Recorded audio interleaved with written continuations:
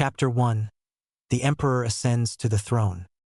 It all begins with Konohagakure, greatest of the 5 ninja villages and her brightest star. This is the story of Konoha's maelstrom taking the worlds by storm. Enjoy. Naruto, who were the founders of the Leaf Village, and what distinguished them as ninjas? Questioned Irika-sensei. A tall man, roughly 5 feet 11-ish height, give or take. A scar above the bridge of his nose marred and contrasted his otherwise affable and friendly demeanor. He adorned what appeared to be Konoha's standard shinobi attire. Shinobi pants along with his battle-earned Chunin vest marred with cuts, holes, and fresh snitching, a testament to battles endured by this seasoned veteran. A young boy stood up. He could be no older than 13. He wore a plain white shirt, with an Uzumaki emblem in red on his back.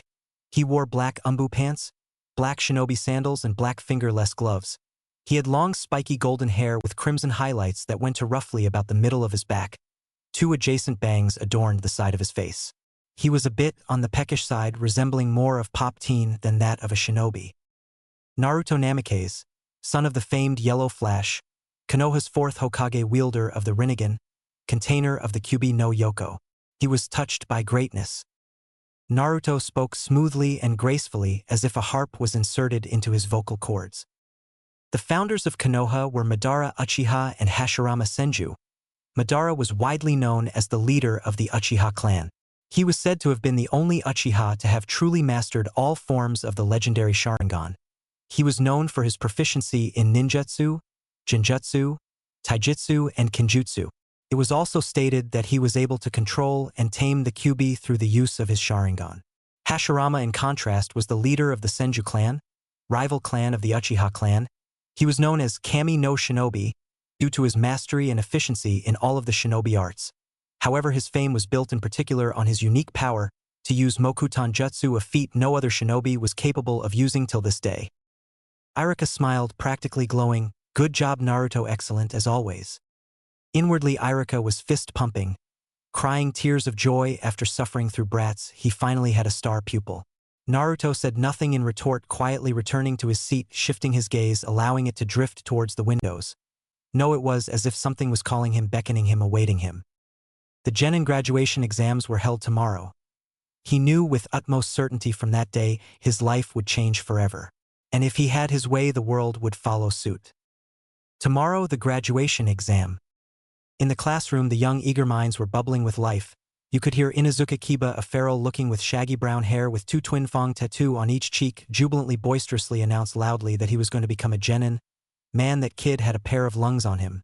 The rest of the class weren't too far behind, raging from anxiety to excitement and total disinterest courtesy of the resident slackers. Naruto was currently entranced, nay, immersed on a book on the art of sealing, voraciously digesting each page of the interesting read. Naruto was very intrigued, fascinated on the art of sealing, considering what an impact it had on his life and his family's legacy. To be able to stop and defeat an entity such as the Kyuubi through sealing was an astonishing feat that amazed Naruto. It was mind-boggling that a bit of ink and paper held the ability to seal and contain a magnificent beast of enormous, unparalleled power such as the Kyuubi. To just utter the name Kyuubi struck fear into the heart of the bravest men. He admired, respected, and hated his father, the shinobi who stood valiantly in the face of death, protecting the village with his dying last breath. He admired his strength as a leader and Hokage, but despised him as father. He left him alone to this world-devoid family. He was aware of the great sacrifice he endured, but throughout it all he couldn't help but selfishly think that his father chose the village over him. Irika unleashed a massive torrent of chakra. Kami would be jealous. Big head no jutsu. The effects were instantaneous. Every student bolted upright, rigid as stone, giving Irika their undivided attention. I still got it. Irika smirked to himself. He continued on, let us start the genin test. After a few students went by until it was now the runner-up for Rookie of the Year's turn, Uchiha Sasuke. Uchiha Sasuke, it is now your turn. Please step forward and perform Kawarmiai. Sasuke Uchiha, the last of the Uchiha, the hope of the once legendary clan, rested solely on his shoulders. He was fairly tall for his age, with long dark hair with a faint blue tint. His obsidian eyes contrasted his unblemished pale skin. He wore blue shorts and black shinobi sandals, as well as white shirt with the Uchiha crest boldly displayed on his back. Sasuke performed with great ease a perfect Kawarmi-eye with a nearby desk. "Superb job," gushed Irika. As for the second part of the test, Sasuke was asked to perform the Bushin Jutsu. In a puff of smoke, 3 perfect replicas of Sasuke appeared. Irika stood over each Sasuke inspecting them until he was satisfied. "Excellent job," acknowledged Irika. Afterwards, Sasuke was instructed to perform the henge. Yet again, after a puff of smoke, Sasuke transformed into a perfect replica of his deceased father Uchiha Fugaku. "Now Sasuke, you may perform any jutsu you'd like for extra credit," said the proctor. "Irika-sensei, I would require open clearing for my technique," said the young boy. As his sensei instructed the children to go outside, the Sasuke fan club had started to squeal, fantasizing what jutsu Sasuke of the esteemed Uchiha clan would utilize. As they exited the school compound, Sasuke walked to the far side of the clearing. He then ran through a few hand signs at a calm, steady pace, molding chakra with each woven seal. "Fire style, fireball jutsu." With that, a large fireball erupted from the boy's mouth. It looked as if a dragon was belching flames. The massive ball raged until Sasuke dissolved the fire, thus ending the technique. The Sasuke fan club were in a frenzy, ecstatic with joy and amazement at the display of such an impressive technique. Haruno Sakura, no love for Sakura let it be known, was the loudest of all of them. "Go Sasuke!" "Excellent job, Sasuke. Next up, Namikaze Naruto," said Irika, and with that, Naruto performed a perfect henge into the 4th Hokage. Naruto was instructed to perform a Bushin, and surprised everyone further by doing the Kage Bunshin. For solid clone copies of Naruto appeared. Irika, recognizing the jutsu, gasped in surprise. "Naruto, that was a Jonin-level technique you just used." Naruto responded coolly, "I found it in my father's scrolls. It was a surprisingly easy technique to learn." Irika couldn't help but gape, mouth open at the sheer notion of an academy student learning a Jonin-level technique with such ease. Then again, Naruto wasn't your average student, so it was understandable. Naruto then performed a perfect Kawarmi-eye as instructed. "Naruto, for the last part, you may perform any additional jutsu you have in your arsenal for extra credit," informed Irika. Naruto shook his head and declined. "Alrighty then, Naruto, you passed with flying colors. Go over to the table and take any headband you want. Congratulations on passing. You are now a genin of Konoha, where you hate with pride." Naruto nodded his head in recognition and picked up a black headband. He stared at it. This symbolized he was Konoha's protector. He held it for a few more seconds, admiring the craftsmanship, trailing his hand on the cool metal plate, and then he tied it at the top of his forehead. "Squad 7 will be Naruto Namikaze, Sasuke Uchiha, and Sakura Haruno," announced Irika. Sakura squealed in delight on being placed on Naruto and Sasuke's team. Irika continued to announce the squads. "Squad 8 will be Kiba Inuzuka, Hinata Hyuga, and Shino Aburame. Squad 9 will be Shikamaru Nara, Chuji Akimichi, and Ino Yamanaka." Ino erupted in anger, a spunky blonde with a long ponytail trailing down the length of her spine with a large bang covering her eye. She voiced her displeasure. "How come Forehead gets to be put on the same team as Naruto-kun and Sasuke-kun, while I have to put up with lazy and chubby over here?" "Shikamaru, I'm too lazy to detail this guy," muttered Troublesome, and struggled to maintain an irate Chuji, fuming, smoking, enraged. Oh, he was boiling. Our lovable resident Akimichi was a bigger boy with light brown hair, with 2 prominent swirl mark tattoo upon each cheek, as well as a bag chips that seemed permanently glued to his hand. "I'm not chubby, my dad said so. I'm just big-boned," yelled Chuji in frustration, anger, but more so embarrassment, his weight being an evident sore spot. Irika sighed, massaging his temple. These kids would be the death of him. He absent-mindedly glanced at his now graying hair and vowed never to have kids. He figured this was going to happen. "Hokage-sama, pick the teams. If you have a problem, you're more than welcome to discuss it with him." Ino immediately quieted down. After a couple of minutes, everyone was dismissed with their according sensei, except for Team 7. As they sat in the class, silence stretchered throughout the room. With nothing to do, Naruto pondered as to who would possibly be their sensei. Sasuke's thoughts were unknowingly on a similar level wavelength. After a couple of never-ending hours, Kakashi Hatake, a tall odd man would be the best description, appeared. Hear me out. He had gravity-defying white hair but looked fairly young. He stood tall at no less than 6 feet, but his face was obscured by a face mask along with Konoha headband tilted to obscure his left eye. He entered the classroom in lazy stroll and slouch. He apprised what would be his new team to meet him on the roof. Team 7 managed their way up the stairs. Once everyone was there, Kakashi started the conversation. He instructed them to introduce themselves, with him only telling them his name in response. Naruto glanced curiously at Kakashi. As if sensing Naruto's gaze, Kakashi tilted his head to Naruto, eyes filled with mirth and amusement. This is the famed copycat ninja, who's said to master 1,000 jutsu because of the Sharingan and father's student, thought Naruto. Little did Naruto know Kakashi was also having similar thoughts, so this is Sensei's son. Interesting. Sasuke regarded Kakashi with a bored expression and little to any perceived interest. My name is Naruto Namikaze. My dream is to bring about a change in the ninja world, the one my father sought to bring, and to grow up to be a better shinobi and leader than he was. I dislike few, I like few, and my hobbies are training. Sasuke was up next. My name is Sasuke Uchiha. I have many dislikes. I like few things, and my goal in life is to avenge my clan and to kill Itachi. Sakura was the same as canon. Kakashi held a genuine smile under his mask and thought, Naruto, you've grown in an interesting way. Kakashi decided to speak up. Alright guys, tomorrow you take the survival test and you guys probably shouldn't eat unless you want to throw up. Oh yeah, I almost forgot to tell you, only 33% of the genin will graduate. The rest of you will be forced to return to the academy. He muttered the last part darkly. With that, Team 7 was dismissed. Naruto left without a word. Then Sasuke declined Sakura's date offer and left as well.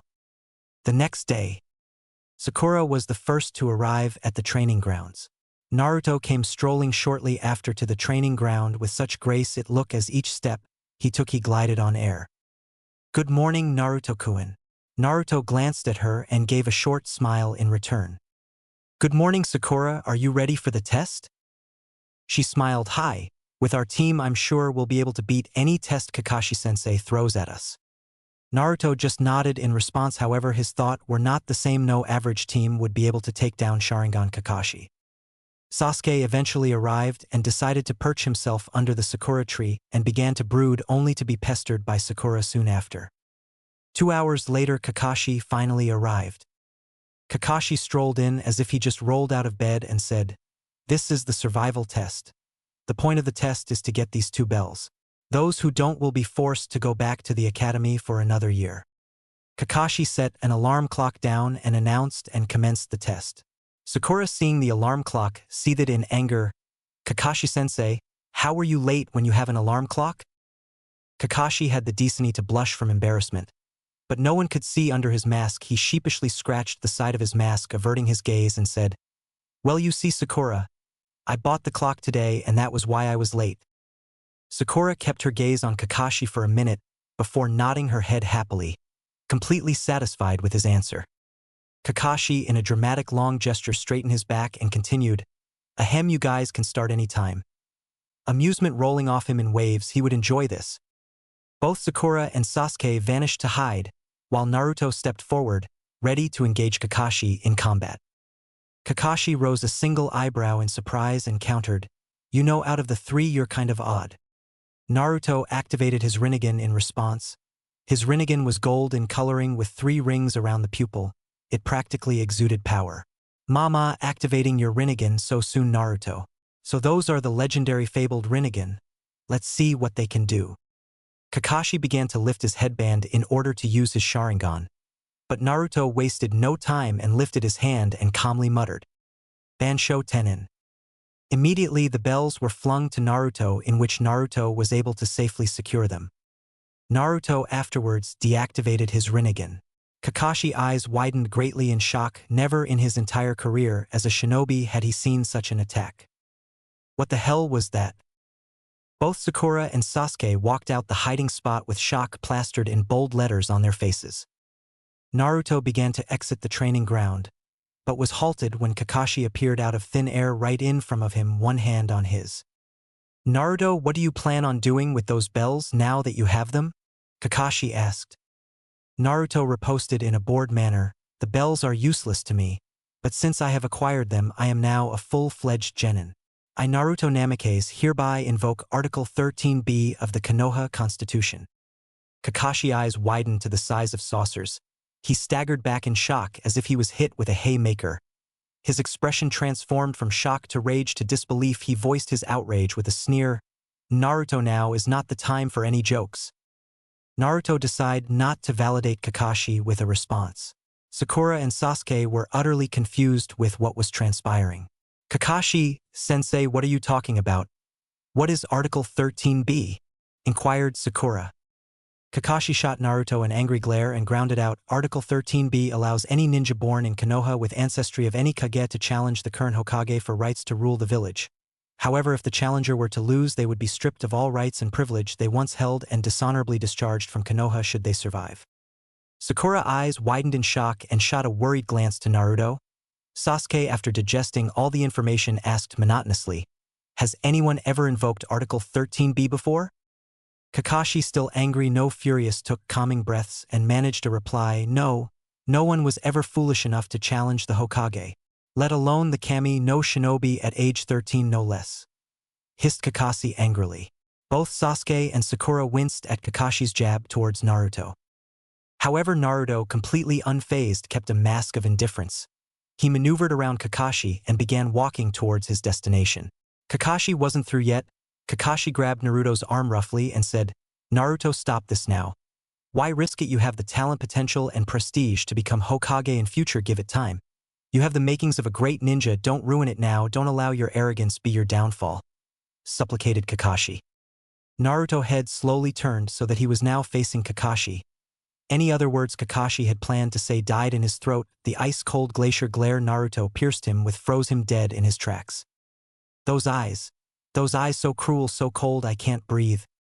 Kakashi's hand felt numb and it dropped lifelessly at his side. Kakashi began to gasp for air, his breathing ragged. The feeling of dread hit Kakashi with full force, his lungs straining themselves to gather oxygen. His vision blurred, and just when he was about to pass out from the strain, the feeling vanished as quickly as it had appeared. Vertigo struck Kakashi, leaving him reeling and disoriented. Naruto turned his head away from Kakashi and continued making his way towards the Hokage's tower, focused on his goal. Kakashi struggled to regulate his breathing. With considerable effort he managed. He allowed one stray thought to cross his mind. Who are you, Naruto? Hokage's tower. Naruto, are you aware of the full consequences of your actions? Sarutobi asked politely, perhaps even tiredly, as if burdened with some untold pressure. Naruto nodded his head and said fluidly, devoid of any ounce of fear, hesitation. His resolve was unquestionable, although his judgment could be impugned. I am aware of all the terms. Sarutobi sighed. Naruto, I'm giving you one final chance to recant and reconsider. See reason. Do not squander your potential with this foolish endeavor. Naruto spoke without hesitation. I'm fully cognizant of the consequences and your fears. I will, however, proceed regardless. Sarutobi sighed, but spoke gravely and said, so be it then. Tomorrow in the arena we will settle this battle. Later on that evening, at the Shinobi Council meeting. That boy's arrogance will be his downfall, said Danzo, completely outraged. For a child to even conceive of challenging the Hokage at such an age is unconscionable. But the fact that that child is the future of this village is irrefutable. We need him, mused Danzo. Sarutobi could only nod in agreement. Troublesome, but that child is a great asset to this village. Perhaps we can sway his judgment to reconsider this foolish challenge, offered Shikaku. Many of the council members murmured in agreement. I have tried, but the boy is as stubborn as his parents, admitted Sarutobi sadly. I failed to convince him otherwise. All we can do now is wait for the outcome of tomorrow's battle, said Koharu. Then this council meeting is adjourned, said Sarutobi. The next day, the challenge between Naruto Namikaze and Hiruzen Sarutobi for rights of leadership has been accepted. Let the fight between Naruto Namikaze and Hiruzen Sarutobi commence, stated Kakashi. Up in the stand. Well, the kid had a good run, said Genma while chewing on a long senbon. I wouldn't count him out just yet. He's said to wield the legendary Rinnegan, informed Asuma. The what? Exclaimed Kurenai. The Rinnegan. This revelations gave a great deal more insight to the battle. You heard me. Back in the arena. Naruto, I implore you to see reason, Sarutobi said. Call it off now before you get hurt and your rank will not be stripped, pleaded Sarutobi. He greatly wished to stay his hand. Regardless how talented Naruto perceived himself to be, only one outcome could be guaranteed. He dreaded what he would have to do, and for the first time since the Great Shinobi Wars, he felt the immeasurable weight of what it meant to be Hokage. He was meant to kill the Yondaime Soul Heir in cold blood. Oh, how he wished to wash himself of this entire ordeal. Naruto riposted with a series of hand seals and yelled. Lava release. Melting apparition technique.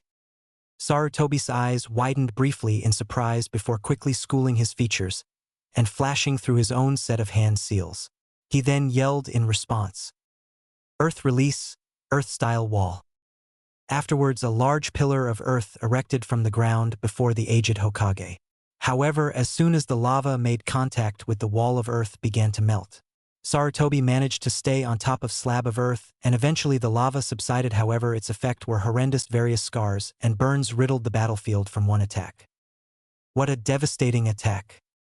Sarutobi was brought out of his musing when a shadow clone shimmered behind with an orb of swirling condensed chakra in its hand. Rinnegan, yelled the clone. Sarutobi with amazing reflexes dodged under the orb and attempted to elbow the clone. But the clone with great expertise used its momentum to roll and jump to the other side of field and in a great leap stood next to its creator. What in Kami's name happened just now? There was no possible way the clone could have seen my attack and reacted so quickly. It must have something to do with his dojutsu.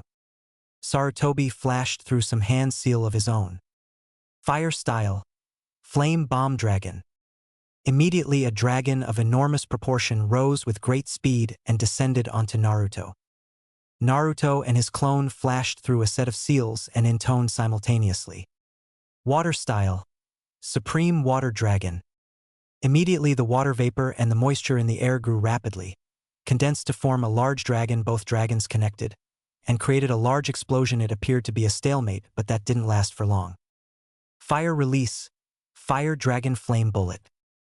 All the air and wind gathered and strengthened the dragon, and in no time the arena could feel the heat that radiated of the dragon.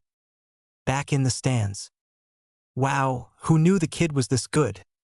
Kotetsu said in shock and awe. Yeah man, did you see the size of that dragon? And he didn't even need a source of water for the jutsu. Many jonin nodded their head in agreement. The Hokage ain't no slouch either. He uses everything opportunity to ensure his victory. His last attack is a deadly one. The jutsu itself is an A-rank fire jutsu on its own. But with all this air and wind strengthening the jutsu, it could be bumped to S rank. Shit, the kid's toast. Ain't no way he can stop that jutsu now. Back in the arena. Naruto looked upon the dragon with disdain and raised his hand and calmly spoke. Shinra Tensei. Immediately the dragon was destroyed, obliterated, and everything and anything left of the dragon's existence was terminated. The whole arena was left in complete and total shock. Even Sarutobi stopped and froze. His posture could not hide his fear, apprehension, and awe at what he had just seen.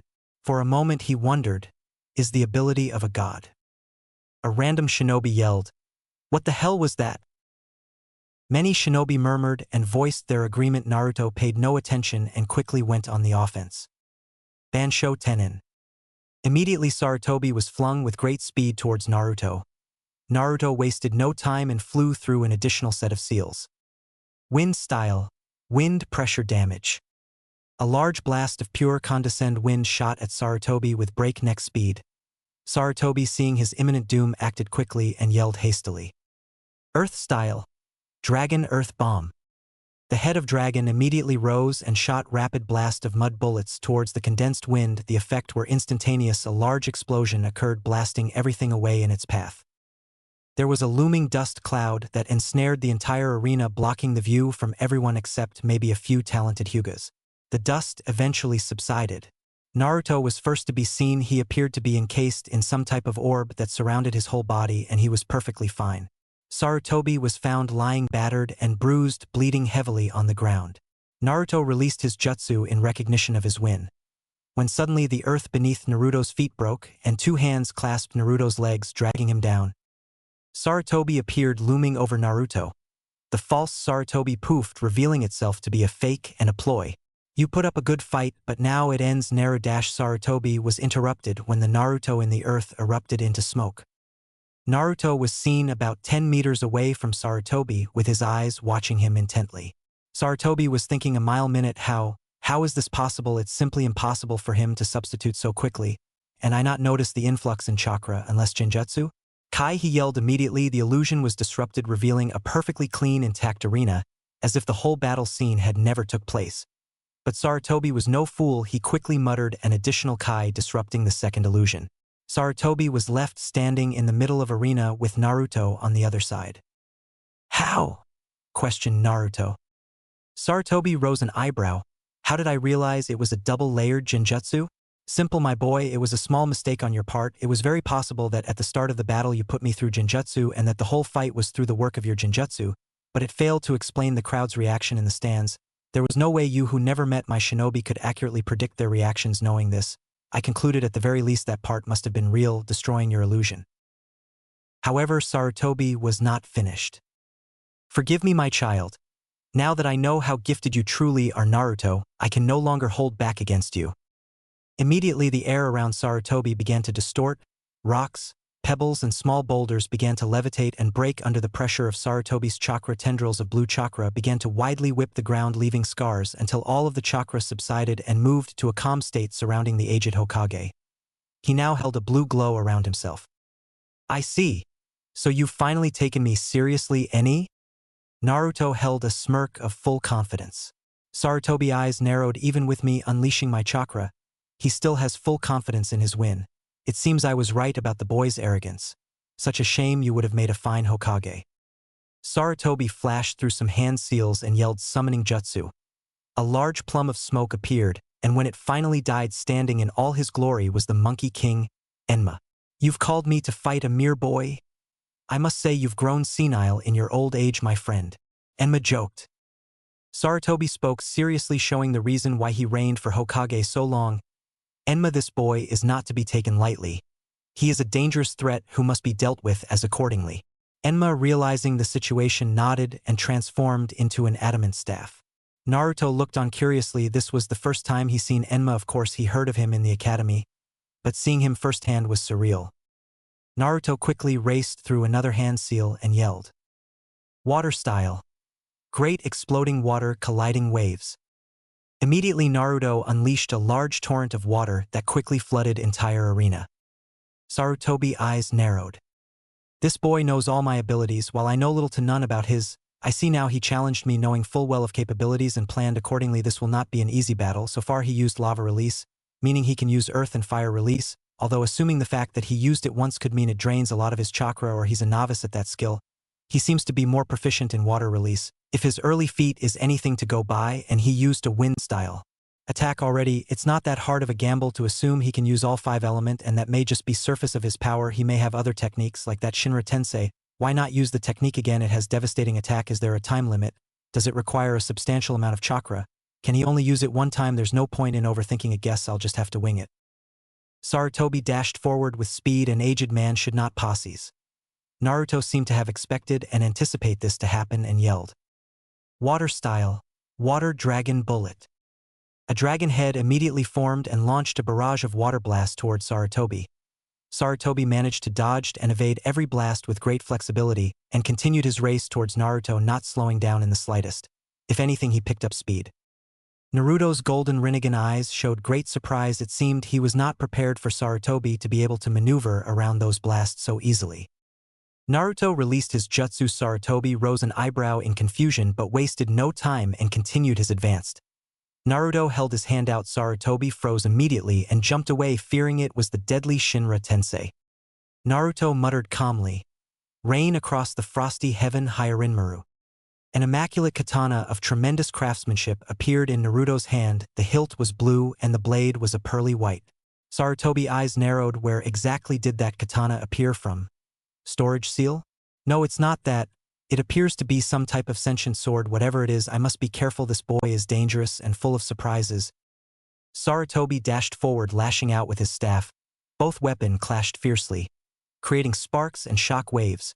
With each swing, shock waves of energy radiated throughout the arena, forcing the water to violently splash against itself.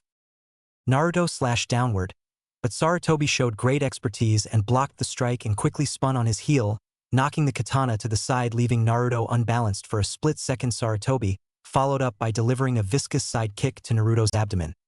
Naruto fell to the ground. Sarutobi advanced and swung his staff downward for a knockout blow. Naruto quickly recovered and pointed his finger from this grounded position and yelled, "Destructive art for white lightning." Immediately a blast of pure white lightning flew through Naruto's pointed figure.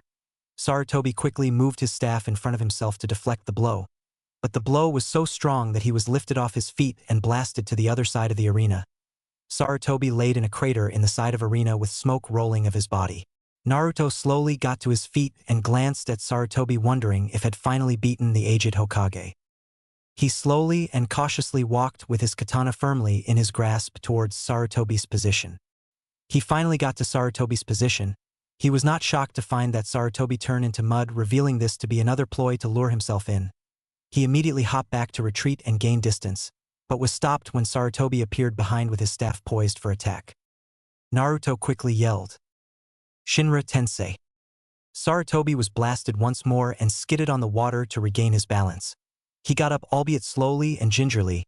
Sarutobi's eyes widened in confusion. He doesn't need his hands to cast the jutsu? What are its weaknesses? He wondered with irritation. Naruto decided to take the offensive and swung his sword in a downward arc. A magnificent dragon of pure ice was launched towards Sarutobi. Sarutobi quickly dived to left to avoid the attack and quickly analyzed the situation. His strong point seems to be ninjutsu and genjutsu. He is at least mid-jonin in terms of proficiency in kenjutsu, and his taijutsu has yet to be seen. The obvious choice of attack would be close combat, but that damn jutsu repels everything away from him. This is quite the conundrum. Maybe if we are on solid surface I could attempt to stick to the ground, but he changed to whole arena to a water playing field. I'm greatly at a disadvantage. In the stands, everyone shinobi in the stand were dead quiet in anticipation. None expected the genin to even last this long, let alone be winning against the Hokage. Who would have thought the kid would be winning against my old man? Guess you can't judge a book by its cover, said Asuma. Many jounin nodded in agreement. Naruto-kun, flames of youth burn brightly to fight our leader so valiantly on equally ground at such a young age is astonishing. His flame burned brighter than ever. Yash, I must find my inner youth to catch up to Naruto-kun, cried Guy animatedly. So the kid will win? Asked Kurenai, who was desperately trying to overcome the shock of what she was witnessing. I really don't know. That kid could be one of the greatest strategists we have ever seen. Think about it, the kid came in the underdog. We all knew he was above average, but we never thought this. I'm guessing the kid planned this for a while.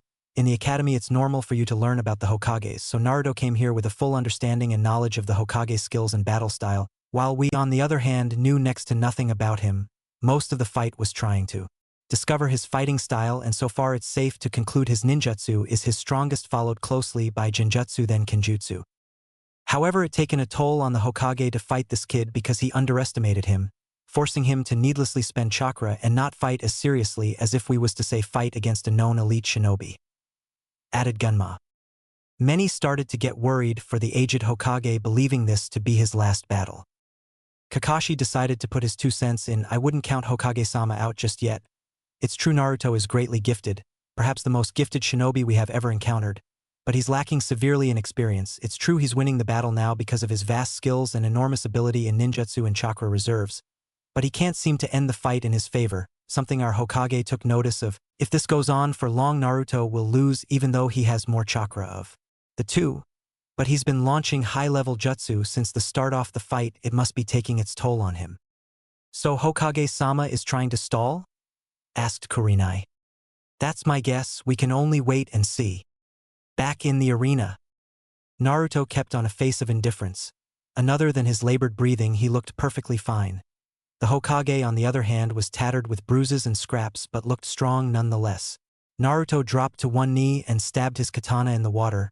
The water began to freeze over until the whole arena was frozen. It seems you've reached your limits, young Naruto. You won't be able to continue for much longer, spoke Sarutobi gravely. Naruto rose to his feet defiantly. How quickly you forget, Sarutobi. I have an unlimited amount chakra inside me at my disposal. You can thank Father for that. Sarutobi's eyes widened. He knew the child was not bluffing. He was the Kyuubi Jinchuriki, but he never in his right mind expected him to have access to the Kyuubi at age 13, let alone know how to control its power. If he were to use the Kyuubi power, he would surely win. Shit, muttered Sarutobi under his breath.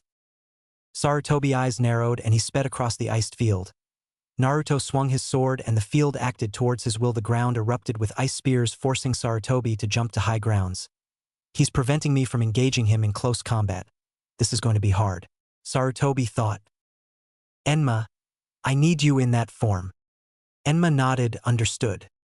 Sarutobi quickly tossed Enma into the air, and with a large explosion of smoke, Enma quickly transformed once more, but this time he was an ape. But of different portion, he was so massive he made Gamabunta look relatively small in comparison. I never would have expected you to have pushed me this far, Naruto, but it's about time I finished this battle, said Sarutobi on top of Enma's head. Sarutobi went through a series of hand signs. Fire-style secret art. Roar of the Ape King. Enma and Sarutobi held their hands in a ram seal and unleashed a large gargantuan inferno of flames. The flames destroyed and consumed everything in its path, leaving nothing left. There was no way possible Naruto could have survived if it hit. Kakashi, if you wow dash dot. Sarutobi's eyes widened and his heart sank when he heard a large laughter. What an impressive jutsu, Hokage-sama. However, if I may be so bold and presumptuous as to offer you advice, I would suggest you work on your aim a little bit more, said Naruto with a smug grin. What are you talking about, Naruto? There's no way I could have missed you.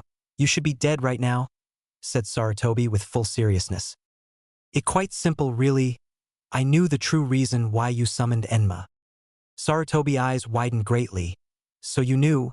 I used him to negate your genjutsus. Indeed, that was very wise decision of you, Hokage-sama. However, I discovered one interesting detail. You must be in contact with Enma at all times for you to be immune my genjutsus, said Naruto.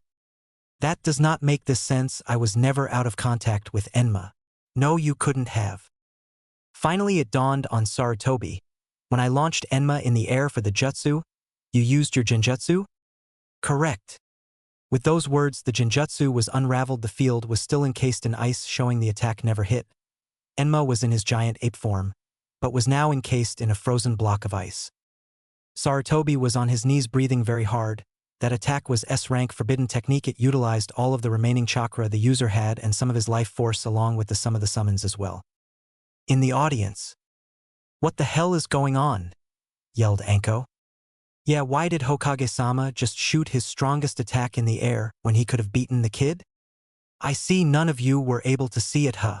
Kakashi asked. Everyone immediately snapped their heads towards Kakashi. What do you mean, Scarecrow? Demanded Anko. Think about what the kid's strongest suits are, instructed Kakashi. What does that have to with anything? I didn't see him use any ninjutsu to deflect the blast.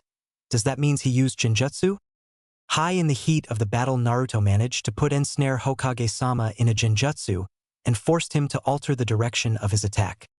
Wait, there's no way that's possible. Whenever the Hokage is connected to his summon, he is immune to all forms of genjutsu. Kakashi responded lazily, that's true. The Hokage was well aware of Naruto's skill in genjutsu. That's why he made that statement. Now that I know how gifted you truly are, Naruto, I can no longer hold back against you. And if you recall, the next thing he did was summon Enma to negate Naruto's genjutsu abilities. However, the reason was simple: to break genjutsu, one must disrupt the flow of the genjutsu, or an ally must do it for them. So when Enma and Hokage-sama are working together in unison, their chakra automatically disrupt the flow of any foreign chakra, so genjutsu is useless. However, to be able to place the Hokage in genjutsu in that limited amount of time when he threw Enma is no easy feat. The user must be extremely skilled to pull off such a thing. Collectively, they thought in unison. Damn, the gaki is good, said Anko. Indeed, added Kakashi. Back in the arena. I must say, Naruto, you have exceeded all my expectation. However, there is a reason why I became and still am the Hokage, stated Sarutobi. Stop your bluffing. Very little can cloud my eyes. "You are clearly out of chakra," Naruto responded. And as if hearing the words spoken, the Rinnegan shone with bright intensity. "That's true, I am out of chakra. You appear to be low on it as well. However, my partner is not Enma." Roared Sarutobi. Immediately Enma in his giant form broke out of his ice prison and began gathering chakra from what appeared to be everywhere. It seemed as if he was calling directly to nature, and it was giving him the necessary chakra. He quickly finished and yelled, "Supernova!" Belching a large supernova, it shot towards Naruto with lightning speed. Naruto looked on impassively and closed his eyes. He slowly opened them and placed both his hands in front of himself and yelled a familiar jutsu. Shinra Tensei. The supernova was blasted in upward direction to sky, where it finally detonated, creating a large mushroom cloud leveling everything on the ground. Sarutobi and Naruto were forced to shield their eyes from the blast radius. Multiple trees were uprooted from the devastating attack. Naruto sighed. He truly had not expected this. He was at the end of his rope. He was running low on chakra. He knew he wasn't going to be able to go on for much longer. He had to finish it now. "You forced my hand, Sarutobi. There is a reason why the Rikudo Sannin was revered like no other. He transcended all boundaries because of his eyes, the very eyes I possess, the eyes that gave birth to the ninja world and ninjutsu itself. All ninjutsu is available to me." Naruto flashed through a long series of hand seals and yelled, pouring a great deal of chakra into his jutsu. Would release, ultimate tree bind, flourishing burial. The effects were instantaneous. Trees began to sprout from the ground, breaking the ice, destroying everything. They began to wrap around and constrict Enma in his giant form. Enma roared and thrashed around helplessly. Naruto focused harder and continued to pour more chakra into the jutsu. The jutsu reacted to its creator's will and grew rapidly. It was now fully at the giant's waist, preventing him from moving. Sarutobi, for his part, quickly recovered over his shock from seeing the famed Mokuton release and raced towards Naruto, intent on ending it before Enma was fully submerged. Naruto, seeing Sarutobi approaching, smirked. He began to mutter a quick incantation: "Carriage of thunder, bridge of a spinning wheel. With light, divide this into six." Six thin, wide beams of light slammed into Sarutobi, halting all his movements. Naruto dropped to ground, gasping for air. Would release of this caliber on such a large target was a tedious task, especially in his dilapidated state. Enma roared once more, seeing Naruto in his weakened state, and struggled harder under his confines. "Shit, I don't have enough chakra to finish him with this jutsu. He won't be able to move for the time being. There's no other option." Naruto went through one seal and muttered, "Shadow Clone Jutsu." Immediately 5 clones poofed into existence. Naruto nodded to them, and each began to perform a different string of hand seal. Naruto quickly went back to the ram seal and continued push more chakra into retaining Enma in one spot. The clones finally finished. Each yelled a different jutsu. Lava style, lava dragon, ice style, ice dragon, fire style, fire dragon bullet, earth style, earth dragon bullet, wind style, divine wind dragon. Naruto watched as each dragon hit its target. The strength of the attack blasted Naruto himself away and destroyed the shadow clones in the process. The shock waves were so strong that it uprooted and eradicated all of the trees created by Naruto's jutsu. There was a resounding boom that occurred, leaving everyone waiting eagerly and guessing to see the outcome. Naruto was struggling to breathe. He was battered, bruised, cuts, scraps everywhere. His once groomed, elegant hair was matted with sticks and burns. He was drenched in his sweat. His clothes were clumped to his body as a result. He was physically tired and exhausted. He knew the effects of the attack, but he was left with no option. He looked on with satisfaction, seeing Enma no longer there. He was forced to return back to the summon world. His eyes dropped when he saw Sarutobi standing on the other side, no longer with the bindings. He too was greatly injured. The aged man's armor was destroyed, leaving his bare chest showing. He no longer had any shoes. Both were destroyed by the blast. His torso sported severe burns, likely from the previous attacks. His breathing was greatly labored. He was trying desperately to regulate his breathing. It seemed like both parties were on their last legs. Naruto for himself was completely out of chakra, his Rinnegan deactivating right after his final attack. Sarutobi and Naruto both watched the other intently. None of the warriors had enough energy to move a finger, let alone fight. It would come to who had enough energy to stand the longest. The audience waited on bated breath. This battle would shape the course of destiny and history. After what appeared to be a lifetime, there was resounding thud echoed through the building. The body dropped. "Shit." Naruto murmured. There on the floor was Sarutobi's unconscious body. You put up a good fight, Hokage-sama. The whole arena was dead silent. Never in their wildest dreams did they expect the kid to win. This was unfathomable. Kakashi immediately dropped to the ground and walked to the unconscious Sarutobi to verify his condition. He soon made his way towards Naruto and stated, "Under Article 13b of the Konoha Constitution, you Naruto Namikes are the new Hokage." Naruto glanced towards Kakashi and said with full seriousness, "No, I will not become the Hokage. I will become the king of Konoha. Konoha is now under my rule.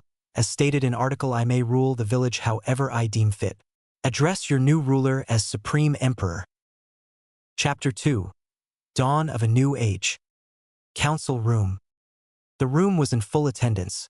All of Konoha's most prestigious clans, with the exception of the Uchiha clan and Senju clan, made their appearance. Naruto was seated in the Hokage chair, however, it was redecorated instead of the normal chair per norm. It now resembled what appeared to be a throne made out entirely of pure gold. Naruto's attire changed as well. He now sported a new cloak that matched his golden hair. Naruto spoke gracefully and fluid, devoid of any doubt or any hesitation. His whole body and aura exuded confidence, borderline arrogance. "As my first decree as Supreme Emperor, I am disbanding both the Shinobi and Civilian Council." The reactions were instantaneous. The normally stoic Hayashi voiced his outrage. "How dare you, boy?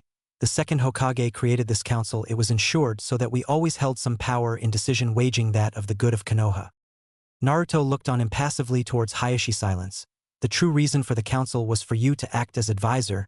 You were only supposed to aid the Hokage with advice. However, over the time you decided that was not enough and chose to expand your power. However, unlike my predecessor, I will not sit idly and become the puppet of the council. If any of you have any problem, feel free to consult my Umbu. They will be most helpful in accommodating you to the afterlife." Hayashi's eyes narrowed, the veins by eyes bulged, signifying that activation of his Byakugan, one of 3 legendary dojutsu, and he spoke in a low, cold, calculated, measured tone as if he was poised, ready to strike if the answer did not meet his expectation. "Are you threatening me, boy?" Naruto smiled cruelly and said, almost surprised, in a condescending demeanor, "As a matter of fact, I am." With lightning quick, blinding speed, Naruto vanished from the majority of the shinobi vision and appeared before Hayashi with Hyarinmaru with the tip of blade pointed at Hayashi's exposed throat, prepared to follow through with the looming threat. Hayashi, once cold eyes, showed unbridled fear. "Hayashi, allow me to make myself abundantly clear. Your disrespect and insolence will not be tolerated. Let this be a lesson and warning to all those who oppose my rule. Any traitors will be dealt swiftly and accordingly. Are there any questions?" The whole council room remained deathly silent, although if you strained your hearing hard enough, you could hear various members swallow thickly. "Good. All of you will arrive at the training ground 7. You are now dismissed." With that being said, the council heads quickly fled the throne room. Naruto looked on to the remaining shinobis that were still in attendance. Hiruzen Sarutobi, Danzo Shimura Kahaku, and Hamura were the only ones that remained. Naruto glanced at the 2 elders curiously.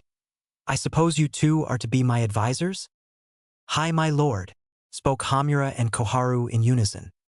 "Very good, however, I found a more suitable pair advisors. You 2 are relieved of your duty. As of now, my new advisors are to be Sarutobi Hiruzen and Danzo Shimura." Hamura and Koharu looked ready to protest. However, a sharp glare from Naruto halted them in their tracks.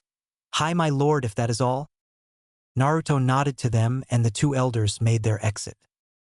Naruto looked upon his 2 new advisors, the former leader of the village, his predecessor Hiruzen Sarutobi, and Danzo Shimura, the leader of the supposedly disbanded route.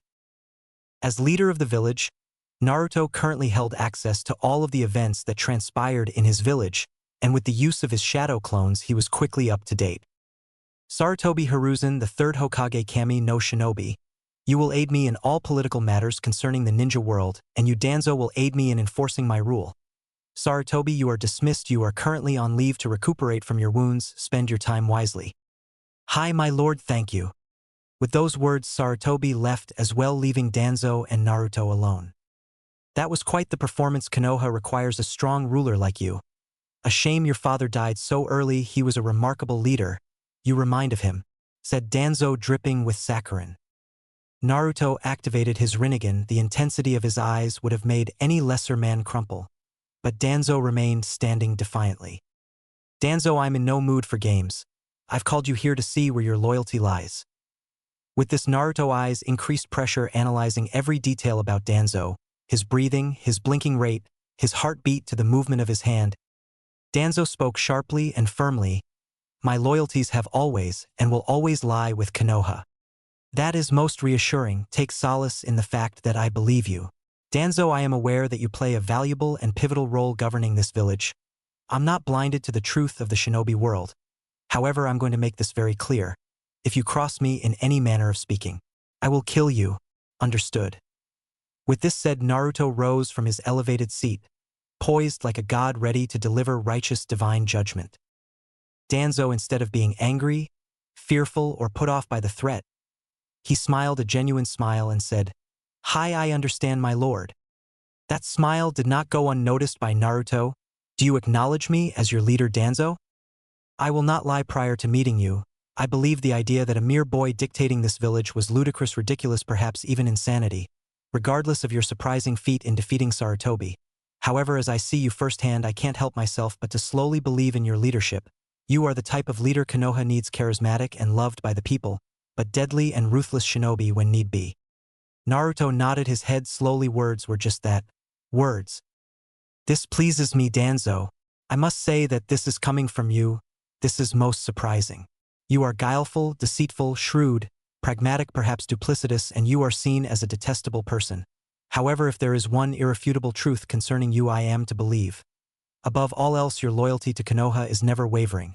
All that you do is for the benefit of Konoha. However, Danzo, I am cognizant in your role concerning the Uchiha clan massacre as well as your disbanded root organization. Danzo made no visible reaction to the insinuation but spoke in a monotone, measured voice and said, I see. Do you plan to disband Root, or do you plan to kill me altogether?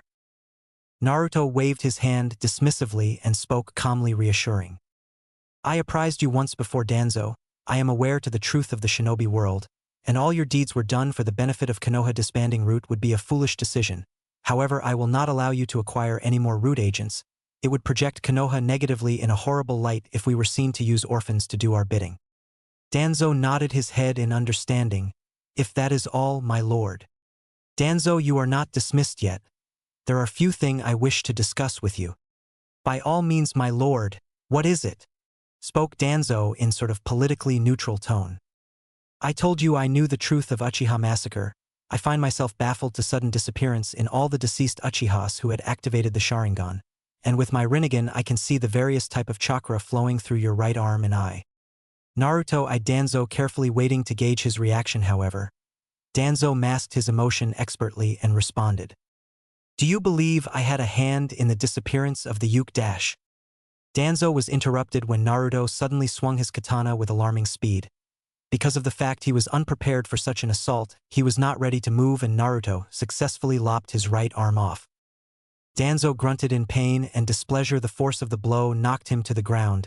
He clutched his right shoulder in an attempt to subdue the bleeding. Naruto calmly walked towards the arm.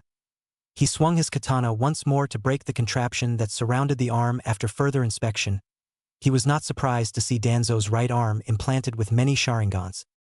Naruto sighed tiredly and flashed through a series of hand seals and muttered calmly. Fire style.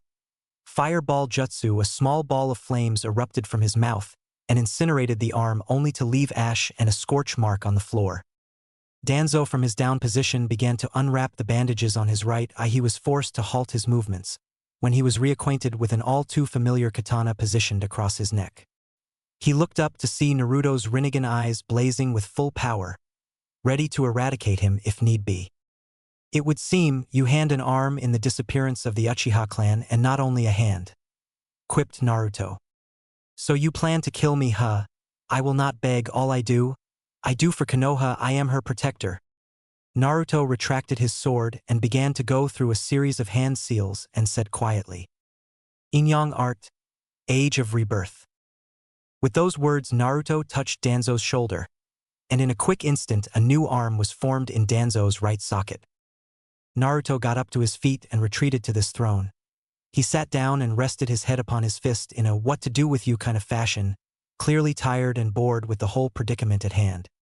Danzo slowly got up to his feet and flexed his hand, wrist, shoulder, and to his amazement it felt as good as new. He felt completely rejuvenated. He eyed Naruto careful as well as flabbergasted and asked the resounding question.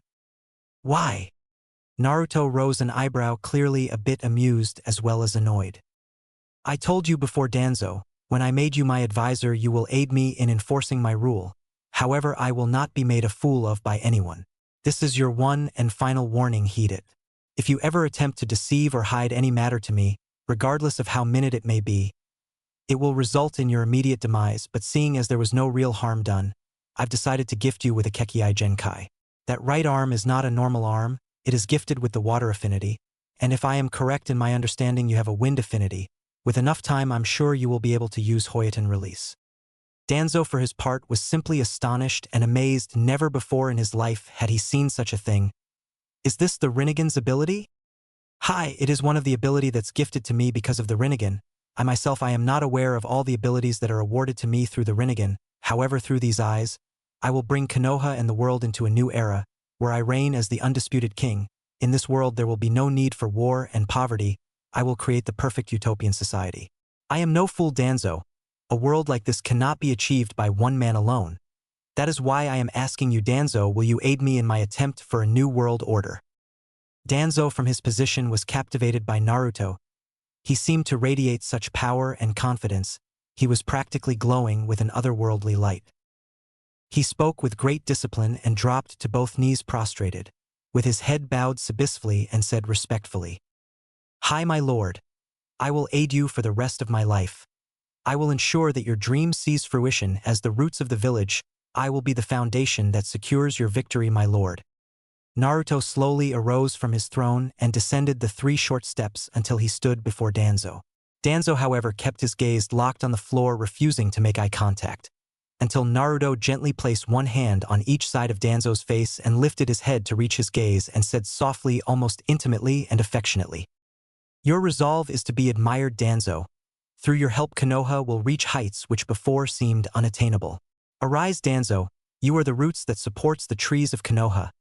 But through my power I will bring the once dark roots into a new light, where it can bask in the sun's rays. From this day forward, Danzo, I expect you to show complete loyalty towards your supreme emperor above all else.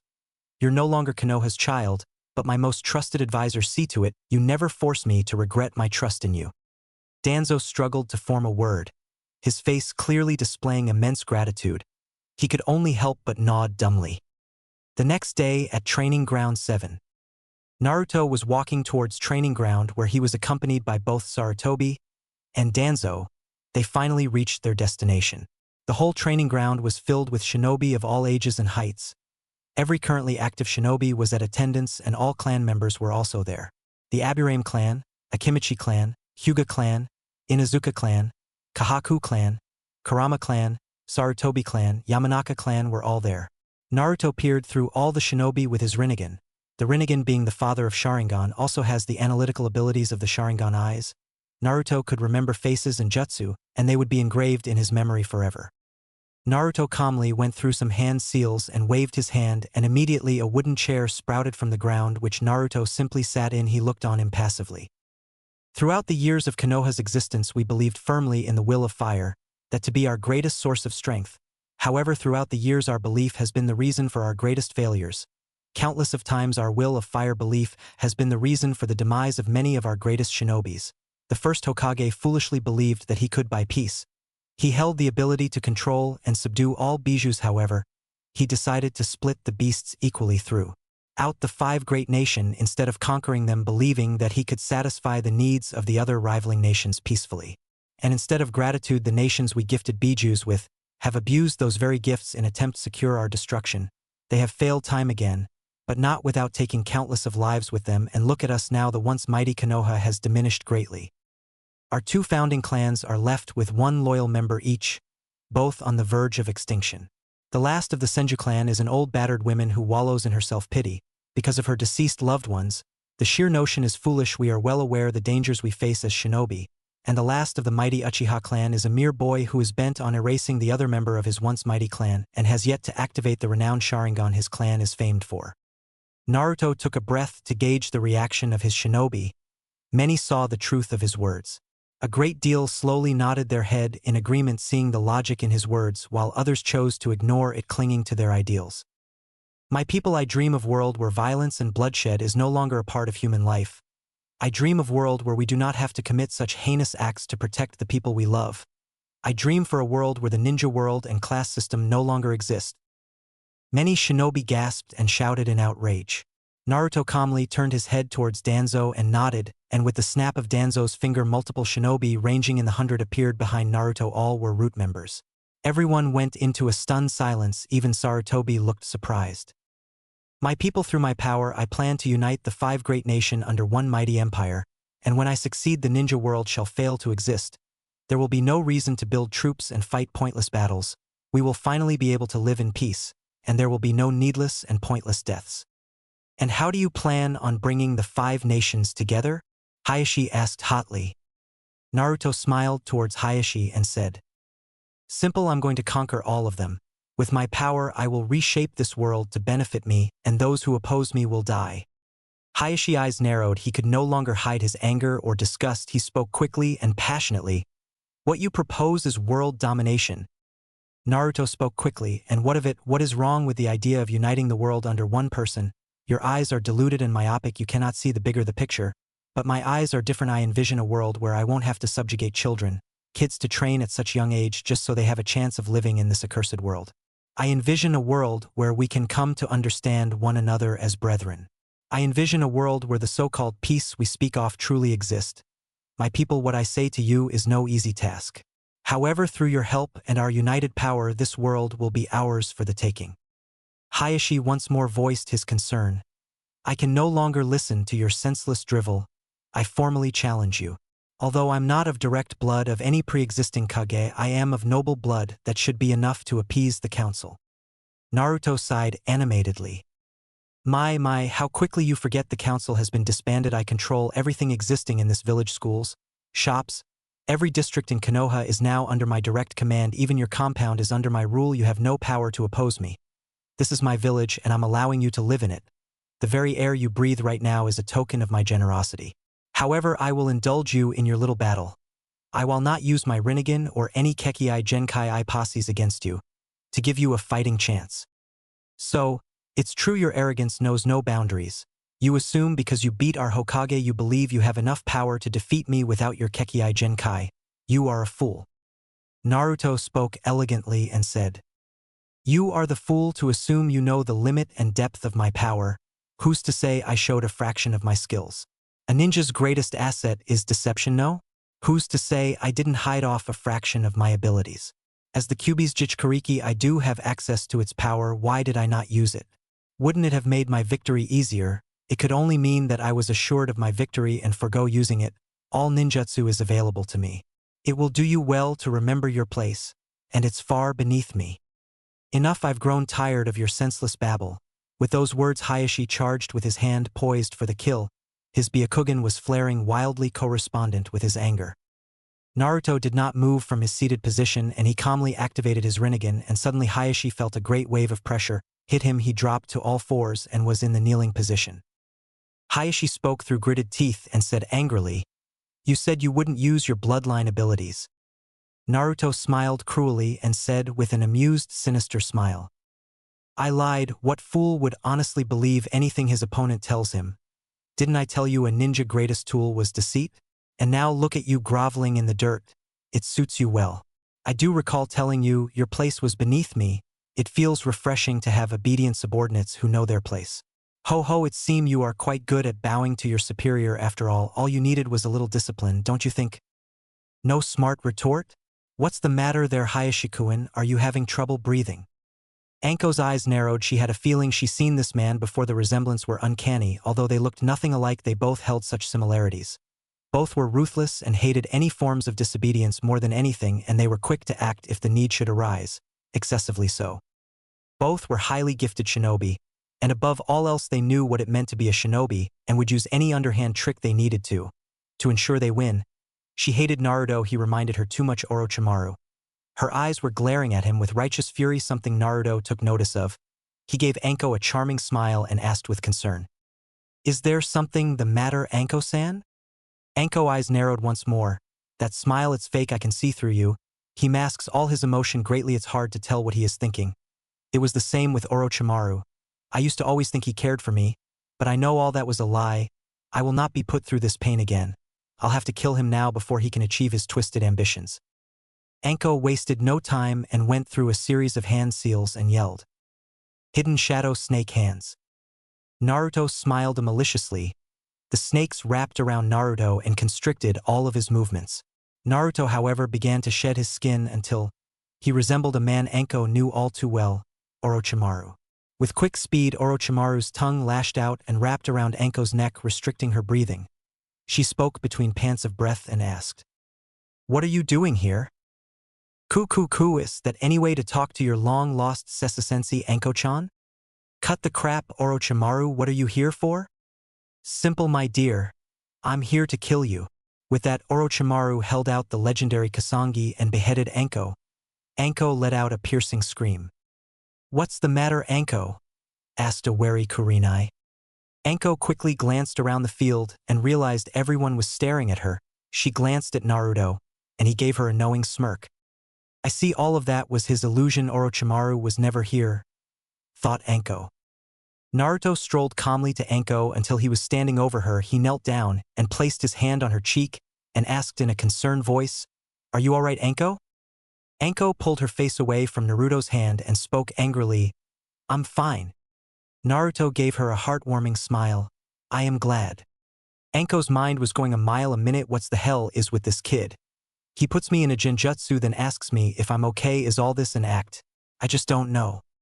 Everyone was interrupted by a sudden man's late appearance. Ohio, Naruto. I'm sorry, a black cat had crossed my street, so I had to take the long way around and then dash.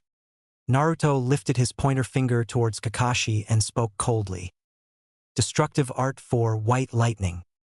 A bolt of lightning shot forward at Kakashi with lightning speed. Get it, 'cause it lightning am such a nerd. He back to the story. Kakashi just barely managed to avoid the bolt of lightning, however his precious book was not as luckily. Naruto spoke once more in a stern voice, although quite surprised. I missed. Kakashi, your lack of discipline will not be tolerated. See to it that you're on time next time, or there very well may not be a next time, and more importantly, never again speak my name so lightly. He whispered the last part dangerously. That bolt of lightning, he was really aiming to kill. What a ruthless man. Kakashi thought sadly as well as worriedly. Understood, my lord. With those words, Kakashi walked into the mass of shinobi crowd. Naruto looked on impassively to the crowd and rose from his seated position. Everyone watched cautiously. Naruto spoke calmly and kept his stoic face. Now that everyone is in attendance, I will discuss the new arrangement as of today. The current ninja system is disbanded. How can you do this, my lord? Asked Kurenai. What will we do if foreign nins invade us? Please reconsider, pleaded a random shinobi. Silence, I am fully reconstructing our military force as of right now. Kumo is likely militarily stronger than us. However, if we were to go to war, the likely outcome is both nations would be destroyed. They wouldn't dare challenge us. So for the time being, we are safe. We will be using this time to build our military power. I am changing the whole curricular of our shinobi force. As of now, Umbu is disbanded. Root will be handling all outside mission until I deem it no longer necessary. All jonin who have not mastered 2 elemental affinity, with the exceptions of Shikaka Nara, Might Guy, and Inoichi Yamanaka, the rest of you have been demoted to chunin. As of now, I am implanting the captain system. The captain will be the very elite of the village. They will be my generals. There will be 12 captain in total for 12 different division. Each captain will have a division under his rule to govern. Each captain must be at least high A rank shinobi. They will have a vice captain who must be at least high B rank, and a third commander who is at least jonin in term of strength and proficiency. It is up to the captain to pick his vice captain, and further on, the captain position can be challenged at any time by any other Konoha shinobi if the need should arise. Each captain squadron will consist of 1 A rank ninja, a high B rank ninja, 5 jonin, and 35 chunins. Captain of the 2nd division will be Hiruzen Sarutobi. His squadron will be the Sarutobi clan. Captain of the 3rd division will Danzo Shimura. His squadron will be Root. Captain of the 4th Division will be Kurenai, she will lead the Kurama clan. Captain of the 5th Division will be Kakashi Hitaki, he will lead the former Umbu unit. Captain of the 6th Division will be Might Guy, he will be the leader of Inazuka clan. Captain of the 7th Division will be Hayashi Hyuga, he will be the leader of the Hyuga clan. The rest of the captain are currently on leave and will be revealed in time. As of now, all shinobi are put on notice. All jonin must acquire and master 2 element under the repertoire. They must have at least 5 jutsu in each element. Chunin must master at least 1 element and they must master 5 elemental jutsu. The academy itself will be reformed as well. To graduate, the student must understand the concept of their elemental affinity and master 1 jutsu in correlation to their element. Those who fail to do so will be terminated from the ninja program. Danzo hand out the captain cloak to all the captains. All captains will wear this cloak at all time to distinguish themselves for the rest of the shinobis. Danzo proceeded to hand out the cloaks to the various captains and kept one for himself. Kakashi was the first to answer, "My lord, I ask you to reconsider. Some shinobi mature faster than others. Those kids will be heartbroken if they were dropped out of the shinobi program because they were not as gifted as their peers or they didn't have the time and necessary environment to cultivate their abilities." Naruto looked at Kakashi as if he were an idiot and responded with a sneer. "I rather have those kids heartbroken than dead. The shinobi world is unforgiving. Shinobis who have no business as a ninja will likely die on the battlefield, and as Konoha's leader it will be my duty to tell my people that their son or daughter died because of my ignorance and negligence. When I could see that they weren't meant for this life, I thought you knew better than most the cruelty of the ninja world. Maybe I was mistaken. Forgive me, my lord, I understand now." Naruto waved him off dismissively and asked, "Are there any other questions?" No one spoke, but Hayashi grunted in his down position, no longer able to formulate words under his heavy burden. Naruto nodded his head and looked towards the crowd. "As of now, our first training session will begin. Unlike the previous Hokages who trained in isolation, I believe you will be able to mature and succeed if accompanied by your peers. I will be leading the training session and helping those who are in need of my assistance. I want you to split up in 5 groups for each element you are attempting to master." After a little bit of scrambling, they were 5 different groups varying in size. The fire element received the most attention, followed by earth, lightning, water, and wind. Naruto glanced over the shinobis and nodded his head. He went through one seal and intoned Shadow Clone Jutsu. In a massive plume of smoke and 500 clones of Naruto emerged. Many shinobi were shocked by the sheer number he produced. Naruto fell to one knee, but was quickly helped to his feet by Danzo and Sarutobi. He was accompanied to his seat where he attempted to regulate his breathing. "Are you all right, my lord?" questioned Danzo worriedly. Naruto nodded his head and said, "I am fine. Shadow Clone Jutsu of this magnitude is a tiring task." Danzo nodded in understanding. Most jonin had trouble producing and sustaining 5 shadow clones. This many clones was just unheard of. Naruto spoke once more, "My clones will be assisting you in mastering your respective elements. We will follow this regime for the course of 6 months. By then I expect you to have a good grasp on your elemental affinities." All shinobi began to work diligently with their clone in mastering the elements. They began doing various work. Some were trying to prevent a fire from burning a leaf, others were trying to break through solid boulders with their fist. Others tried to split a leaf with their chakra. Some attempted to manipulate the flow water, and many attempted to induce a spark from their fingers.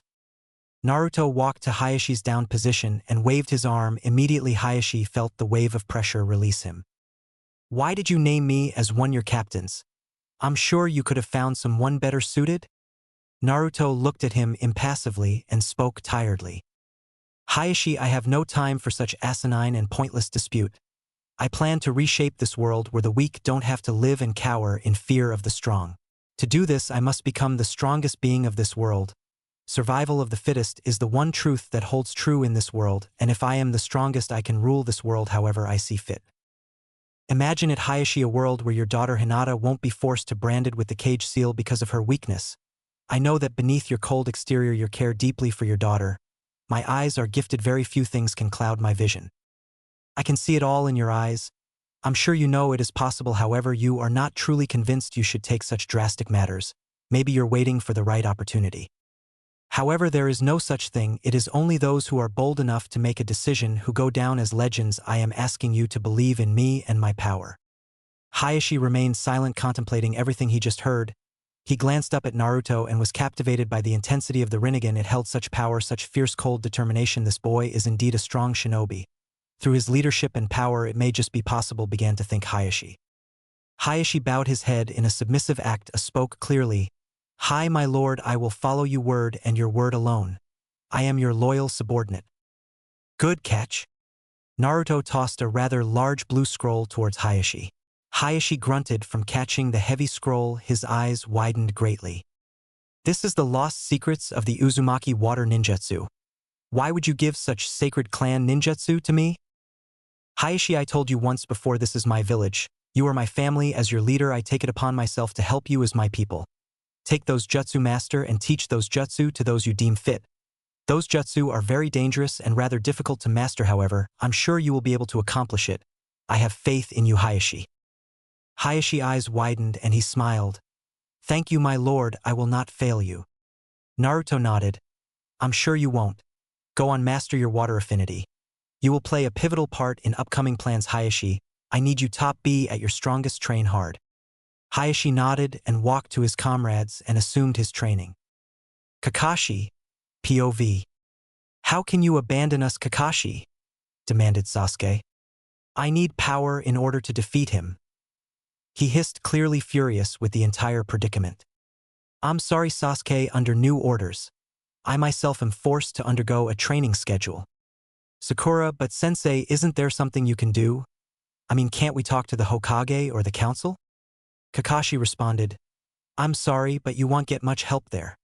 The council has been disbanded, and as of the Hokage position, he no longer is in power. Sasuke's eyes narrowed. Where's Naruto? All this started to happen as soon as he left. Did he actually manage to defeat the Hokage? Kakashi sighed. I guess I can tell you since I'm under no direct orders not to tell you. Naruto did in fact manage to defeat Sarutobi-sama, and is now the leader of this village. He chose not to become the Hokage and is now the emperor instead. The news hit Sasuke hard. The world around him came to a crashing halt. How? I've trained day after day till my hands bled and protested me to stop, but still I continued, with the sole goal of killing you, Itachi. How is it possible you have surpassed me, Naruto? You who has everything, you who worked for nothing, wanted for nothing. How did I notice? What have I been doing all this time then? Tears threatened to fall from Sasuke's eye. It's just not fair, I'm the one that needs that power. Sasuke inwardly raged. Sakura voiced her opinion. How is that possible? I know Naruto was good and all, but he's the same age as us, how could he defeat Hokage-sama? Sasuke did not say anything, but he listened closely for an answer. Kakashi admitted knowingly, that is just the world we leave. Ninjas can be as young as Naruto and as strong as Hokage-sama. However, I must say Naruto is a rarity. Only few come each millennium with his gift and talents. Sasuke spoke through gritted teeth. What gifts are you talking about? Is it the Rinnegan? I heard you say something about it during the Bell exam? Kakashi, that's a part of it. Naruto has the power of the Sage of Six Paths, founder of ninjutsu. It's said that his eyes are what gave birth to ninjutsu, the very eyes Naruto possesses. Naruto's dojutsu has the potential to master all jutsu, including Kekkei Genkai. As of now, I have seen him use multiple Kekkei Genkais, including Mokuton. Sasuke's eyes widened greatly in anger, the news hitting harder, shattering his ego. This is not a Sasuke bashing FIC, he's my second fave, but I'm Team Madara. Why I'm the one who needs this power, not Naruto. He was given everything in life, Yondaime-sama techniques, along with the Uzumaki clan scrolls, and now the Rinnegan, Sasuke furiously thought. Wow, I never knew Naruto was so strong. He never showed any of his Kekkei Genkais in the academy, said Sakura. Naruto has a good understanding of the ninja world, Sakura. Deception is a ninja greatest weapon, replied Kakashi. One more thing, along with me leaving you both, Sakura, you will be forced to go back to the academy. The emperor has made a new decree. All genins who have not mastered at least one elemental jutsu must return to the academy. Sakura's eyes widened. How come only I have to go back? Wouldn't Sasuke-kun have to come as well? Kakashi shook his head in negative. Sasuke here can use multiple fire jutsu and has a good understanding of the fire affinity. He cannot actually partake in our trainings because it is Chunin and up. However, he will be able to train by himself and he will have access to Konoha's library. The rest of the rookies will likely be sent back. Sasuke nodded his head absently. This news was too much for him to bear. 6 months later, training ground. Naruto met once more with his shinobis. He smiled. They progressed faster than he had initially anticipated. Everything appeared to be going smoothly as well, and if all went well, it wouldn't be that long for his head captain to arrive. Throughout the past 5 months, Naruto was viewed as a very likable leader. The shinobi were immediately taken in by his charming and charismatic personality, but knew that they should never question his rule or there will be a price to pay. Naruto spoke fluidly. "My people, you have done me a great service. You have done well, and I am proud at how far you've progressed. But now the time has come. You will undergo your own personal training, and I will be leaving you for a short time in order to train as well." Kurenai was the first to speak. "My lord, we need you. You can't abandon us. Besides, you are the strongest shinobi in our village. There is no need for you to train any more than you already have." Naruto smiled kindly at her, but shook his head and said, "I must train in seclusion in order to transcend a boundary. As of now, I'm likely the weakest shinobi compared to the Kages. The Raikage is the fastest shinobi alive, only surpassed by my father, who is no longer among us. Sachikage has a vast amount of experience and the fearsome dust release. The Kazekage has a rather strong blood limit as well, and the Mizukage has full control over his bijou. These shinobi are highly gifted ninjas who are not to be taken lightly, and for my plan to succeed, I must be stronger than all of them. Fear not, my people. I shall return. However, in my absence, I leave Danzo in charge. I expect all you to have mastered your respected elements upon my arrival." The shinobi spoke in unison, "Hi, my lord." With one hand on their chest, Naruto began walking to his compound. After about a 15-minute stroll, Naruto made it to the Namake's mansion. He placed his hand on the doorknob and pushed a bit of his chakra into the door, and door began to open on its own accord. Naruto walked into the mansion. It was very luxurious. Furniture everywhere. It looked more like the house of a noble than that of a shinobi. Naruto wasted no time and went to the basement, where there was an oddly placed door. Naruto went through a long series of hand seals before he bit his num and placed it on what appeared to be an ordinary wall. Immediately the whole wall parted and Naruto calmly walked down a long series of stairs. After 15 minutes, Naruto eventually made it to the bottom. There was a gigantic chamber in front of Naruto. Naruto once more went through a series of seal where he once again bit his thumb and placed it on the chamber. He walked through and was greeted with a pair of glowing malevolent eyes. Naruto smiled and said, "It's been a while, Kurama-sensei." Naruto was responded with a tail lashing out at him with frightening speed. In return, a large tentacle of wood sprouted out from the ground and caught Kurama's tail and restricted it from moving. "That's new, Kit. You didn't have that last time." "Hi, I learnt Mokuton release just recently. So what brings you here, Kit, and when will I be able to leave this damned chamber?" Naruto sighed tiredly.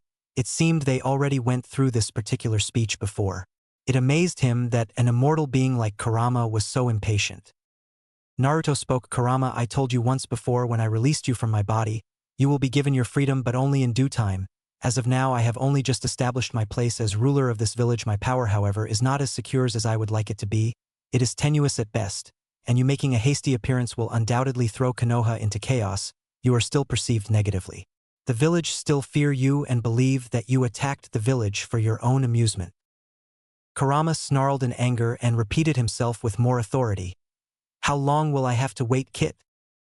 Naruto began to mull over the question. "It won't be for much longer if everything goes as planned. In the next couple of years, half the world will be under my control. By then it won't matter how the civilian perceive you, and it wouldn't be that hard of stretch for the shinobi to believe that you are my companion, and through bonding I helped you to see the error of your ways." Kurama was listening intently on each word Naruto spoke, and after a long period of silence, he nodded his head in understanding. "Fine, so what brought you here anyway? You're not one for needless chats." "Indeed, you are correct. I intend to walk the path of supreme conquest, and it is power that will reveal the way for me. It is of great importance for me to acquire more power." "I see. I take it you know what your greatest weakness are as of now." Naruto nodded his head and spoke with distaste. "Hand-to-hand combat is my greatest weakness at the moment." Kurama nodded his head. "I know of a way for you to acquire greater power and increase your speed and physical endurance." Naruto remained silent, allowing Kurama to continue. "As of now, what do you know about your Zanpakuto?"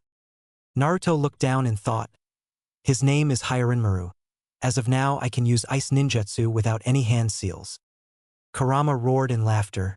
You have barely grazed the tip of the iceberg, so to speak.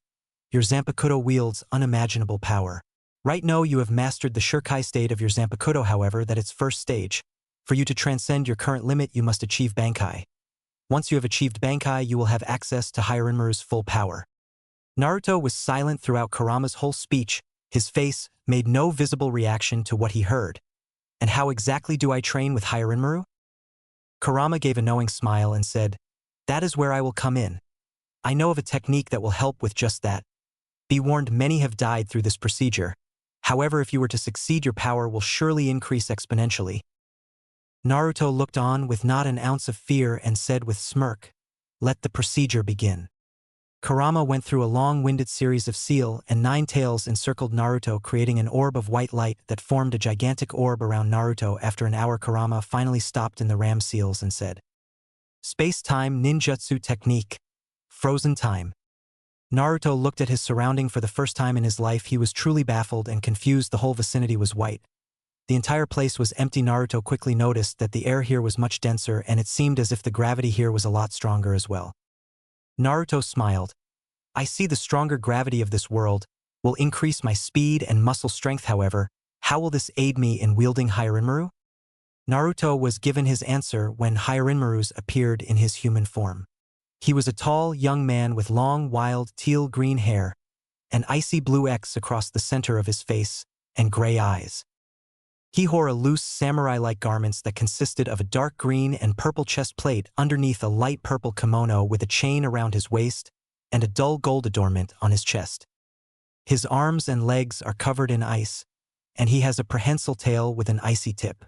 He held a katana in his hand. He looked at Naruto impassively. Both Zanpakuto and wielder said no words. This was the first time Naruto had ever seen Hirinmaru in human form. "Hirinmaru, I'm sure you know the reason as to why I am here. You wish to wield my power and to unlock and master Bankai." Naruto nodded his head. "As your Zanpakuto, I will follow and aid you to the best of my abilities. However, I must warn you, the training will be rigorous, and I cannot promise you that you will survive this training." Naruto looked on impassively. "Understood." Hirinmaru nodded his head and flexed his arm as if testing the katana in his hand. Naruto looked on cautiously and activated his Rinnegan. To his immense surprise, it didn't work. Hirinmaru held a ghost of a smile and said, "You cannot use any type of chakra while you are here, so your Rinnegan and all your ninjutsu and jinjutsu are useless to you as of now." Naruto's eyes narrowed to slits, but calmly, he pulled out his Zanpakuto, and to his immense surprise it was gone. "You having a weapon would be too easy, Naruto. You must find the true me." When Hirinmaru finished those words, multiple ice swords sprouted from the ground. Naruto narrowed his eyes in response. He quickly pulled one sword from the ground and charged with great speed at Hirinmaru. He held the katana in his right hand and attempted a right-hand sword thrust at Hirinmaru's head. Hirinmaru reacted with great expertise and slashed with his own katana, quickly destroying the katana in Naruto's hand. "Too sloppy for you to defeat me. You must become one with me.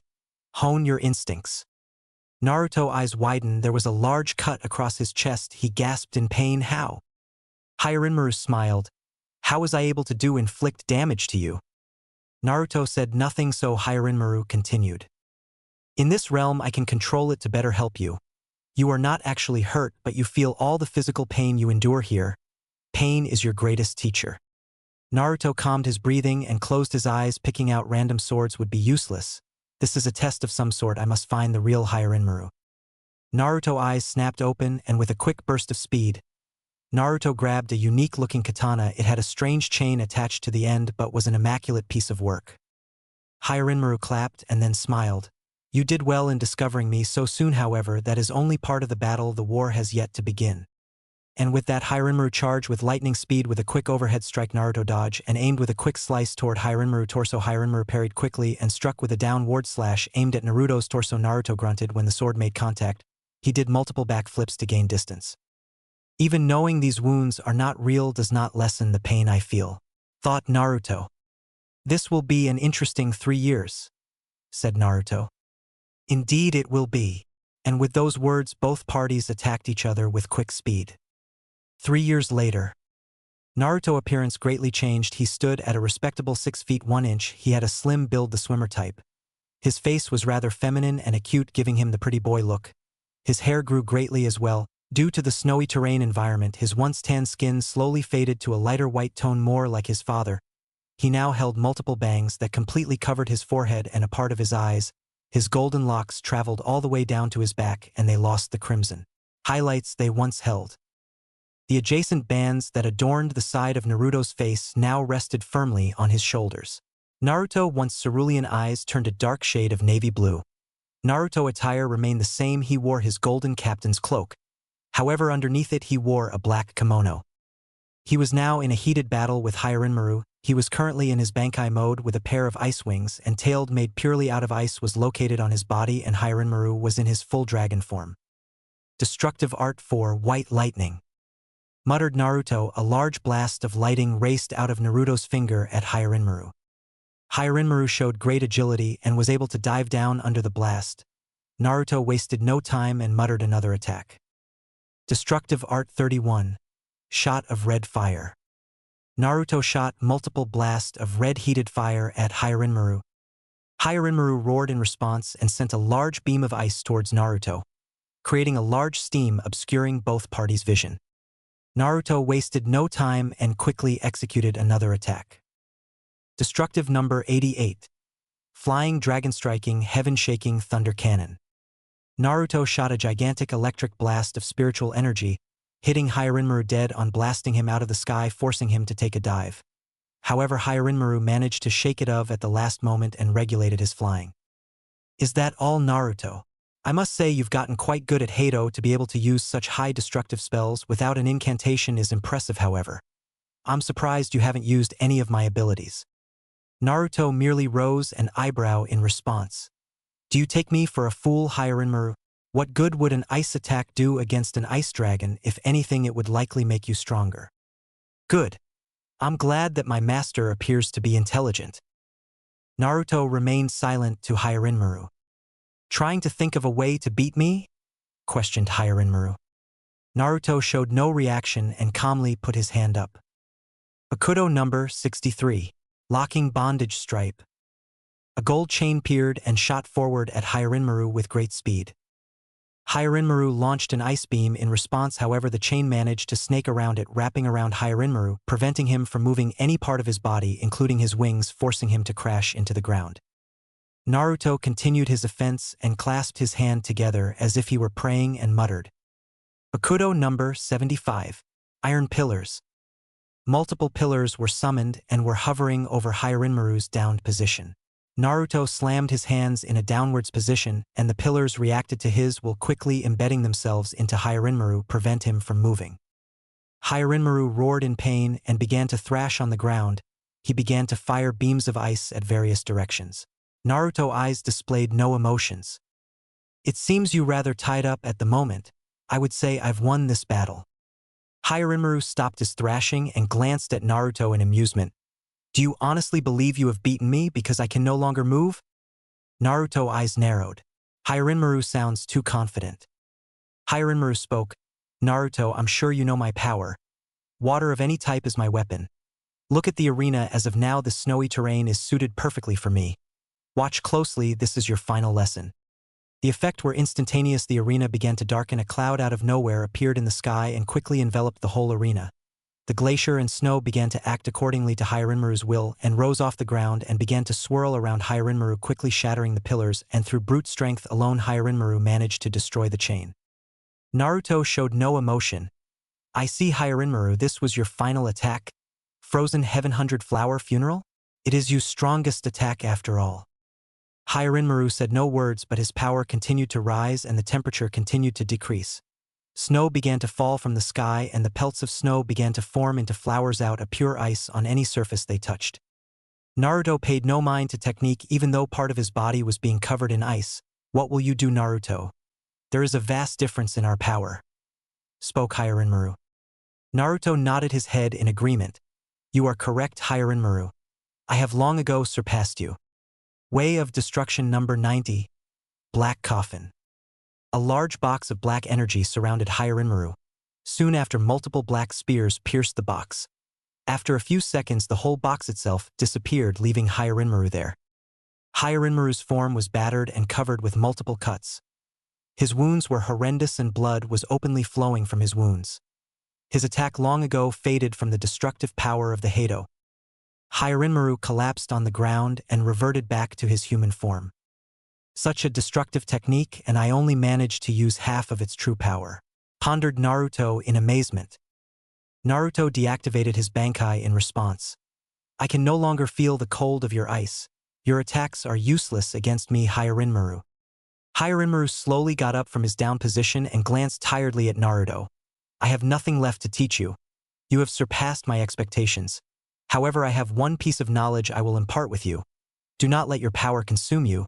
Do not lose your way, Naruto. Naruto said no words in response to Rinmaru, and with those words Rinmaru disappeared and a door appeared in his place. Naruto calmly surveyed his surroundings. He glanced at the katana in his hand and smiled. I'm ready. Naruto exited the door and was greeted by a heavily panting Kurama. Naruto merely rose an eyebrow. This jutsu requires a lot of chakra to use. I trust your training trip went well. Naruto spoke coolly that sent a cold shiver down Kurama's spine. It went better than expected. Kurama nodded his head. Good kid. Do you think you're ready? Naruto looked at Rinmaru and smiled. I believe so. Kurama-sensei, it won't be long now for you to make an appearance. I expect you to be ready. Kurama nodded with a toothy grin. Naruto walked out the chamber and the chamber closed on its own accord. Naruto quickly made his ascent up the stairs. He finally made it to his compound after a long trip up the stairs. He then proceeded to take a shower after he ate. He made his way to the tower. At the tower, Naruto opened the door and was greeted with almost all of the captains that were in attendance. Danzo was oddly enough sitting in the chair assigned for the captains and not his throne. He smiled. It seems Danzo could be trusted after all. Danzo spoke angrily. Who are you, boy? You have the gall to attend the Supreme Emperor throne room and the room of his honorable captains without an appointment. You will die for such treachery. Naruto looked at Danzo amusedly and spoke coolly. Danzo, I had expected a relieved welcome, not an interrogation. It is I, Naruto Namikaze. Danzo looked at Naruto sharply and his eyes widened greatly along with all the captains at attendance. You have returned, my lord. Forgive me, I had not known it was you. What has happened to you, my lord, to cause such a drastic change? Naruto waved his hand and walked to his throne. He sat there and rested his head upon his palm. There is a technique that I used to train while a year has passed in this world. Through the world in the other dimension, I train time is slower, and I was able to train for an extended period of 3 years. The result were, as you can see, I am by all means 16. The reaction varied from the captains. How can such a technique exist? Asked Kakashi in astonishment. Yash, your flames of youth burn brighter than ever, Emperor Sama. Is it possible for others to train in this dimension as well? Naruto glanced at Guy and said, it is possible for you to train in the dimension. However, there are some requirements the user must meet. He must hold roughly about 3 times the amount of chakra of an average Kage. I could perform the jutsu so you could use it. However, that dimension is rather dangerous. The likelihood of you dying is rather high. Ninjutsu of all kind is rendered useless in that world. The dimension will only stay open as long as you yourself have the necessary chakra to keep the portal open. Now on to more important matters. Danzo, how has the village been during my absence? The village has prospered quite well. However, because of your absence, the Hyuga clan has started a rebellion. The elders of the clan are trying to grasp any power they can get their hands upon. Hayashi has had his hands tied, and I could not help because it is a clan affair, and as captain I cannot partake in another captain division or territory. Also, the clan heirs have managed to pass and all have become genins. Naruto nodded his head. Is there any other matter of importance I should be aware of? Kurenai, yes, as captain of 4th Division, I regret to inform you a member of my division is unstable and out of my control. Naruto looked partly intrigued. What appears to be the problem? Kurenai answered begrudgingly, the Kurama clan are highly gifted with genjutsu. However, there are a few cases when a member is extremely gifted among the clan where their genjutsu can inflict physical pain. The problem is she cannot control her powers and is harming everyone and anyone she comes into contact with. Naruto's eyes narrowed. He never heard of such a feat before for a genjutsu to inflict physical pain. I see. I shall accompany you after I solved the Hyuga crisis. Understood, replied Kurenai. Danzo, you are with me. Danzo nodded his head and both parties disappeared with a quick shushin to the Hyuga compound. Naruto quickly took notice of the environment. The Hyuga clan itself was in great disarray. Blood was splattered everywhere, scorch marks on the ground, signs of struggles everywhere, dead bodies marred the floor. It was gruesome. It was absolute bedlam. Naruto, however, remained impassive and stoic and walked through the door. He quickly activated his Rinnegan and was greeted by two Hyuga members. "Stop, what are you here for?" Naruto spoke calmly and dangerously. "Make way now." The Hyuga activated the Byakugan in response. Naruto, with grace and quickness, severed off both Hyuga's head with a single stroke. Blood splattered onto Naruto's face, however. He showed no reactions to their deaths. "Danzo, retrieve Hayashi for me." "Hi." Naruto waited calmly and allowed his Rinnegan to scout the walls for the elders. It wasn't long before he located them. They had someone gagged in a bag. He could not make out who it was because of the fact they had placed multiple seals on it, obscuring his vision. Danzo finally made it back with Hayashi along with him. Hayashi status report. "My lord, the elders have revolted against my rule. I had dissolved the branch and main branch in attempt to unite the two. However, the elders did not see things my way and kidnapped my daughter and are currently holding her hostage. A few main branch members are with them, but the majority of Hyugas are on my side." Naruto nodded. "Hayashi, lead me to them." Hayashi nodded and dashed forward. Naruto and Danzo followed quickly behind. In about 5 minutes they were in front of door. Naruto calmly pushed the door and was greeted with about 10 Hyugas. The 3 elders were seated in the back with the hostage, and the remaining Hyuga had their Byakugan on, poised for battle. "How well, if it isn't the Emperor, I must say puberty has been rather good to you. I can't say the same about your leadership skills. You are worthless leader," spoke an elder. Naruto paid no mind and muttered calmly. Swift release, flash step. In one quick movement 5 Hyugas dropped dead. The elder Dao spoke quickly with a sinister smile. "Stop, drop, you sword emperor, if you don't the girl will die." Naruto calmly walked towards another Hyuga, and with a quick stroke of his Zanpakuto another Hyuga died. "Are you deaf? Did you not hear me? I will kill this girl," yelled Dao. Naruto spoke in an ice-cold tone. "The moment you do is the moment you die." Naruto wasted no time, quickly cut down the last Hyuga member, leaving the 3 elder left. Dao thought in fear, "How is this happening? I have the hostage. Why does it feel like he is in control? He's going to kill us. There has to be a way to salvage this situation." "My lord, forgive us here, take the girl. I promise she's fine, we've done nothing to her." After finishing his speech, Dao tossed the bundle. Hayashi reacted quickly and caught the bag. He quickly freed the bundle and Hanabi got out. Her face was marred with tear streaks, but other than that she was fine. "How is she, Hayashi?" "She is fine, my lord," said Hayashi respectfully. "See, my lord, we freed her, please forgive us," said Dao pleadingly. Naruto nodded his head towards Dao. "You were wise in freeing her." Dao smiled but was quickly turned into shock when Naruto slashed his chest with Hyarinmaru. "Why?" asked Dao in shock. Naruto responded without so much as a show of a single emotion. "I have no need for traitors." With those words Naruto walked away. "Kill them," commanded Naruto, and with quick speed Danzo disposed of the remaining elder. "Hayashi, leave with your daughter. You've done well in uniting the branch and main branch. You are the leader of the Hyuga clan from this day forth. Take your daughter and go." Hayashi nodded and took Hanabi and left.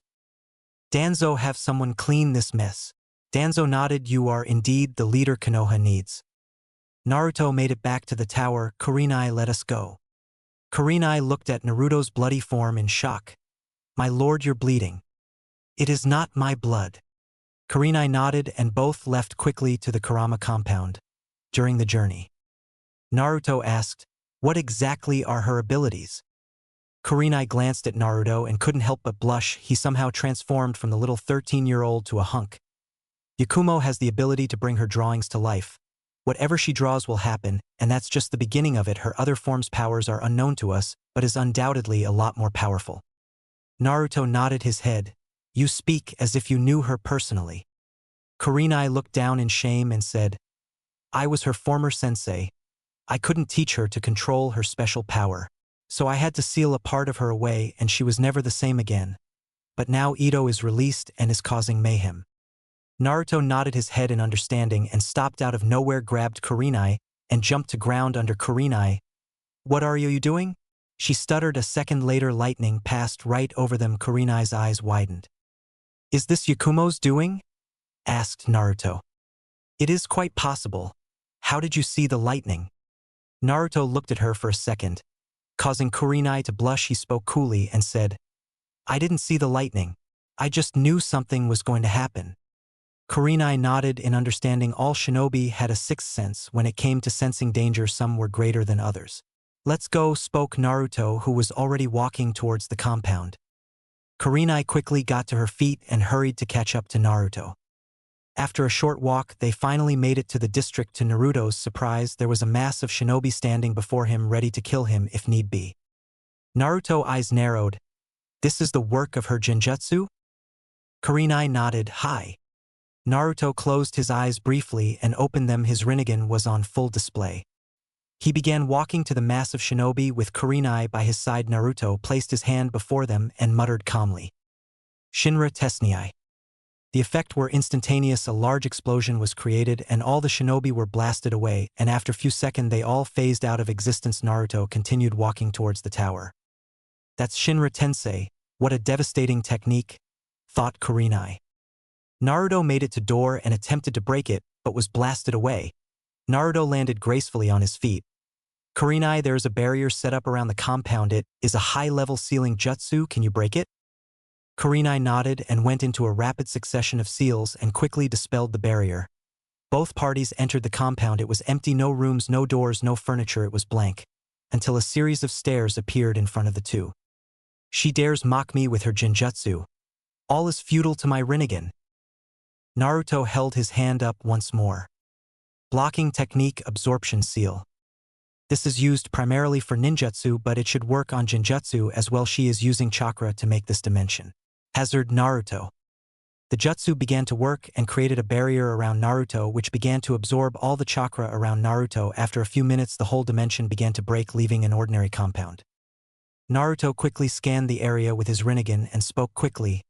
"The top floor, there is a woman." Kurenai. "That must be Yakumo."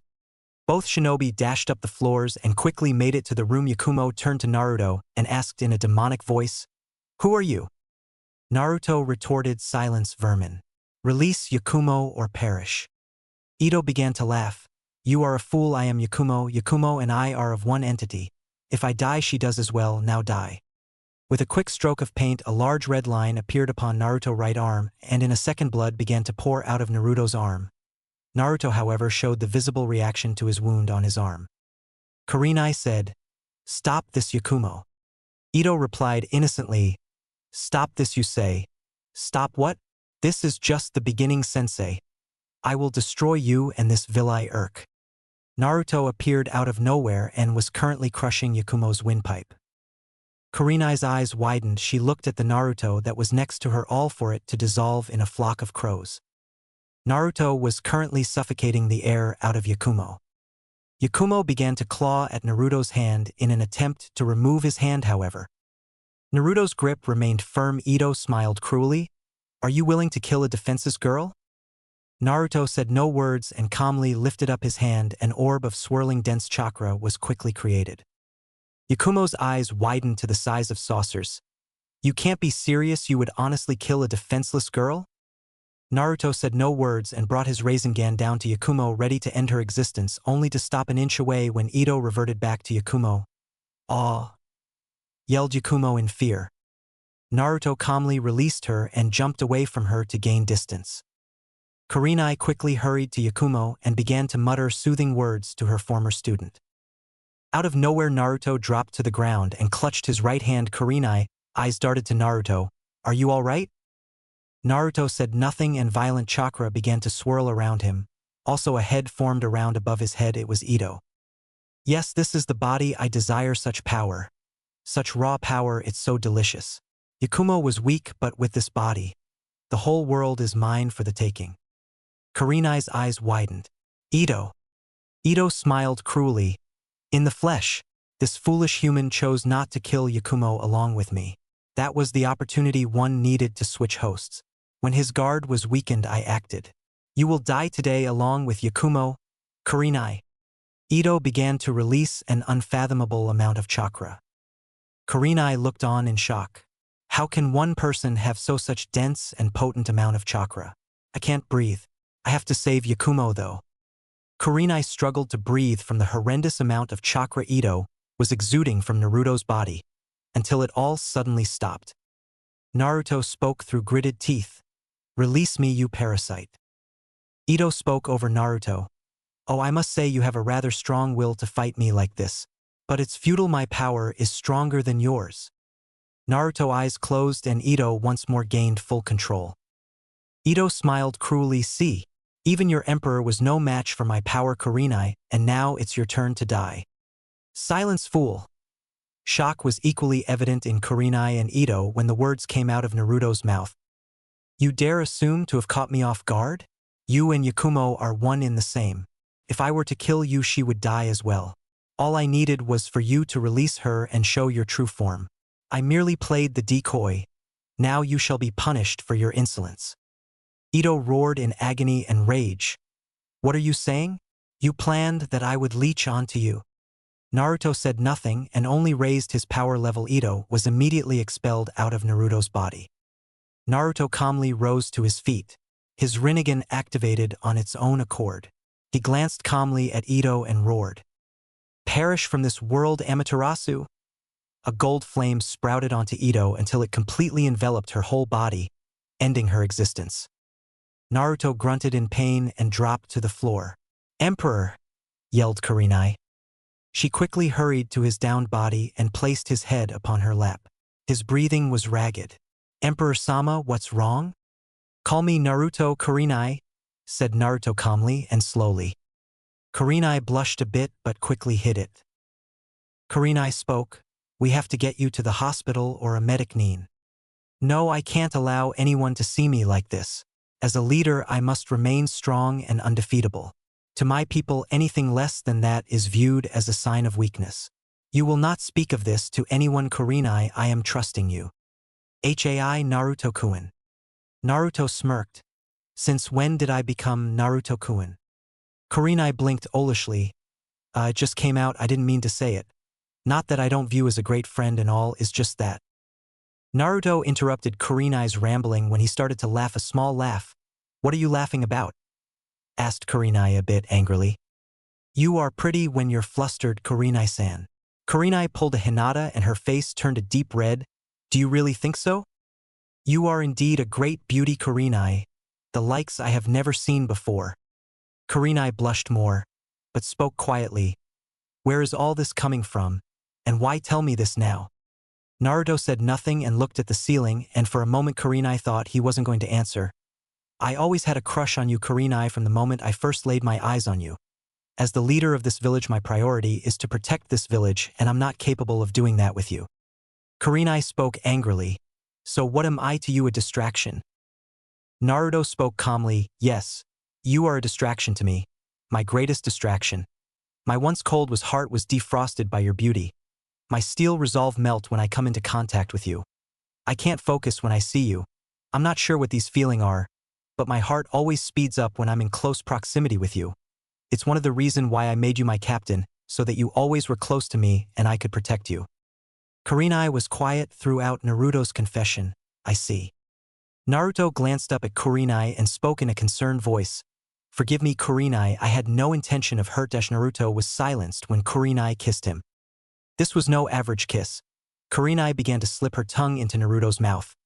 Naruto, however, decided to show her who was the leader, and both parties began to wrestle the other's tongue for supremacy after a rather long session both party ways at the same time. Wow, muttered Kurenai. Naruto smiled at Kurenai. Ahem, should I leave you two alone? Asked Yakumo. Kurenai's eyes widened. How much did you see? Asked Kurenai. Naruto remained impassive to Yakumo. Since you two began your whole make-out session, said Yakumo with a smirk. Kurenai blushed harder and Naruto said nothing but slowly got to his feet. Yakumo, how do you feel? Yakumo began to check herself and huge smile adorned her face. I'm fine, I can't feel Ito anywhere, it's feel like she was never here. I feel great, better than ever. Naruto eyes narrowed in anger. That creature was able to possess my body and would have succeeded if I was a lesser man. It's good she has been disposed of. Naruto, I have to tell you something, said Kurenai. Naruto remained stoic, but was rather worried those words did not bode well with him. What is it, Kurenai? It's just that I like you too, but I have been seeing Anko on and off lately. Naruto raised an eyebrow. Is that all? Kurenai eyes widen. Well, yeah, I'm going out with Anko. Naruto spoke. As the emperor and last member of my clan, I am likable to take multiple wives. If you and Anko are in a relation, it does make it quite easier to pick out my brides. Kurenai nodded but asked worriedly, Anko doesn't seem to like you very much. Naruto nodded his head recognition. Indeed, however, that can all be changed given time. How about we go meet her after I take a shower? Kurenai nodded with a smile.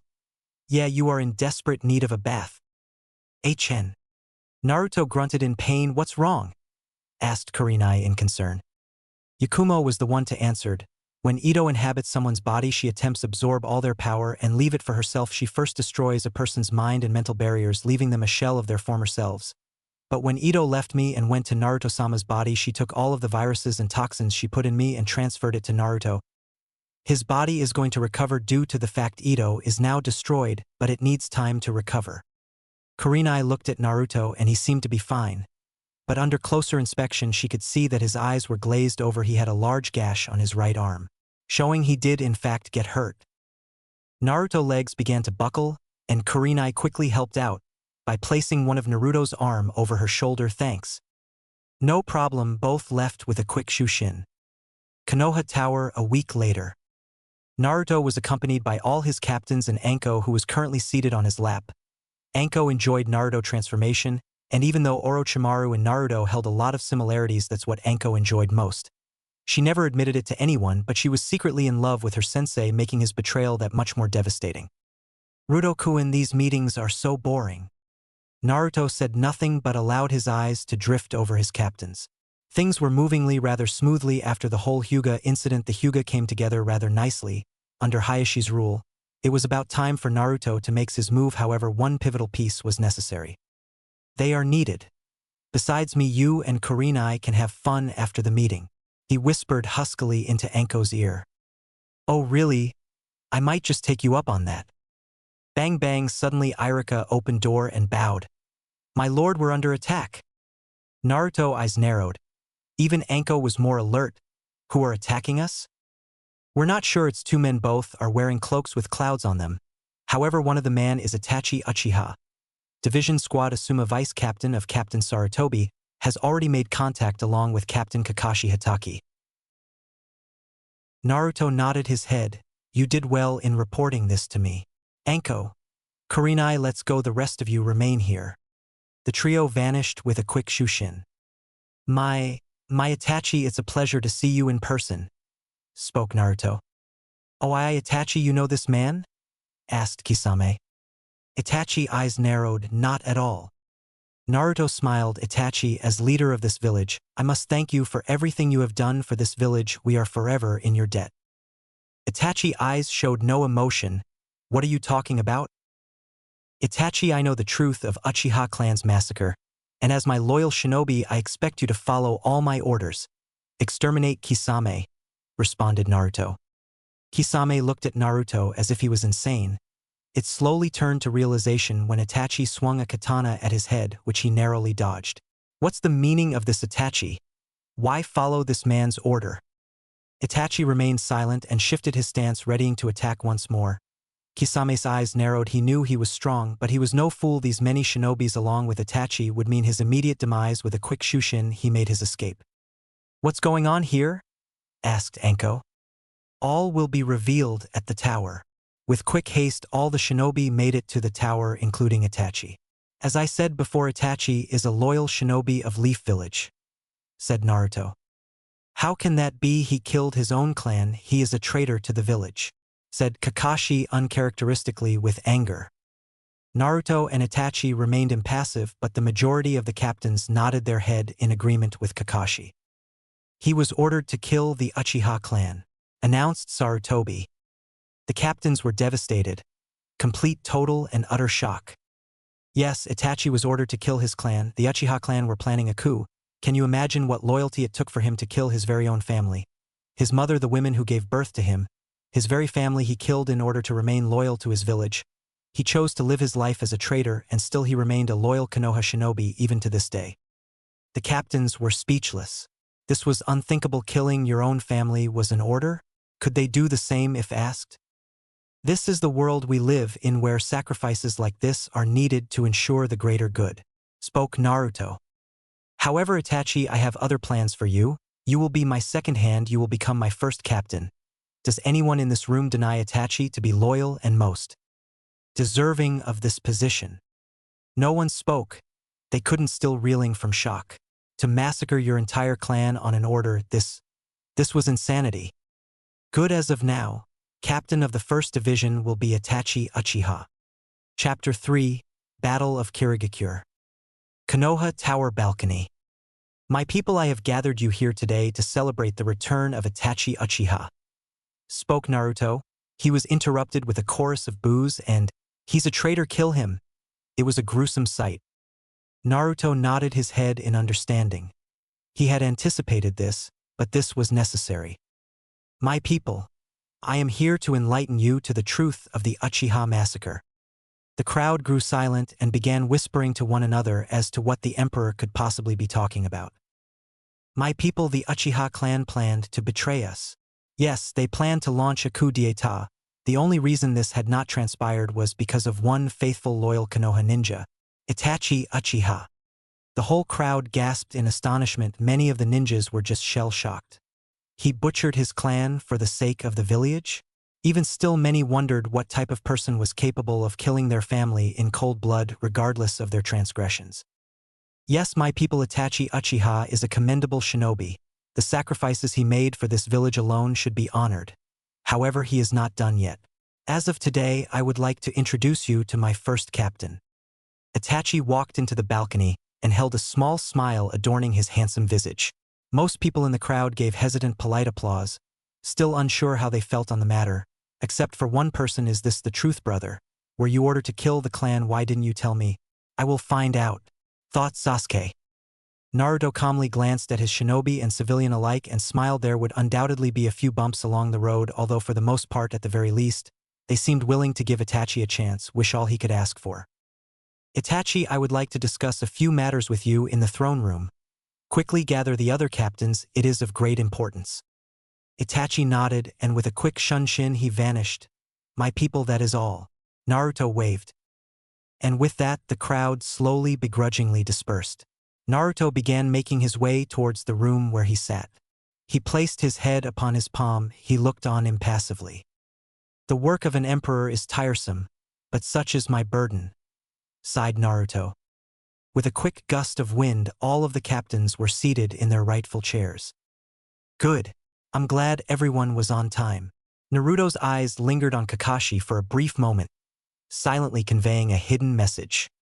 I called you here today to speak on a rather interesting topic. At Hanboom, the door was blasted of its hinges. All the captain prepared and settled in a battle-ready stance, prepared for an attack, while Naruto made no moves and remained impassive with no visible shift in his stance. So you have arrived? Sasuke glared at the man. Naruto, is that you? What happened to you? How dare you address Emperor Sama with such disrespect? You insolent boy, snapped Hayashi.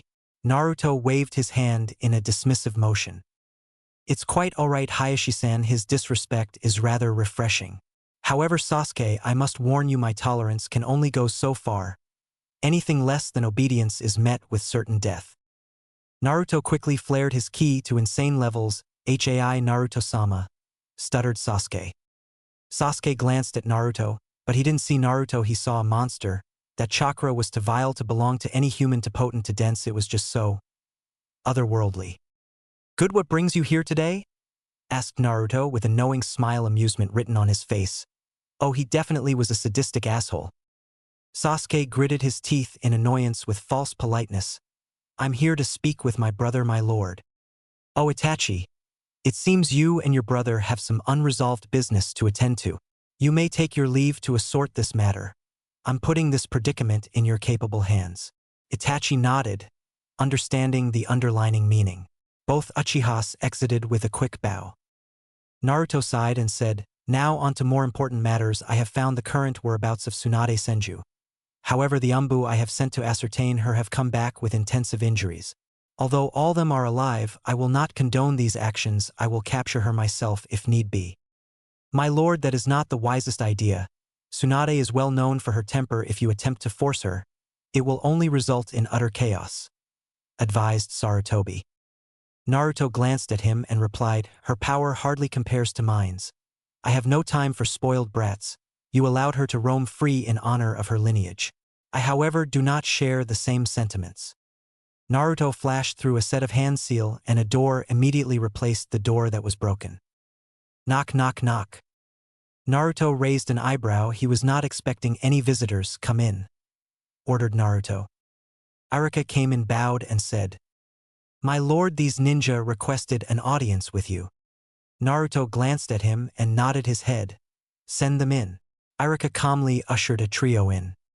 The first person to walk in was a short man. He had light blue hair and dark eyes. He also had pointed shark-like teeth. He wore a square, black-rimmed glasses connected to ear protectors, a blue pinstriped shirt and camouflage pattern pants. Also, he wore his forehead protector on the front of his holster, which he uses to carry a peculiar-looking sword. The sword itself was wrapped in bandages, leaving only the double hilt visible. He also had shuriken holsters strapped onto each of his legs. The next person that walked in was rather unique-looking as well. He was a middle-aged man with blue hair which is styled in a moused-up manner. His left eye was blue and his right eye was covered by an eye patch. He wore a talisman in each ear with the kanji for a humble form of "to hear" written on them twice on each side. He also wore the standard striped, gray suit with a green haori that had white trimmings that stop halfway down over them. The last person was a beauty. She was a slender woman, probably in her early 20s. She had green eyes and ankle-length, auburn hair styled into a herringbone pattern at the back, a top knot tied with a dark blue band, and with 4 bangs at the front. 2 bangs are short, with one covering her right eye, and 2 are long, crossing each other on her sizable bust, just below her chin. She wore a long-sleeved, dark blue dress that fell just below the knees. It seems to be closed at the front with a zip, and is kept open on the front right side from the waist down. The dress only covers up to the upper part of her arms and the underside of her breasts. Underneath, she wore a mesh armor that covered more of her upper body than her dress, but stopped short of covering her shoulders and still left a sizable cleavage. She also wore shorts in the same color as her dress and, underneath those, mesh leggings reaching down over her knees. Around her waist, she wore a belt with a pouch attached to the back on the left, along with high-heeled sandals and shin guards reaching up over her knees, dark blue polish on her fingers and toes, and had on dark blue lipstick. Naruto glanced at the trio with a stoic stare, not showing a single discernible ounce of emotion. "What brings the 3 of you to my humble domain?" Ao spoke, quickly seizing control. "We were under the impression that Hiruzen Sarutobi was the Hokage of this village. We request to speak with him." He even pointed to the seated Sarutobi to demonstrate who he meant. Naruto chuckled in amusement. Ao's eyes narrowed. "It seems you were ill-informed. Sarutobi has not been Hokage for quite some time now. I am the new leader of this village, and I must say you are already on my bad side. It's a place you won't live long enough to regret." Mei's eyes widened. "My lord, forgive me. My bodyguard," he spoke out of turn. "Please allow us to explain our situation." Naruto nodded his head. "See to it that your bodyguard learns better self-control, or it could lead to his early demise," he advised. "Hi, my lord," responded Mei. "You may continue." Mei nodded, appreciative, and said, "My lord, Kiri is in a state of uproar. The people are revolting against the Mizukage. Because of his recent decree, the execution of bloodline users, we have acquired a substantial amount of people to support our cause to battle against the Mizukage. However, we do not have the manpower or abilities as of now to defeat him and the legendary 7 ninja swordsmen of the mist alone. We humbly request your aid, support, and help." Naruto looked on with amusement. "I will help you, however there will be a price." Mei's eyes showed no emotion. "What is the cost?" "Konoha will gain full control over the water country, and in return Konoha will free your people and execute the Mizukage." Mei's eyes widened. "How could you propose such a deal? How could we leave one tyrant only to go to another?" Naruto replied sternly, "You misunderstand me, my dear. This is not some attempt to persuade you, I am merely giving you the facts and telling you what is going to happen. You can accept our help. The water village will likely come out unscathed compared to Konoha declaring full war on it right now while you're in a state civil war." Mei's eyes widened. He really means it. It doesn't matter if the Mizukage dies if the Mai village does not see a brighter future. My lord, I will agree to your condition only if you accept my conditions.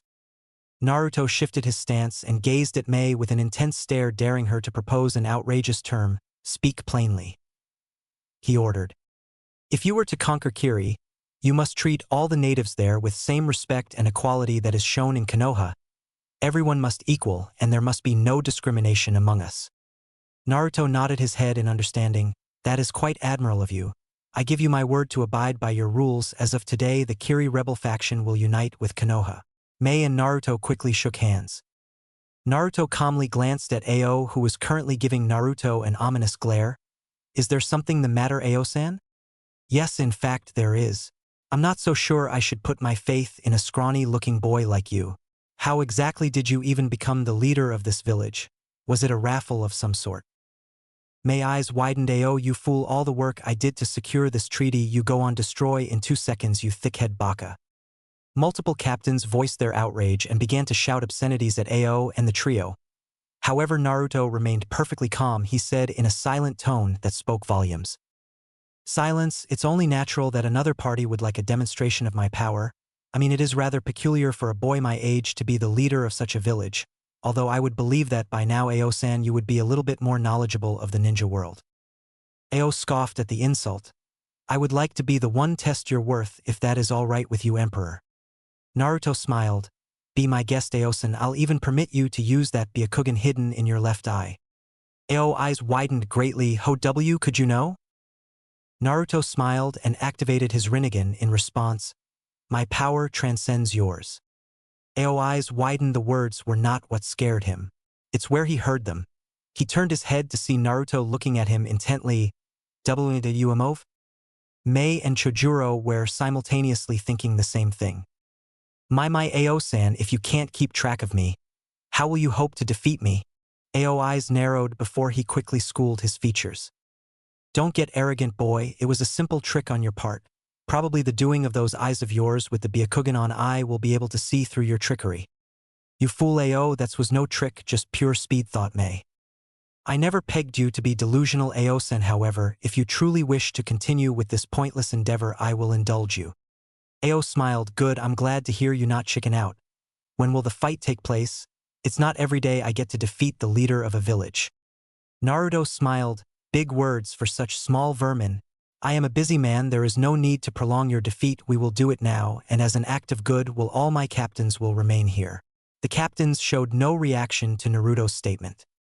Mei narrowed her eyes once more for his subordinates to not react to him, leaving with 3 foreign ninja, who are all at least Jonin level. Speaks volume of his own power.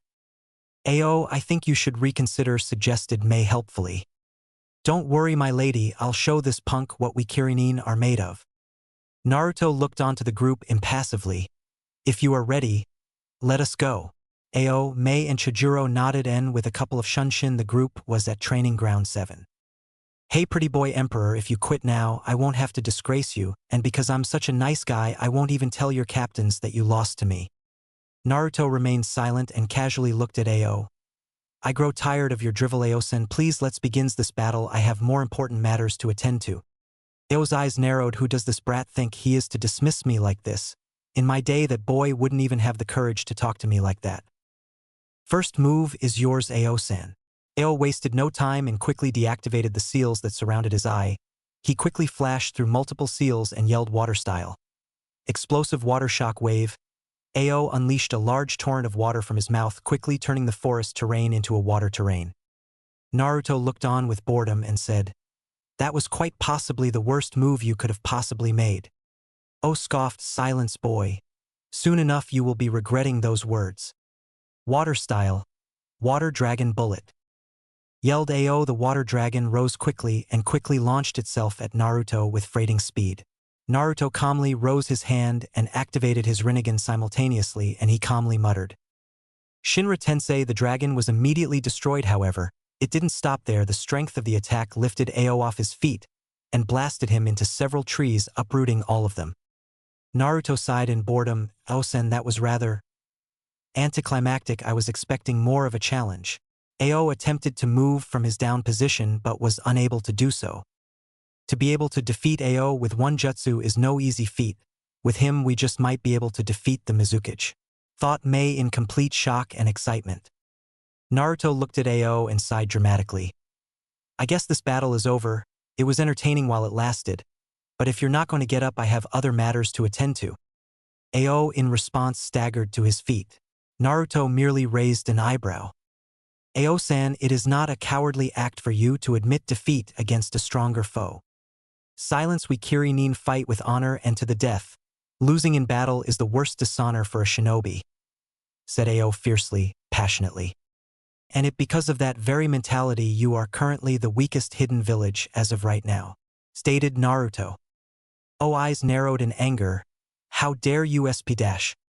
Silence, I've lost interest in this battle. The inevitable outcome is your defeat. However, if you feel so strongly about Kiri, instead of foolishly rushing to your death, why not help with the rebellion your party started? Why not fight for the people of Kiri who cannot fight for themselves?" spoke Naruto with wisdom far above his age. Ao was taken back by the Emperor's word, and after a couple seconds, he grunted in acknowledgement. Mei decided to add her 2 cents in, "If you don't mind my asking, Emperor-sama, what was that technique you used just now?" Naruto glanced at Mei for a good moment until she felt she had crossed a line, but he suddenly spoke. "Shinra Tensei is a jutsu provided to me by my Rinnegan. That is all I will reveal on the matter." Mei nodded politely, but on the inside she was thinking up a storm. Shinra Tensei, that technique completely obliterated the water dragon and defeated Ao in the same go. A technique like that must have some type of drawback. Either way, it's good we have him as an ally and not an enemy. Mei was quickly broken out of her musing when Naruto began to walk away. "Emperor-san, where are you going?" questioned Mei. "I'm going to the tower. You are welcome to join, since it concerns you a great deal." The trio nodded and followed Naruto to the tower. Konoha's tower. "So how long did the fool last, my lord?" questioned Danzo with mirth. Naruto glanced at him from his seated position. "He lost on my first move." Ao from his position gritted his teeth in anger. Mei saw Ao and placed her hand upon his shoulder in a gesture of telling him to calm down. It had some effect since Ao began to settle down. "Now on to other matters. In accordance to my new information concerning our new rebel alliance, our first priority will be Wave Country. In order to launch any type of attack against Kiri, it is imperative for us to settle an establishment close to the terrain. Wave Country is a great vantage point in a war against Kiri. Hayashi Hyuga, you and your clan will be the focal point of our attack. Due to the fact Kiri shinobis are primarily water users, the obvious choice would be to use lightning-based attack against them. However, Konoha has a scarcity of lightning user, so the next best option is to fight fire with fire, or in this case water. However, invading Kiri will be the greatest task due to fact it is surrounded by a body of water. They have the advantage along with the mountainous terrain that surrounds the area. That will be their greatest strength and weakness. It is their defense and their cage. I propose that we launch a widespread attack, 2 attacks from the bottom and 1 from the top. I will strike from the top while the rest of you strike from the bottom. As of now, I don't want to spread my forces too thin, so Kurenai Yuhi and Sarutobi and Hayashi will be the only ones that will accompany me in the assault. The rest of you will remain here in case anyone attempts to attack while I'm not here. Itachi will be left in charge. Danzo, you will accompany me in retrieving Lady Tsunade. Mei Terumi, Ao, and Chijuro, your task is to set up base in the Wave Country. I will shortly come to assist once I have finished my mission. Mei's eyes widened and then narrowed. How on earth can he develop such a complex, detailed plan of an attack on the spot? There's just no possible way that he could plan this assault this quickly. How long have you been planning this attack, Emperor? Ao said, voicing his trio's unsaid thuffet. Naruto did not bother to answer or dignify Ao with a response. Ao repeated himself with more force and authority this time and said, I asked you a question, Emperor. The whole room dropped to below zero. It was so cold that you could see your breath. Naruto's eyes were boring into Ao's single eye. His Rinnegan was on full display. Do not ever presume you have any right to question me, fool. Ao was unable to produce any words. Beads of sweat were dripping down his face. He dropped to his knees under the pressure of Naruto's immense power. He began to shiver and violently convulse. "Sire, that is enough," spoke Danzo in a monotone voice. Naruto's eyes widened and his head whizzed at Danzo. For a split second Danzo's eyes showed brief worry until Naruto nodded. Immediately everyone felt the pressure decrease and Ao regained his breathing and he unconsciously let go of breath he didn't even know he was holding. He glanced nervously at Naruto. However, Naruto did not even grace him with a look. Naruto glanced at Danzo and spoke calmly. "Danzo, it's time for us to begin our journey. My contacts say there has been sighting of Tsunade in Tenzaku. We must make great haste in acquiring her. She will be a valuable asset in this upcoming war." Knock knock. Naruto's eyes narrowed. "I grow tired of these continuous disturbance, Irika," Naruto hissed irritably. "Forgive me, my lord. However, the daimyo has requested an audience." Naruto's eyes widened a bit before he schooled his features and smiled. "Well, by all means send him in." In a grand display, a man dressed in expensive clothes ranging in his late 30s with about 5 other representatives strolled in. "I hope you find this village to your liking, daimyo," Naruto smoothly voiced. The daimyo responded in a jovial but serious manner. "I had expected you to address your leader with more respect than that, young man." Naruto remained impassive to the daimyo's words. The captains and the Kiri representative all watched in silence. Naruto smiled and said, "Forgive me, daimyo, however, I don't see you as my leader. You're nothing but a figurehead." Daimyo lost all his mirth and a scowl immediately formed, which didn't look right on his normal happy features. "You do not accept me as ruler of this country, young man?" Those words could be described as treason. "I've come today because I am ceasing your reign over this village, and the notion that you are the emperor is simply foolish. How could you be the emperor of this village when I am the ruler over this country?" Naruto looked genuinely surprised for a second. "Daimyo, you are indeed correct. You are the ruler of this country, and there can never be two rulers." The daimyo nodded his head in satisfaction, glad to see the boy understood reason. Destructive Art 4. White lightning. A bolt of lightning struck the daimyo in his head, permanently ending his existence. "I'm glad you saw things my way, daimyo. There can only be one ruler. A ruler without the power nor means to rule is no ruler at all." Everyone was left stunned, dazed in silence. The representative attempted to move, but Naruto calmly snapped his finger and root agents quickly appeared and had their weapon poised ready for the kill. My, this has been a rather interesting meeting, Representative-san. Under Article 14 of the Land of Fire, if the daimyo were to die, it is up to his representative to appoint the new daimyo. Am I correct in my understanding? The daimyo representative all looked appalled and fearful. However, one of them mustered enough courage to speak. "Even if that is true, and you forced us to choose you as the new daimyo under that same article, the Hokage cannot become the daimyo." Naruto laughed but conceded, "You're very correct in your thinking. The Hokage could never become the daimyo in order to ensure peace and avoid infighting. However, I never proclaimed myself as the Hokage. If I am wrong, feel free to correct me, but I believe I stated I was the emperor of this village, not the Hokage." Naruto finished with a smirk. The captains were left in utter shock. Did he really plan all this from that day? Thought Sarutobi and Kakashi and a few other captains. "Danzo, you may proceed." Danzo nodded and walked before the head representative. The representative attempted to back up, but Danzo's arm lashed out, constricting all his movement by grabbing his neck with a firm grip. Danzo unwrapped his bandages on his eye and his Sharingan was revealed. The rest of the captain gasped in shock. Naruto remained in his seat and continued to look on impassively. The Sharingan in Danzo's eye began to morph until it turned into a 4-star shape, revealing the hailed Manjikyu Sharingan. Danzo calmly muttered in a monotone voice, "Koto Amatsukami." The representative ceased all his movements. He seemed to be in somewhat of a trance-like state. Danzo calmly spoke. "You will follow Naruto Namikaze and obey him as your new daimyo. You will remain loyal and never question his rule. You will appoint Naruto Namikaze as the new daimyo." Everybody in the room could not believe what they were seeing, and to the fear of the representatives, the head representative repeated everything Danzo said verbatim, and then walked up to Naruto and bowed in a submissive act and said, "My only goal in life is to follow you, Naruto Namikaze." Naruto nodded. He calmly opened his drawer and pulled out a document. "Sign it. This document will appoint me as the new daimyo." The representative nodded, and without any hesitation he quickly signed his name. The other representative looked on in shock and horror. They could not believe what they were witnessing. Naruto smiled menacingly.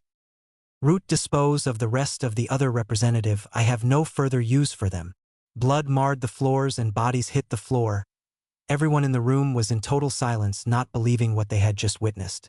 A perfectly executed coup without any effort was exacted just before their eyes. Naruto's eyes showed no emotions to death that had transpired before him. It was as if he was devoid of any emotion. He spoke stoically. Representative San, what is your name? The representative spoke fluidly as if he were perfectly fine. My name is Amaya Beniko. Very well, Amaya, your first order is to reveal to the country the new daimyo once you have made it to the capital. Amaya nodded and left without a word. Naruto sighed. Danzo, there has been a slight change in plans. As of today, I'm tasking you with the responsibility of the Land of Fire security. We are currently in the reconstructing phase. It's your job to set up a new formation of defense. Anyone who is not a Konoha citizen should find it impossible to get in the Land of Fire. By any means, feel free to incorporate the newly acquired samurai I now have under my direct command to aid it. I will go capture Tsunade on my own. I expect all of you to accomplish your task upon my return. Everything that has transpired today is a SSS ranked secret. Anyone who reveals this matter will be dealt swiftly and accordingly. Danzo nodded his head in understanding and voiced his concerns. What would you have me do with the bodies?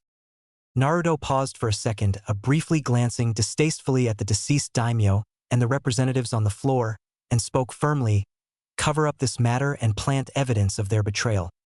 Danzo spoke once more. There is another matter at hand. Where we will now get the funds to run the country now that the daimyo has died? Asked Danzo. Worry not, I will personally take care of that matter. Finished Naruto. Naruto-kun, how could you kill the daimyo? Questioned Kurenai in total shock. Naruto glanced at Kurenai and the rest of the captains. Most of them were shaken up by what they've seen. Sarutobi remained calm. Danzo was indifferent. The rest varied from shock and disbelief to finally acceptance. His death was needed. For me to create the world we desire, sinful acts must be committed. I must wage war on the other nation. My hands will become contaminated and soaked in blood. In order to achieve peace, I must do what must be done. We live in the shinobi world, and for us to succeed, I must become a cold-blooded shinobi. I will do what I must to achieve peace. Hayashi hesitated for a second and nodded his head. The ends justify the means, Emperor-sama. All that matters is results. If I am forced to commit atrocious crimes, so be it. If need be, I will dispose of my humanity if it results in peace. Answered Naruto. Kakashi Hatake Might Guy, inform Itachi of what has transpired during this meeting. I'm giving you two the task of protecting and securing Konoha in my absence. Sarutobi, you will lead the group of you, Kurenai, Hayashi, and the rebel faction. Naruto gave a brief nod to those who were in the chamber and left. Outside Konoha's gates, Naruto wasted no time and quickly took the trees and dashed to his destination. Casino Tsunade POV. Yes, that's another win for me, Shizune. With this much money, I will be able to pay all the debts away. Said Tsunade. However, she was thinking differently. My luck is never this good unless something bad is about to happen. Well, whatever it is, I deal with it when it happens. Tsunade-sama, please let's leave. We don't want to lose the 30 million ryo we already made today. Spoke Shizune worriedly. Tsunade responded quickly. Come on Shizune, stop being so boring. I'm on winning streak, let me play another hand. Shizune sighed in defeat. Fine. I'm placing 15 million ryo on this bet. Spoke a rather young-looking man who was wearing a golden cloak with long gold hair. The cashier looked at the man with suspicion. Do you have that type of money, young man? The man wasted no time and pulled out a suitcase out of a ceiling scroll. Immediately alarms went off in Tsunade's heads. He must be a ninja, a fairly gifted one at that, to conceal his chakra, so I barely registered him entering the casino. The tall stranger calmly opened the suitcase to reveal a large gross of money. The cashier smiled greedily. All right, let me take that for you and convert it into coins. Naruto smiled under his disguise. Tsunade's eyes narrowed. Something about this guy rubbed her the wrong way. I have 15M on this bet as well. Tsunade said with smirk. Let's see what this guy got. Naruto smiled. Ladies first. Tsunade smiled. Why, thank you. The dealer calmly dealt Tsunade a set of cards and then gave Naruto a set as well. Tsunade showed no emotion on the outside but was inwardly jumping for joy. For queens, this is the best hand I had all day. There's no way I can lose. I'll stay. I'm good as it is. Spoke Tsunade. The dealer turned his attention to Naruto and said, "What do you want to do?" "I'm fine as well," stated Naruto. The dealer nodded and Tsunade smiled and slammed her cards on the table. For queens, read 'em and weep. She smiled victoriously and placed her hand on the sum of money, but it didn't last long. "My dear, that is quite a formidable hand. However, the queen stands no chance against the king. For kings," stated Naruto. Tsunade was in absolute shock. She was completely livid. "I just lost 15M. I got to get it back. Rematch." Naruto smiled. "So be it." 15 minutes later, Tsunade's eyes were the size of saucer. "There's no way this kid could beat me this easily. Something is just not right here." Tsunade took another glance at Naruto and her eyes narrowed. He was using a genjutsu to cover his feature, a weak genjutsu at that. Tsunade muttered a quick kai and her eyes widened. "That's the Rinnegan." Tsunade thought, "Now I get it. This kid been using his eyes to remember and predict the cards. He will get that cheater." Tsunade erupted from her seat and grabbed Naruto roughly from his cloak, lifting him up from his seat. "I know how you have been winning." "Oh, and how is that?" asked Naruto. "You've been using your dojutsu to cheat." Naruto showed no reaction to statement but asked curiously, "So, how is that cheating? Is it cheating for a genius to use his superior mind to memorize the cards of a deck? How is it cheating to use the eyesight I was born with to win?" Tsunade blinked owlishly. The kid had a good point, clever bastard. "Besides, it is not my fault you didn't catch on to my genjutsu quick enough to not lose all your money. Maybe you should release me. You know, in your old age you could easily strain or even pull a muscle." Tsunade released a dangerous amount of ki that made all the males shiver and pray for the poor boy's soul. He was a walking dead man. "I dare you say that one more time. Just one more time." Naruto cocked his head to the side and said, "Did I hit a nerve?" Enunciating each letter of the word deviously. Tsunade twitched in anger. "Let's take this outside kid." Naruto smiled. "Lead the way, Bachan." Both shinobi left. Shizen spoke worriedly. "Tsunade-sama, please stop. He's just a kid. Can't we just let it go?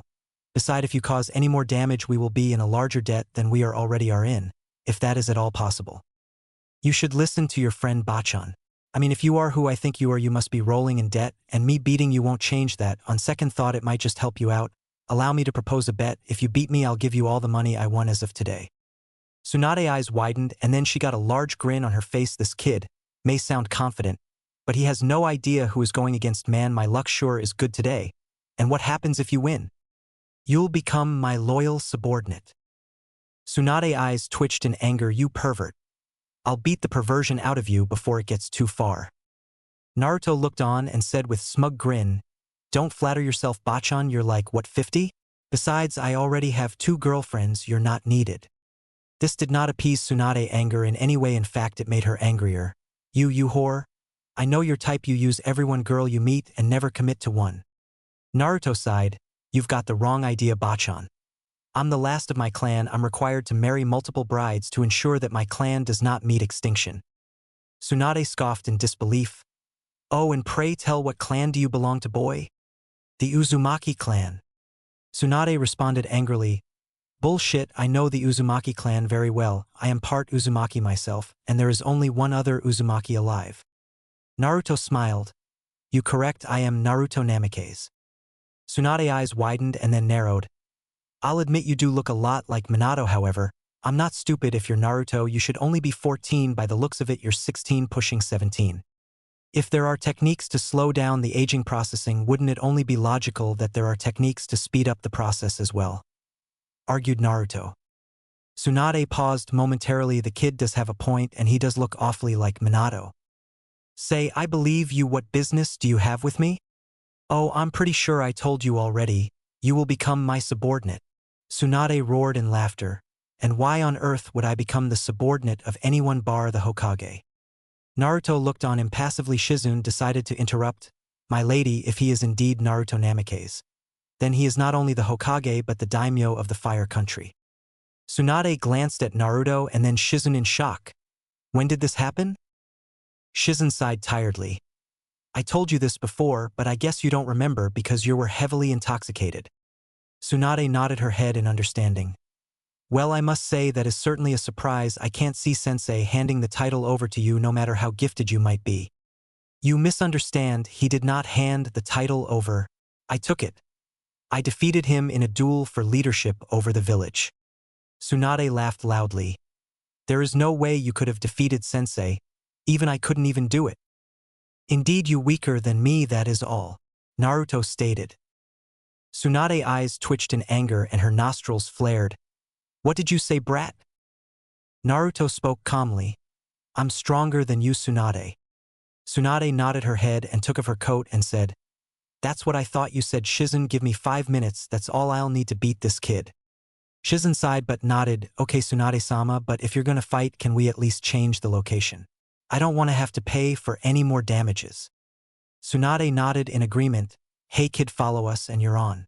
Winning this bet is going to be a piece of cake. Naruto said nothing but followed the two ladies. Sasuke POV. Both brothers said nothing to one another, only staring at each other, trying to gauge each other's reaction. Is it true, did you kill the clan because you were ordered to? Asked Sasuke. Hi, in order to ensure peace, I did what I felt was right. Sasuke said nothing and his head was cast down, allowing his bangs to obscure his vision. I see, Itachi. I always thought you were a traitor to the village and that you killed your clan for no reason. I was wrong, you were a traitor, but not to the village but to the clan. You killed mom and dad and the entire clan for the sake of this village. You are no brother of mine. You told me to live and grow stronger to kill you. I swear to you, Itachi, I will be the one to end your life. I will kill you, and in doing so I will avenge the clan. With those words, Sasuke walked away. Sasuke, wait. Sasuke turned and faced Itachi. His eyes were full of hatred. Why, if I don't, will you kill me too? Itachi looked taken back, and if you looked close enough you could see he was hurt. I see, Sasuke. I can see you will never be able to forgive me. Where will you go if you leave? Naruto will likely kill you. Sasuke's eyes narrowed, but he didn't refute Itachi. He's not wrong, Naruto was able to defeat the Hokage, and by the looks of it he's grown even stronger. He's by far my greatest threat at the moment. I'm leaving this village. I will gain power on my own, and when I come back I will destroy you and this village. Sasuke walked away after about 5 meters. He turned his head to look at Itachi one last time, and with that glance he disappeared with the wind, never to be seen again. Itachi looked on sadly. Forgive me, Sasuke, however, I will not allow you to destroy this village. I will bear your hatred alone. Remote location in the woods. Hey brat, you ready? Asked Tsunade. Naruto did not respond and calmly launched a kunai at Tsunade with frightening speed. Tsunade smirked, and with great expertise she caught it between her fingers. She flipped the kunai and threw it at Naruto. It went double the speed Naruto threw it. Naruto calmly tilted his head and allowed the kunai to sail past his head. His eyes were trained on Tsunade the whole time. Tsunade wasted no time and dashed forward with great speed at Naruto. Naruto in response dashed forward as well, surprising Tsunade. The kid's gonna try to fight me up close. Guess he's not as smart as I thought he was. Tsunade aimed a punch at Naruto's head. Naruto's arm lashed out and grabbed Tsunade by the wrist, halting her movement. Tsunade's eyes widened in shock. You are indeed strong, Tsunade, however your attack is greatly flawed. The technique focuses chakra into the hands of the user. Using precise chakra control, you releases it with pinpoint timing, creating a devastating effect. However, if the attack does not land on solid surface, it is rendered useless. Could he really have discovered the weakness of my attack with a single glance? I see he is no ordinary kid. Tsunade in response flexed her hand and broke free of Naruto's grasp. She aimed another punch at Naruto and Naruto effectively dodged each of them. However, he was not prepared for when Tsunade grabbed the back of his cloak and slammed him into the ground. Tsunade smiled in satisfaction, however it did not last long when the Naruto in front of her disappeared in a flock of crows. Tsunade quickly placed her hand in the ram seal and muttered a small kai. Her eyes widened greatly. Naruto was charging at her with a ball condescend chakra she knew all too well. She quickly punched the ground with her enhanced strength, causing a large fissure to appear in the ground. Naruto quickly jumped to higher grounds to avoid the attack. Naruto flashed through a chain of seals and shouted. Fire style. Roar of the fire dragon. A dragon of epic proportion erupted from Naruto's mouth and attacked Tsunade with devastating speed. Tsunade's eyes showed no hesitation, and with her bare hands she attacked the dragon, dispelling the fire. Naruto followed with another series of seals and yelled. Lava style. Lava apparition. A large wave of lava sprouted from Naruto's mouth and was launched at Tsunade. Tsunade quickly went through a series of hand seal herself and yelled. Water style. Water gun bullet. She sent a large torrent of water at rapid speeds towards the lava. Upon contact, the lava and the water created an abundance of steam, and after a brief moment the lava subsided and cooled to form new earth. Tsunade wasted no time and broke through the earth, aiming to attack Naruto.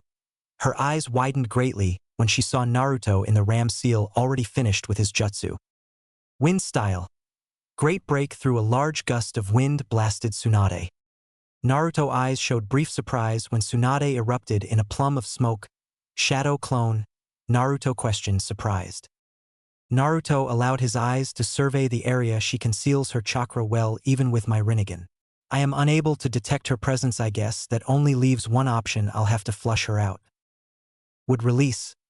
Advent of a world of flowering trees. Trees began to grow on all surfaces in an instant. In a matter of seconds a dense forest of flowering trees bloomed.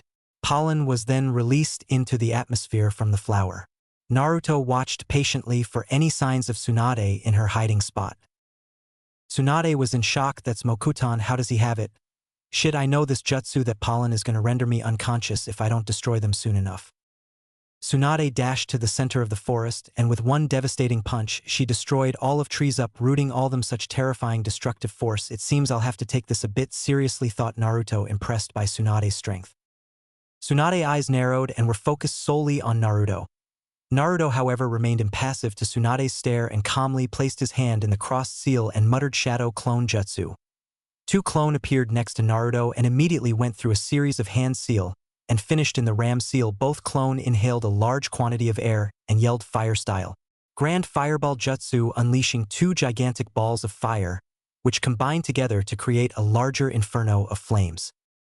Naruto watched the flames and flashed through his onset of seals and yelled wind style. Great breakthrough once more. The wind increased the fire to unbelievable proportions. The fire incinerated everything in its path and created a large explosion, blasting tree branches everywhere. After a couple seconds, the raging fire subsided. Naruto calmly strolled to where Tsunade was last seen with his shadow clones accompanying him like his bodyguards. He surveyed the vicinity once more and his eyes narrowed. There was not a single trace of Tsunade. His eyes widened briefly when he was forced to backflip out of the way to avoid a strike from Tsunade. Naruto inspected Tsunade, and to his amazement she was perfectly fine. I see. She escaped by attack by jumping over the ball of flames and used the sun to blind my Rinnegan at the same time. Such battle prowess. She is indeed of Senju descent. Naruto nodded to his shadow clone and both clones engaged Tsunade in a fierce taijutsu battle. The first clone jumped and aimed a roundhouse kick at Tsunade's head. Tsunade reacted quickly and caught the clone's leg, and in a display of great strength she spun on her heel and tossed the clone at the other clone, dispelling both of them. Tsunade cracked her knuckles.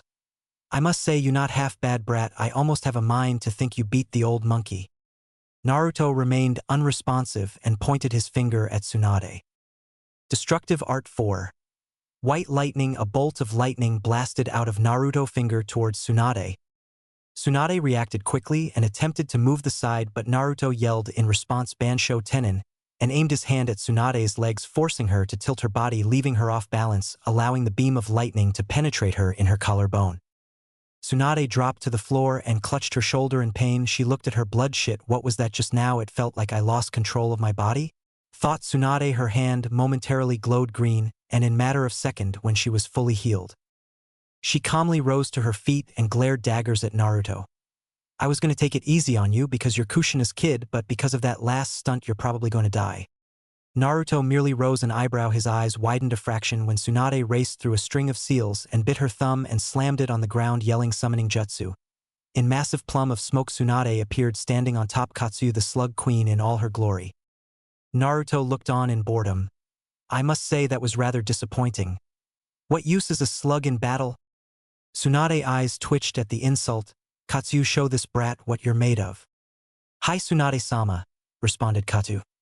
Katsuyu aimed at Naruto and spat a large amount of green liquid at Naruto. Naruto muttered a quick curse and dashed to the left to avoid the glob of acid. I ain't so tough now, brat. Naruto glanced up distastefully at Tsunade and spoke solemnly. Forgive me, Tsunade, but I can't afford to waste any more time on this battle. "Oh, you speak as if you can win even though the odds are stacked against you," said Tsunade smugly. Naruto closed his eyes for a brief moment, leading Tsunade to arch her brows in confusion. Naruto slowly opened his eyes to reveal the legendary Rinnegan. Once more, however, something was different about them. They radiated with more power, and now they were glowing. Tsunade gasped in shock. Naruto raised his hand and muttered in a monotone drawl, "Shinra Tensei." The effect were instantaneous. Katsuyu was blasted 100 meters away, eradicating all the trees in the process, forcing her to dispel. Shizen looked on in total shock and disbelief.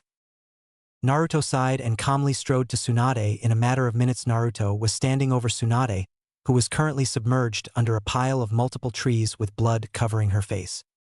Naruto smirked, "You're good, Tsunade." And with those words, Naruto spun quickly and planted his fist seemingly into nothing but air. Slowly the world began to contort, and Tsunade was on the other end of Naruto's fist. The Tsunade under the pile of trees dissolved away. Tsunade grunted in pain. Naruto smiled maliciously. "It must be humbling for you to be so utterly outclassed by my skill." Tsunade scoffed and spoke in a rugged breath. "Don't get cocky, boy, this battle is far from over." Naruto looked on in amusement. "And what exactly do you plan on doing in your disheveled state?" Tsunade smirked and erupted in another plume of smoke. Naruto looked on impassively and glanced up at the sky. "How long will we continue to play this foolish game of hide and seek?" Tsunade from her hiding spot was currently healing her bruised stomach. "The brat is indeed talented, however, every shinobi has a weakness." Naruto continued strolling around the forest terrain in search of Tsunade. His eye darted to the right and he narrowly avoided Tsunade's fist. Naruto looked at Tsunade curiously. "Something's off. Why would she assault me with another frontal attack?" Tsunade launched a quick session of jabs at Naruto, and Naruto responded with great flexibility and evaded each and every blow until Tsunade grabbed Naruto's wrist. Naruto's eyes widened momentarily before he quickly schooled his feature. "I finally caught you, brat." Naruto's eyes glazed over when he was shocked with a large volume of electricity. Naruto spoke dangerously. "What have you done, women?" Tsunade smirked. Even though she was tattered with bruised, she managed to put on a weak smile and said, "I rearranged the circuits in your body." Tsunade smiled in victory and attempted to deliver the finishing blow. However, Naruto spoke once more, "Shinra Tensei." Tsunade was lifted off her feet and blasted about 15 meters away. Tsunade landed rather gracefully on her feet. "I see you are able to use the jutsu without your hands. However, it is significantly weaker when you do so." Naruto said no words to confirm or deny her claim and continued to look unfazed. Tsunade dashed forward at Naruto with her hands cocked back once more. Naruto looked on impassively.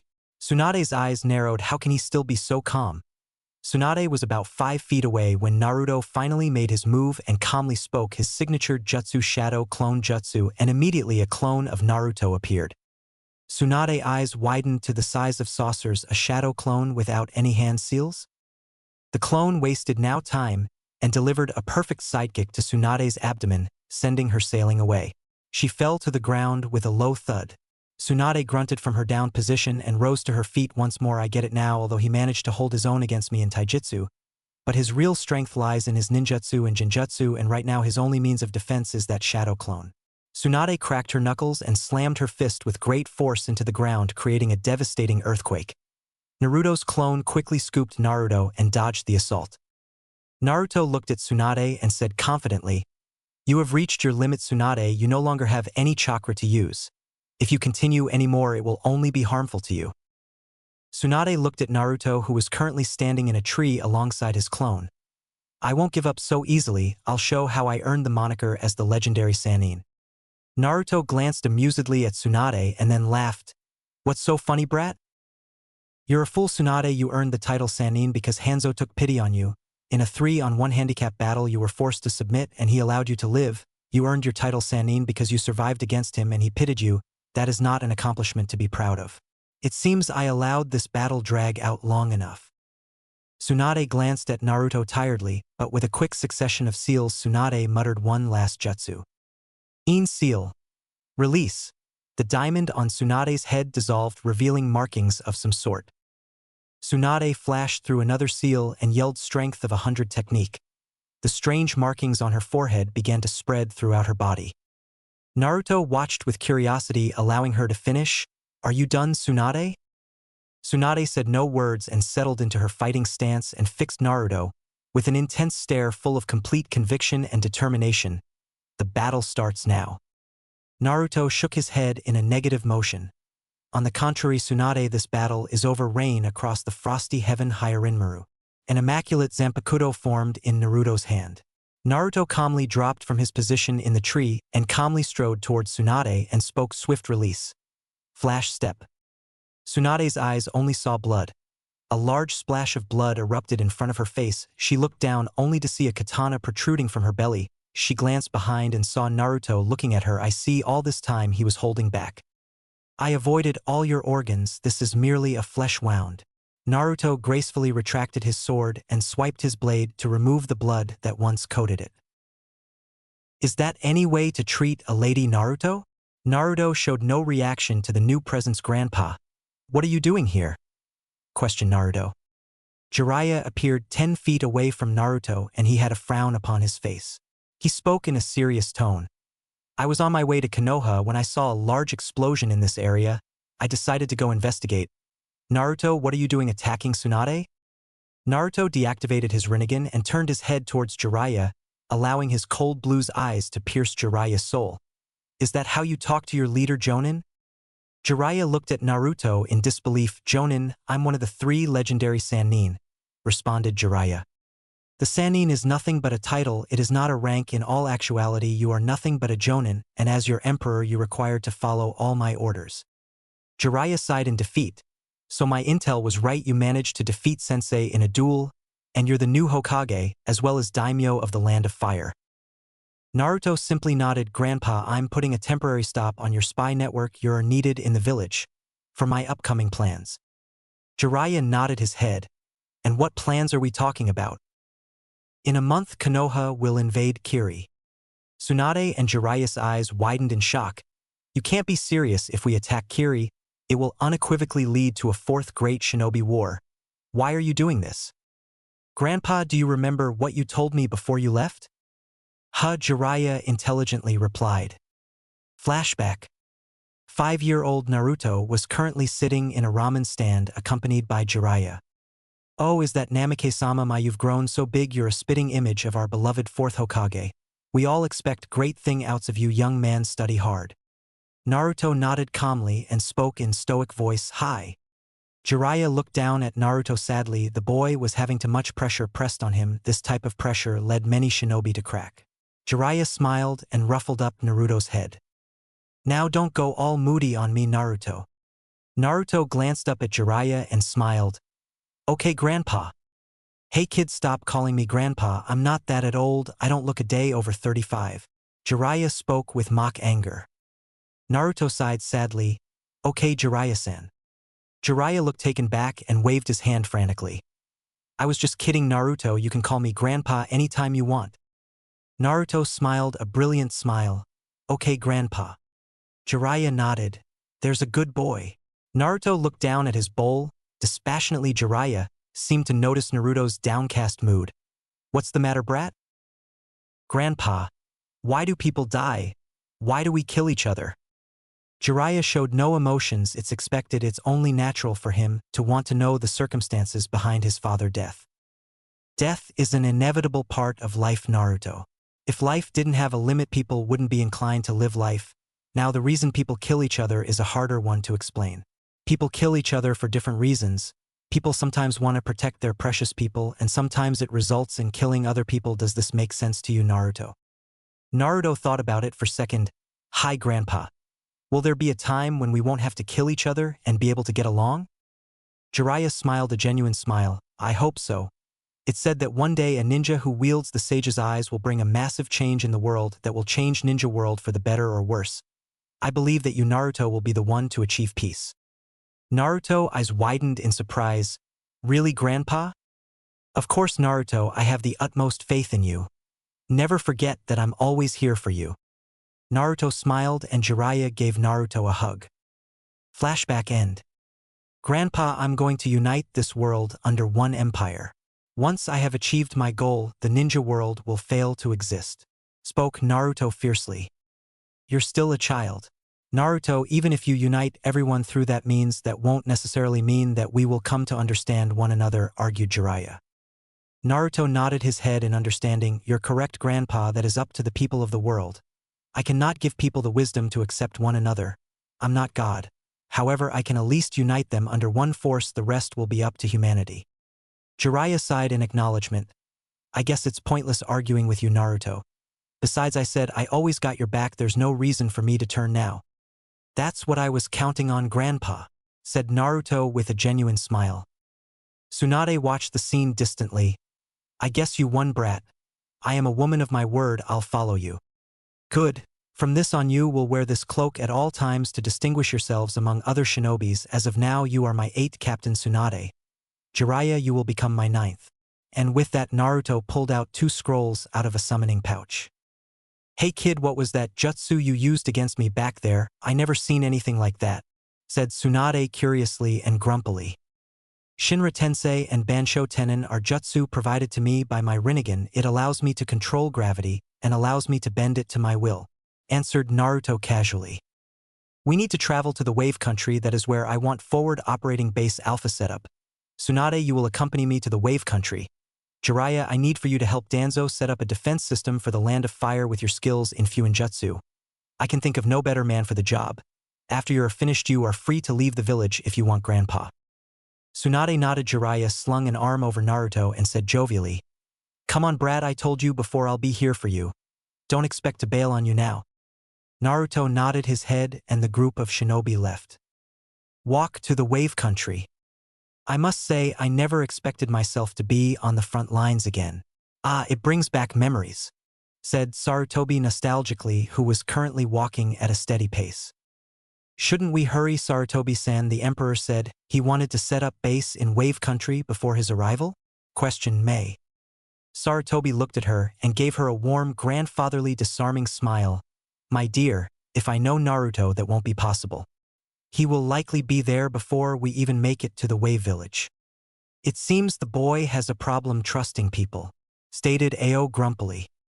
It's quite possible he does have trust issues, but if you are one the few people Naruto trusts, you won't find a more loyal companion. Hayashi nodded his head in affirmation. You're quite right, Sarutobi-sama. At first I was questionable on following young Naruto's orders. We even butted heads on a few occasions, which resulted badly on my end. However, when my daughter was kidnapped, he rescued her without a second thought. So what type of person is the Emperor? Questioned May. Sarutobi's eyes gazed on her, and after he saw that she had no malicious intent, he answered her, Naruto is a very unique individual. I myself don't have a full understanding on him, but he is a good man who means well in his own way. Sarutobi-san, did the Emperor really defeat you in battle? Asked Ao heatedly. Kurenai? Hayashi and Sarutobi looked at him suspiciously, but Sarutobi decided to answer hi. He did so at age 13 no less. Ao's eyes widened. Preposterous, you are the kami of shinobi, how could a mere boy defeat you? The captains looked at Ao in understanding. All of them didn't believe that Naruto was capable of defeating Sarutobi, including Sarutobi himself. It was quite the surprise for me as well. Naruto is a very special individual. Although he is highly gifted in the art of ninjutsu and aspects of shinobi, I believe his strength actually lies in his mind. He utterly dominated me throughout the battle. He knew all my weakness and effectively used them against me. It was a close battle and he managed to defeat me in the final moments. However, that was a while ago. There's no doubt in my mind he's managed to get much stronger after that fight. I wouldn't mind having a spar with that man. Chojuro decided to get in on the conversation as well. Who trained him to be that strong? Sarutobi scratched his beard in thought. I'm not actually sure. I'm sure his godfather Jiraiya may have given him tips, but I suppose the rest was up to him. Chojuro looked at Sarutobi in a wait, you said Jiraiya? As in Jiraiya of the Sannin, that's the Emperor's godfather. Sarutobi glanced at Chojuro suspiciously. He assumed that was common knowledge. Hi, Naruto's godfather is Jiraiya. May and Ao both looked particularly surprised at the revelation. And who would his parents be? Sarutobi said with a smirk, Naruto's mother is Kushina, the red hot-blooded habanero, the princess of the Uzumaki clan, and his father is our late beloved 4th Hokage Minato Namikaze. Ao, Mei, and Chojuro eyes bulged out of their sockets. Mei asked another question. Why didn't he say he was a Namikaze? All he said was his name was Naruto? Sarutobi responded grimly. Naruto is a very prideful person. He does not like to use his father's fame for his own benefit. If anything, he views it as a curse. As a boy, Naruto always held at unreasonably high expectation placed on him by the village and even by myself. I always told Naruto stories of how great his father was and how he had big shoes to fill. Naruto always felt second place to his father. He never made friends. Many were envious of him because of his great gifts and others were intimidated of him because of those same gifts. He never truly knew whether his friends were there for sake of him alone. The top is a lonely place to be. He had a very lonely childhood. It was only bearable because of his godfather who raised him growing up. However, that all changed when he left. Mei and Chojuro looked down sadly. Wow, it sounds like he had a rough childhood. You would never know when you look at him.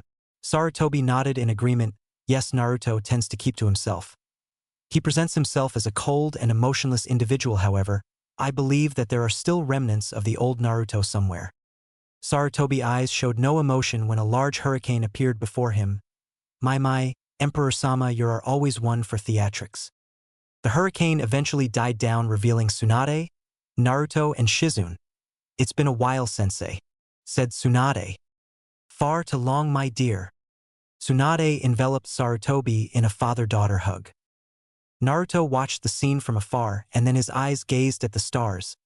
I'm surprised you came back, Tsunade, stated Sarutobi. The brat didn't make it easy for me to say no, sensei, replied Tsunade. Multiple members gasped when Tsunade called the emperor brat. However, Naruto didn't seem to notice or care for that matter. Maybe you should tell the full story, Bachan, quipped Naruto. Tsunade's eyes twitched in anger and she shook her fist angrily. I told you to stop calling me that brat, yelled Tsunade. I'm not obligated to listen to you, Tsunade. You, on the other hand, aren't so lucky, stated Naruto with an insufferable smirk. We will break now and rest. We will move once more in the morning, ordered Naruto. The group began to pull out multiple storage scrolls and began to sleep in their bags. Did you forget your bag, Naruto-kun? I don't mind sharing with you, answered Kurenai. Naruto looked at her appreciatively. That is not needed, Kurenai. Naruto went through a few seals, drawing everyone's attention would release. 4-pillar house technique. In a matter of seconds, a house sprouted from the ground. Well, that's convenient, stated Tsunade smartly. Everyone nodded their head in agreement. There are 4 rooms. Tsunade, Shizune, Mei will be in room 1, Ao, Chojuro, Hayashi will be in room 2, Sarutobi, you will be in room 3, and me and Kurenai will be in room 4. That is all. Everyone get some sleep. We move in the morning. Everyone went to their assigned rooms without any arguments. The next day morning, the group packed quickly and began walking to their destination, only to stop when they noticed a puddle in front of them. Naruto's hand slashed out with Hyarinmaru held in grasp, poised for the kill. 2 ninjas bursted out of the water. Who are you? The Meizu and Gozu brothers asked in unison. Naruto looked at them and said, Funny, I was about to ask you the same thing. You tried to kill us and you don't even know who we are? Asked Meizu. Naruto retracted his sword and spoke dangerously. Make way now or die. Both ninjas were about to retort until they saw Naruto's eyes. All their words died in their throat, and the both of them nodded, allowing Naruto passage along with his companions. Hideout. What do you mean you let them go? Roared Zabuza.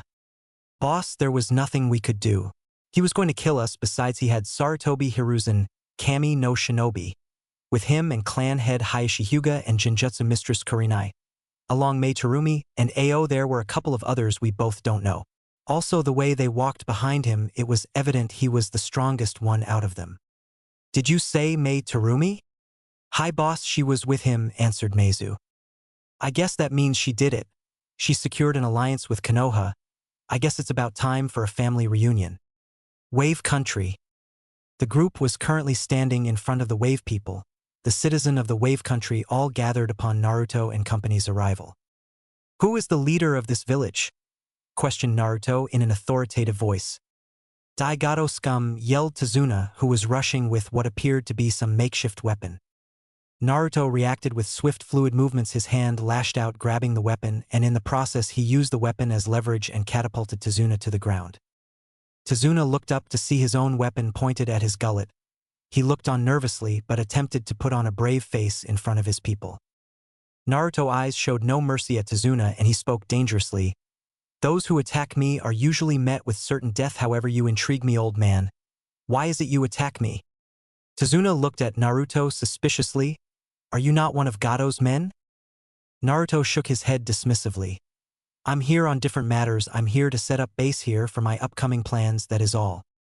Tazuna's eyes widened and nodded. I'll let you set up whatever you want here if you help protect our village against Gado and kill him. By the way, you just defeated me, it would be no problem for you. Naruto showed no emotions and spoke calmly. You have no power to suggest such a deal. What prevents me from simply using force?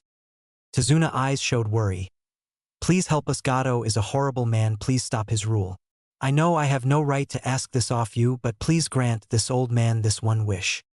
Naruto nodded his head in understanding. I understand your dilemma, however, I cannot help you. Tazuna looked at Naruto in shock. What do you mean? With your skills, it wouldn't be hard for you to kill Gado. Naruto nodded his head in agreement. Indeed, that poses no problem, however. If Gado should die, what would prevent another tyrant from doing the same as he did? You people lack heart and will. That is something I cannot just hand to you. You must find it on your own, however. I will protect this village while we set up base. The rest is up to you and your people. Tazuna. That's fair enough. You can come this way. I have a house in the back where you can plan your whatever. Naruto and the group followed. Tazuna's house. Oh, it seems we have company. Well, good morning. My name is Tsunami. I'm Tazuna's daughter. Naruto gave her a warm smile and spoke in a diplomatic tone. We thank you for allowing us to use your home. Tsunami giggled and waved him off. Oh, it's our pleasure. Please make yourself feel at home. The group sat down and Naruto made a table sprout out of the ground, which shocked Tazuna to no ends. Zabuza, what is the landscape of the Kirigakure? And what battle formation do you use? Zabuza gave Naruto a thoughtful look and spoke in a serious tone. Kiri, as you know, is surrounded by many bodies of water, however, it also is surrounded by a mountainous terrain that creates a C shape on the land. It's impossible to climb by any means due to the moisture that surrounds the terrain, so we only have one area to attack from. Also, the Kiri ninja follow a pretty basic formation. Each swordsman controls his own section of the army. The rest of that is pretty basic. The Mizukage sends each battalion from then. As of now, he only has 4 swordsmen. Naruto nodded his head. Hayashi, send word to your clan. They will be the focal point of our attack, along with Kiri rebel faction. Hayashi eyes nodded and flashed through a few jutsu and sent a messenger pigeon to Konoha. Naruto refocused onto the map. It's likely that the Mizukage will send his strongest shinobi as a way to completely decimate your faction. As of now, he has no knowledge of us assisting you, so it is likely the first swordsman to make contact will be the strongest, and that is Mangetsu Hozuki. What can you tell me about him? Zabuza. Zabuza gave Naruto his complete attention, spoke in a grim voice. Mangetsu Hozuki is a highly gifted shinobi. He was able to master and use each blade of the 7 swordsmen. His prowess in water ninjutsu rivals and perhaps even surpasses that of your second Hokage, and on top of that he uses his clan's ninjutsu that makes him invulnerable to all physical attacks. It is also stated that genjutsu is also useless against him. Naruto nodded his head at the information. Sarutobi, I will task you in defeating this man. Hayashi, you and your clan's priority will be in negating the effect of their water ninjutsu. You will be the long-range support with your Byakugan. You will be able to see the battlefield even from your distance and effectively counter against them. The rebel faction will be in charge of close combat due to the fact they understand the terrain better. They will be less likely to succumb to guerrilla warfare tactics. Ao Chijuro and Mei will be in charge of that unit. Tsunade, you will be the medic of the entire squadron. Kurenai, I task you with protecting Tsunade. Tsunade is the only medic the entire alliance has. If she were to die, it will result in our loss in this war. Sarutobi gazed at Naruto in amazement. That was a brilliant plan and an ingenious way to use the Hyuga Byakugan. I must say, Naruto, you continue to surprise. And what will I be doing? Asked Zabuza. You have one of the more important tasks, Zabuza. You will not be assigned to any one squadron. Your task will be to aid each and all of them. You will be the leader on the floor and assist those on the battlefield. You know the terrain better than any of us, being a former member of 7 swordsmen. Zabuza nodded in understanding. And what will you be doing? Naruto continued to look at the map with great interest. The Mizukage will not make an appearance until he feels that he may lose the battle. I will arrive then. I will be the ace in the hole. Mei looked at Zabuza and Naruto in awe. It seemed both men got over their previous encounter. Flashback. Naruto and the crew continued their journey to Wave Country. With a quick succession of Shunshin, Zabuza, Meizu, and Gozu and Haku appeared. Naruto looked at the group distastefully. I see you did not heed my warning. Naruto attempted to pull his katana only to be stopped when Zabuza waved his hand in front of himself in a disarming manner. We're not here to fight, kid. I'm only here to see Mei. Naruto glanced at Mei and said, You know this man? Mei answered normally, Hi, he is my brother, he is another member of our army. Naruto glanced back at Zabuza and said in an amused tone, I cannot say I see the family resemblance. Zabuza gave a sinister grin. We have different mothers, we're half-siblings. Naruto nodded in understanding. I take it you're here to help the cause. Zabuza nodded his head. Hi, I plan to kill the Mizukage, you guys will be in charge of taking out the army. Don't get in my way and things will work out good for the both of us, stated Zabuza with a bloodthirsty razor-sharp grin. Naruto showed no emotions and said calmly, How do you plan on defeating the Mizukage Zabuza demon of the bloody mist? Zabuza smirked, Ho ho ho, I see you know of me. Simple, really, I'm gonna carve him in two with my Kubikirabocho. Zabuza finished with cruel grin and thumped his trusted blade proudly. Naruto nodded once more and said in a serious tone, You will surely die. Zabuza's eyes narrowed. What did you say, kid? Naruto replied in his same calm demeanor, Zabuza-san, you don't have the power necessary to defeat the Mizukage. At your current level of power, you will surely die. Zabuza quickly unsheathed his Kubikirabocho. I dare you to say that again, brat. Naruto flared his chakra to insane levels. Gold chakra began to swirl around him. The power glowed intensely and blasted its way to the sky. The power was so oppressing that it completely immobilized Zabuza, leaving him in a catatonic state. Everyone could feel the chakra. They felt the strain under Naruto's oppressive chakra. Zabuza was fearing the worst. He glanced at Naruto and could only make out a silhouette of a man and golden eyes staring back at him. Zabuza dropped to both knees and his blade fell to the ground in front of him. You are no demon, Zabuza. I have seen the eyes of a demon. You are a mere human who has lost his way. You will soon learn your place. Should you raise your blade at me again, Zabuza, I will personally be your guide to the afterlife. Do we understand each other? Zabuza was unable to form any words and merely nodded. Naruto released his chakra and walked past Zabuza and continued to his destination. Zabuza collapsed to the ground, sweat marring every ounce of his body. Haku quickly ran to Zabuza's side and asked in worry, Are you all right, Zabuza-sama? Zabuza nodded his head, albeit tiredly. That kid is scary. Zabuza glanced at the captains and he saw sympathy on most of their faces. They too followed Naruto, leaving Zabuza with the Kiri faction. Sis, what's with that kid? Mei looked at Zabuza and said, I'm not sure. All we know so far is that he's the son of the 4th Hokage and is insanely strong. TCH, that's an understatement, sis. That amount of chakra shouldn't be possible for any human, said Zabuza. Flashback end. In a matter of 7 days we will launch an attack against Kiri. Mobilize the troops to this position. I have business I must take care of. Zabuza, come with me. Zabuza got up without a word and followed Naruto and left. What do you think that's about? Asked Tsunade. You never know with Naruto? Said Sarutobi. What did you want with me? Asked Zabuza. I want the location of Gato's base. We will set up our base there. There is no need to bring these people into our war. Zabuza nodded. His base is not that far from here. I will lead the way. Naruto nodded his head and followed Zabuza to the destination. Gato's base. Boom! Zabuza blasted the door open with his Kubikirabocho. Naruto stood at Zabuza's side and watched on calmly when multiple thugs crowded the mansion surrounding the duo.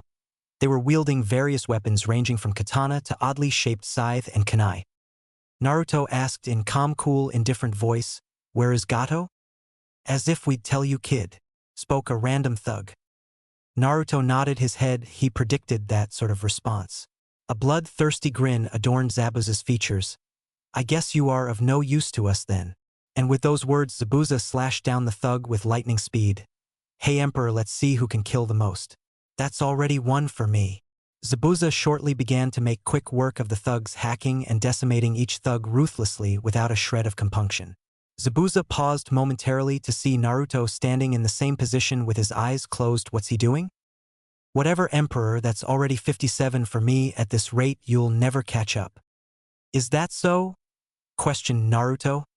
Naruto slowly opened his eyes to reveal the mythical Rinnegan. He spoke fluidly. Shinra Tensei, all the remaining thugs were killed, leaving Zabuza gaping like a fish out of water. I believe I've won, Zabuza, stated Naruto. Zabuza blinked owlishly. Yeah, I guess you did. What's with all the ruckus? What are you doing, Zabuza? Killing my men? You still work for me, you baka? Yelled Gato. Zabuza shook his head. Sorry, Gato, I'm under new management.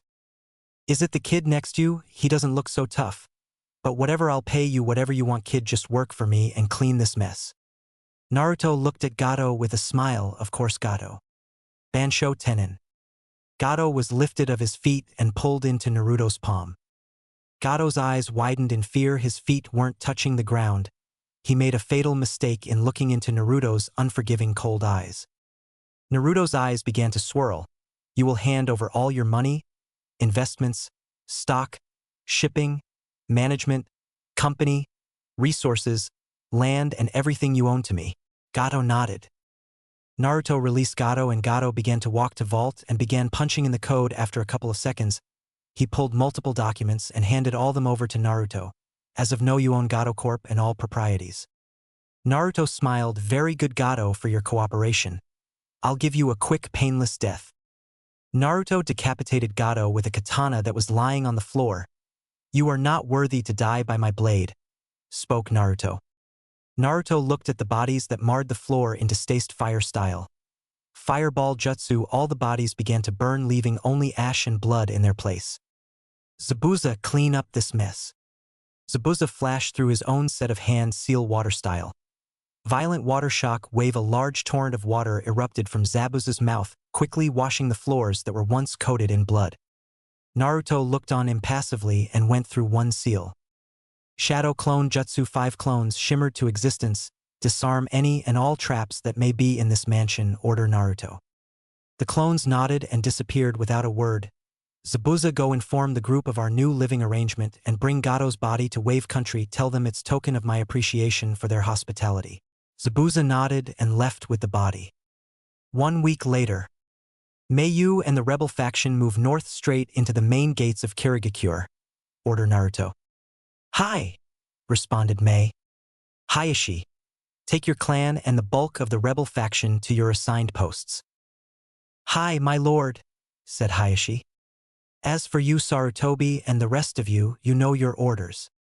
Understood, my lord, replied Sarutobi and other members of the coalition forces.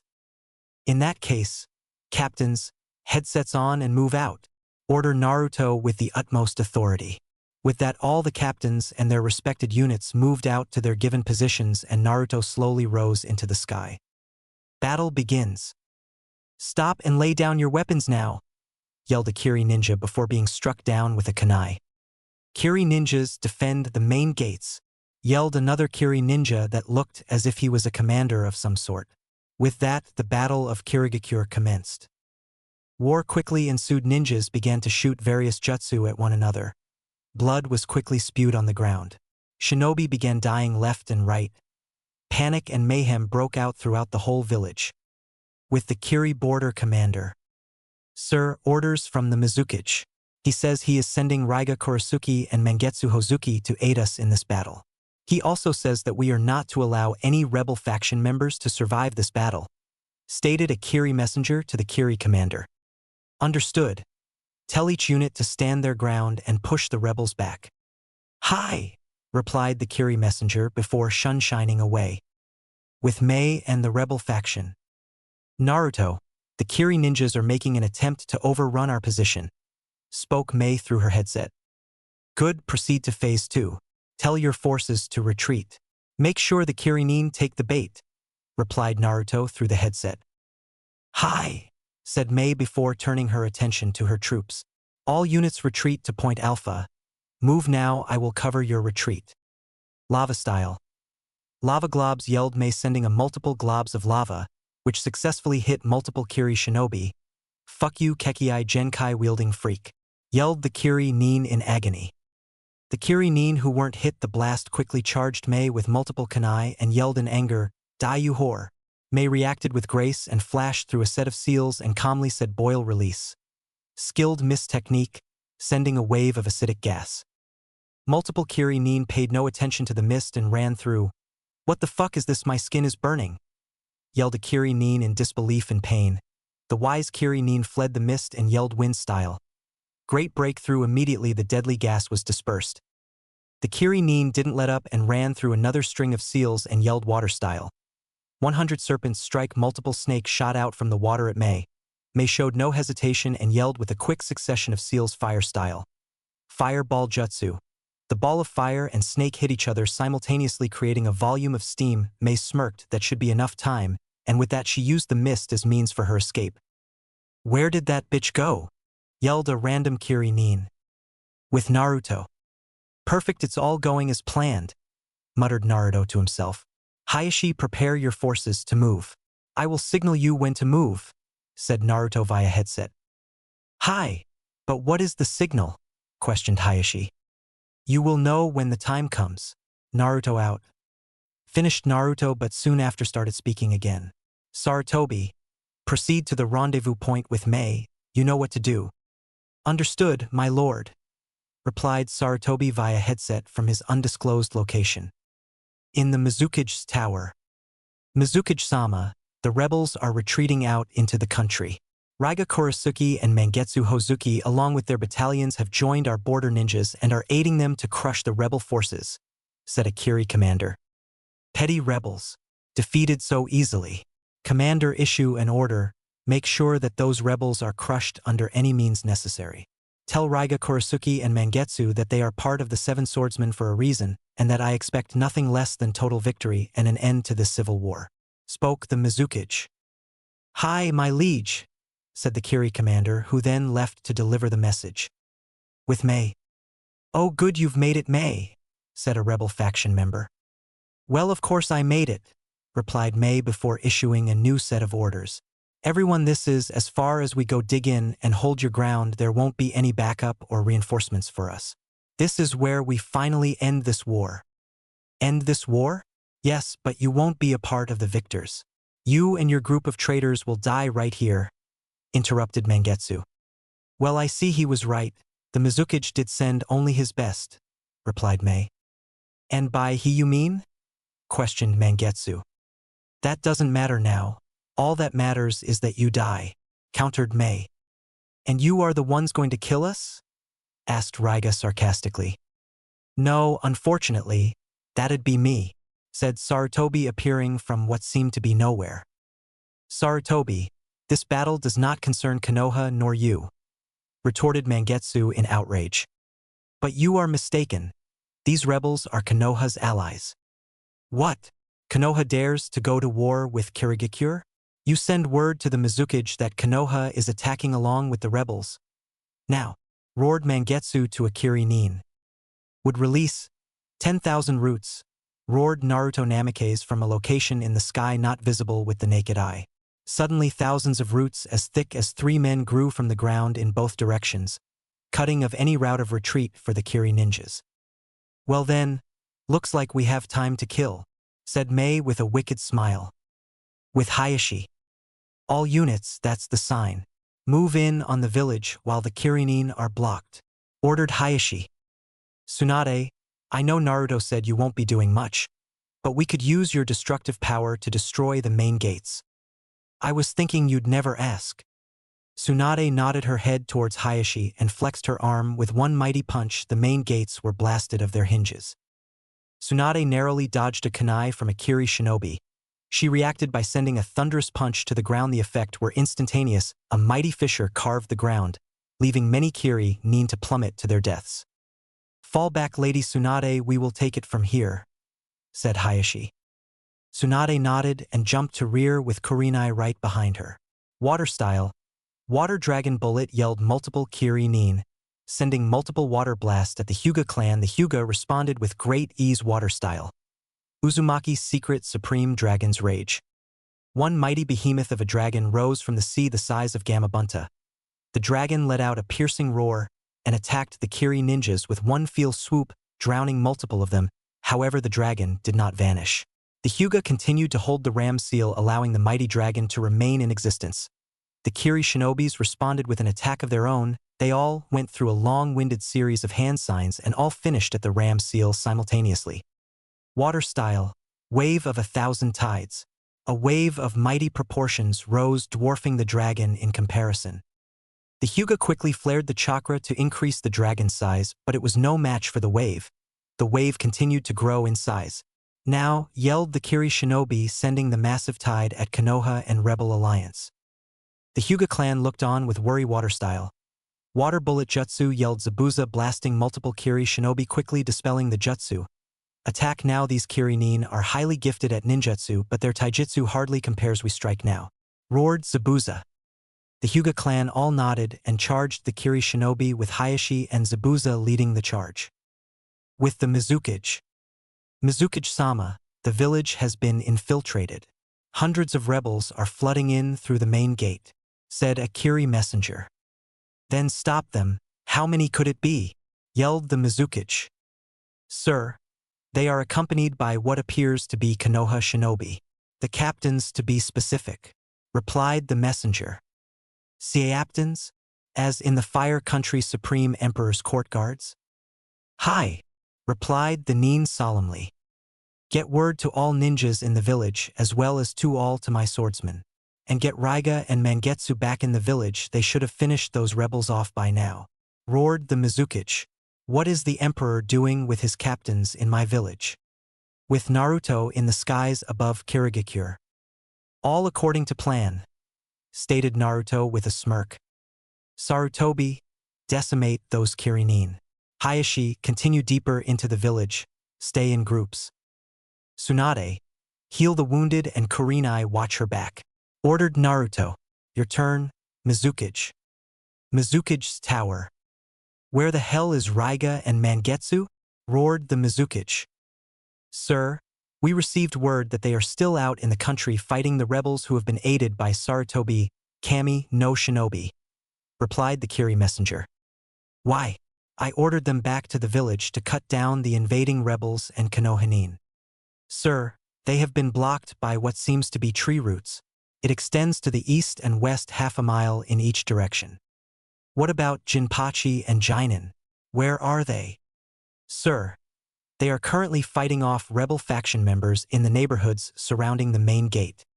Commander, evacuate the village. We're going to have a little fun. You fetch my staff and assemble my guards. We leave at once. Finished the Mizukage. Naruto versus Mizukage. The Mizukage quickly made his appearance and slashed all the rebel and Konoha nin alike with relative ease. The Mizukage quickly caught sight of Hayashi. Hyuga, I see the Konoha shinobi have indeed sided with the rebel, so be it, they will die alongside them as well. The Mizukage raced at Hayashi with the intent of killing him. Hayashi failed to notice Mizukage in time, however, it was not needed. Zabuza appeared out of nowhere with his Kubikura Bocho in the defensive opposition and managed to block Yagura's strike. Yagura spoke coldly. I see you've returned, Zabuza. I must say I never expected you to show your face after your betrayal. Zabuza grunted from his defense position. I did what I felt was right. Mindlessly killing our people is wrong and foolish. Yagura's eyes showed no mercy, and with a quick spin, he deflected Zabuza's blade, pushing it upward, and got behind Zabuza and stabbed him from behind with his staff. Zabuza's eyes widened. I see. He was right. I never thought the difference in our power would be so great. Yagura pulled out his staff distastefully. Worthless fool. You sided with them instead of me and died with dishonor. Naruto, the Mizukage has arrived, stated Hayashi grimly through the headset.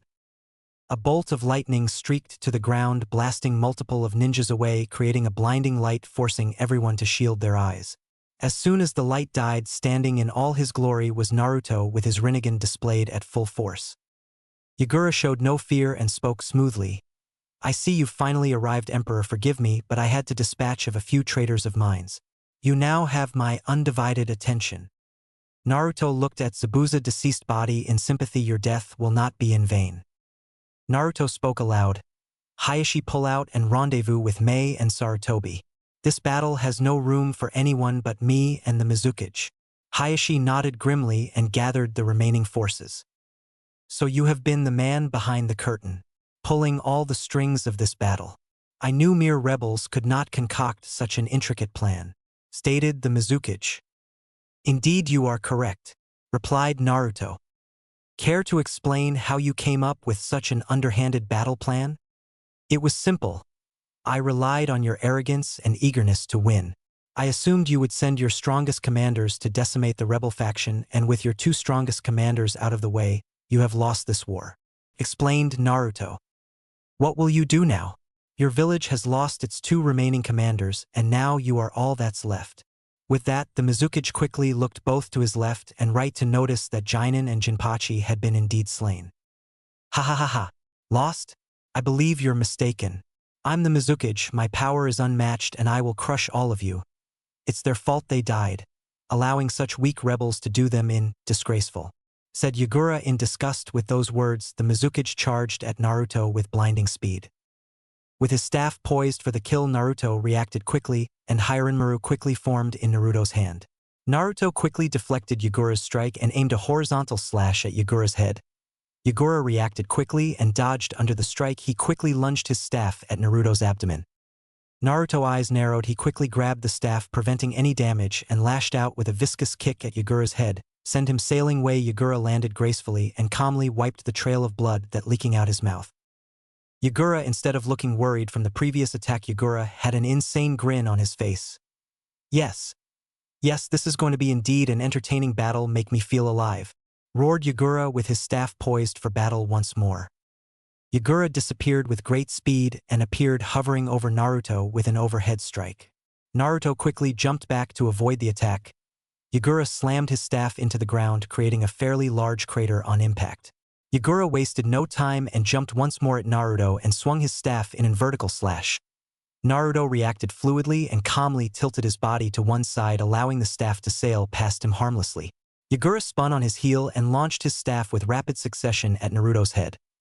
Naruto once more showed no fear and reacted with the grace of expert swordsman without using his blade. Naruto continued to avoid all slashes and attacks from Yagura. Yagura, however, was not one to be denied, and launched an extremely fast strike at Naruto's head, forcing Naruto to jump to the sky to avoid the attack. Yagura quickly followed and lunged with his staff at Naruto. Naruto retaliated by blocking with his Zanpakuto, his face remaining impassive. However, Yagura had an insane smile. The two were in a deadlock for a few seconds until Naruto quickly went on the offensive and used his superior strength. He deflected his blade upwards, leaving Yagura open. Naruto calmly slashed Yagura with a right-to-left strike. Yagura's eyes showed brief worry, but he reacted with great creativity and managed to grab Naruto's hand at the last movement and jumped over the blade to avoid damage. Yagura's leg lashed out with a viscous kick. However, Naruto used his left hand to catch the kick, but Yagura was not done and used his remaining leg to send another kick at Naruto's face. Naruto used Yagura's own leg and managed to block the kick. Yagura grunted in pain but reacted with a move of his own with lightning-fast reflexes. Yagura let go of Naruto's sword. It spun in the air, horizontally breaking free of Naruto's grasp, and while in mid-flight he planted a solid kick at Naruto's chest, sending Naruto sailing away. Naruto skidded a couple of meters away before Yagura even landed on the ground. Naruto stabbed his sword into the ground, threw a lone shuriken, and raced through a string of hand seals. Shuriken shadow clone technique. The lone multiplied into hundreds of shurikens. Yagura responded expertly and blocked and evaded all of the shurikens. However, Naruto did not wait patiently while all this was going on, and he immediately pointed his finger at Yagura and stated calmly, "Destructive art 4. White lightning." A bolt of lightning blasted out of Naruto's finger at Yagura with frightening speed. Yagura, however, managed to tilt his staff to deflect the blast in the nick of time. Naruto once more went through a series of hand signs and yelled, "Fire style." Grand Fireball Jutsu, sending a large ball of flames Yagura's way. In response, Yagura yelled his own jutsu in response. Water release. Water mirror technique. A mirror about 5 feet in diameter appeared, and to Naruto's immense surprise, a clone of Naruto stepped out the mirror and went through a familiar set of seals and launched a fireball jutsu equivalent to what Naruto recently used. The two fireball created a large explosion upon contact. Black smoke covered the whole landscape. Naruto flashed through a series of hand seals and yelled wind-style great break. Through the smoke all began to disperse. Naruto's eyes narrowed. Yagura was nowhere in sight. He quickly turned and managed just in the nick of time to block a strike from Yagura. Yagura's eyes showed brief surprise. "You're pretty good, Emperor. I wasn't expecting you to block." Naruto said nothing and merely jumped away from Yagura and flashed through a set of seals.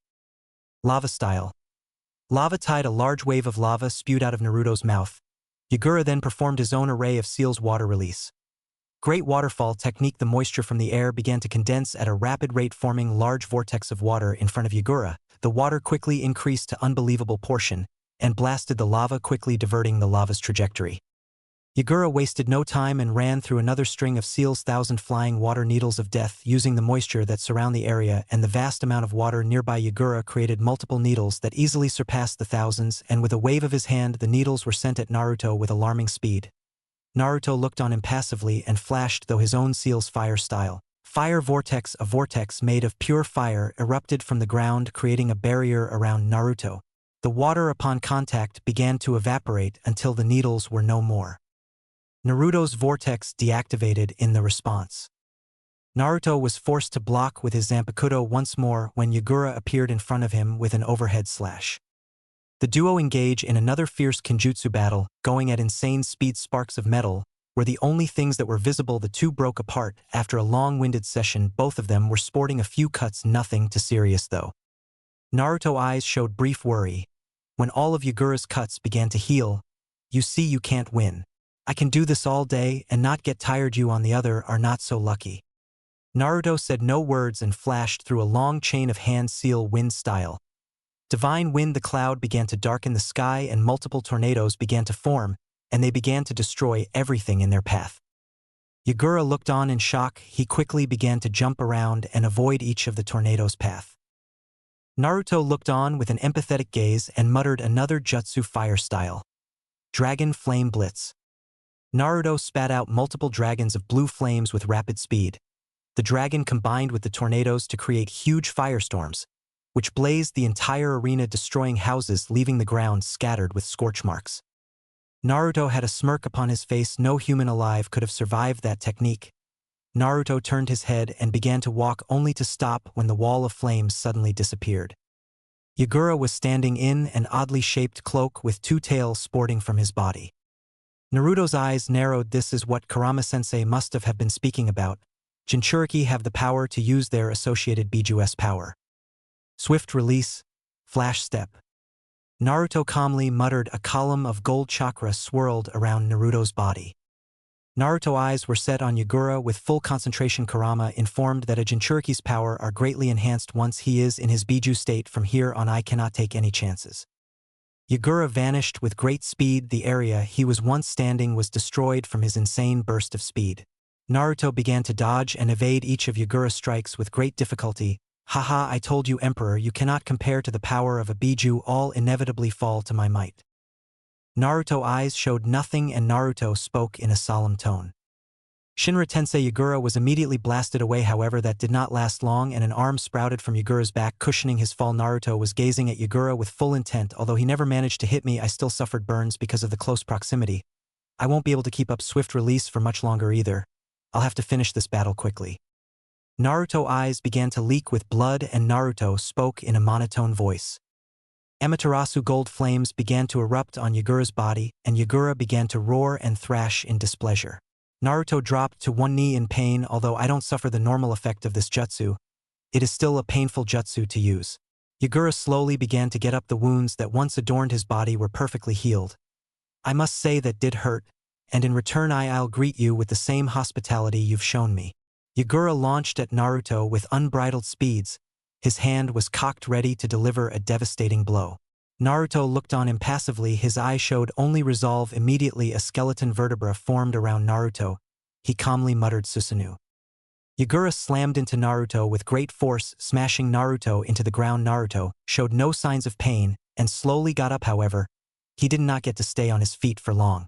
Yagura launched another attack, pinning Naruto into a wall. Naruto I showed brief worry when Susanoo began to crack. "I see I have not quite mastered this jutsu. It is time." With those thoughts Susanoo broke and Yagura finally broke free. "I did it, I killed the Emperor," yelled Yagura with an insane glee. However, Yagura's joy quickly vanished when he felt a tingle sensation on his outreached hand. He heard a faint bankai and was immediately blasted to the other side of the field. Naruto was encased in a dome of ice. the ice began to break apart to reveal a perfectly fine Naruto in his Bankai mode. Naruto began to release an insane amount of chakra. The arena slowly began to cover itself in a thick sheet of ice until the whole village was encased in ice.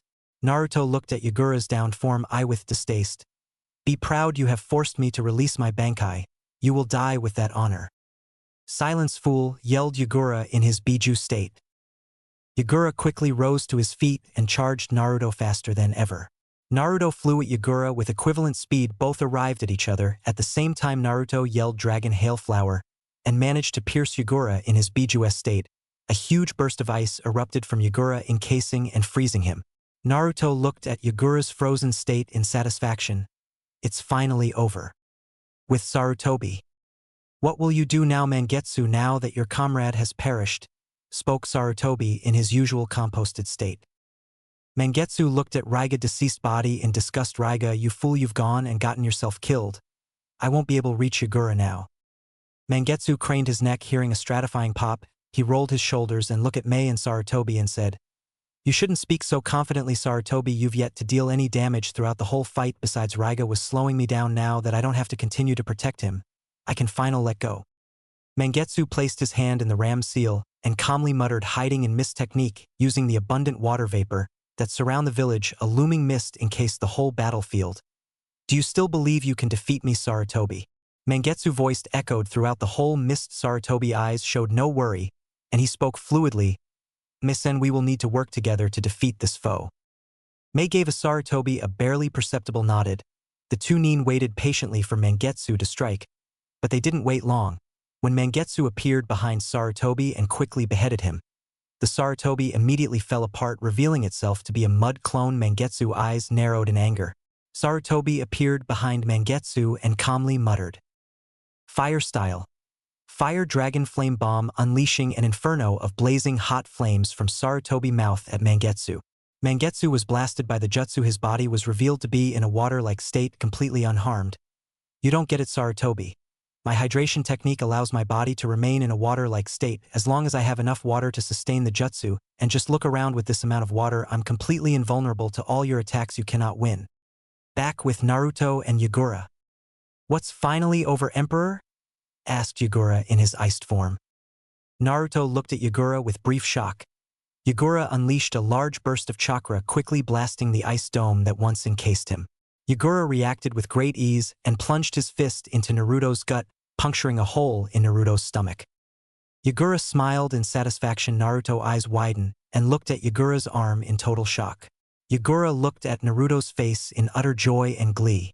However, it was cut short when Naruto began to break apart, revealing him to be an ice clone. Yagura turned his head to see Naruto standing patiently behind with a bored look. Who does he think he is with that look of superiority? Does he dare look down upon me? Yagura began to unleashing Vilar Chakra, and he slowly levitated from the ground, and in a massive explosion Yagura appeared in his full Biju state. Naruto looked on Yagura. No, the Biju with cold indifference. Any more damage to this village, and it will be beyond repair. I must finish this now. The cloud began to darken in response to Naruto's chakra. Yagura began to raise his chakra as well, and a ball of condensed energy began to form in front his mouth. Naruto's eyes narrowed. That must be the Biju ball. I must hurry. Naruto finally finished the necessary preparation and calmly pointed his blade at the enormous turtle Biju and said with disdain, Frozen Heaven 100 flower funeral snow began to fall from the sky, and upon contact snow began to form snow flowers. Yagura looked on in outrage. What is this, boy? Naruto did not deem Yagura with an explanation, and in matter of second the mighty turtle Biju was encased in a pillar of ice flowers.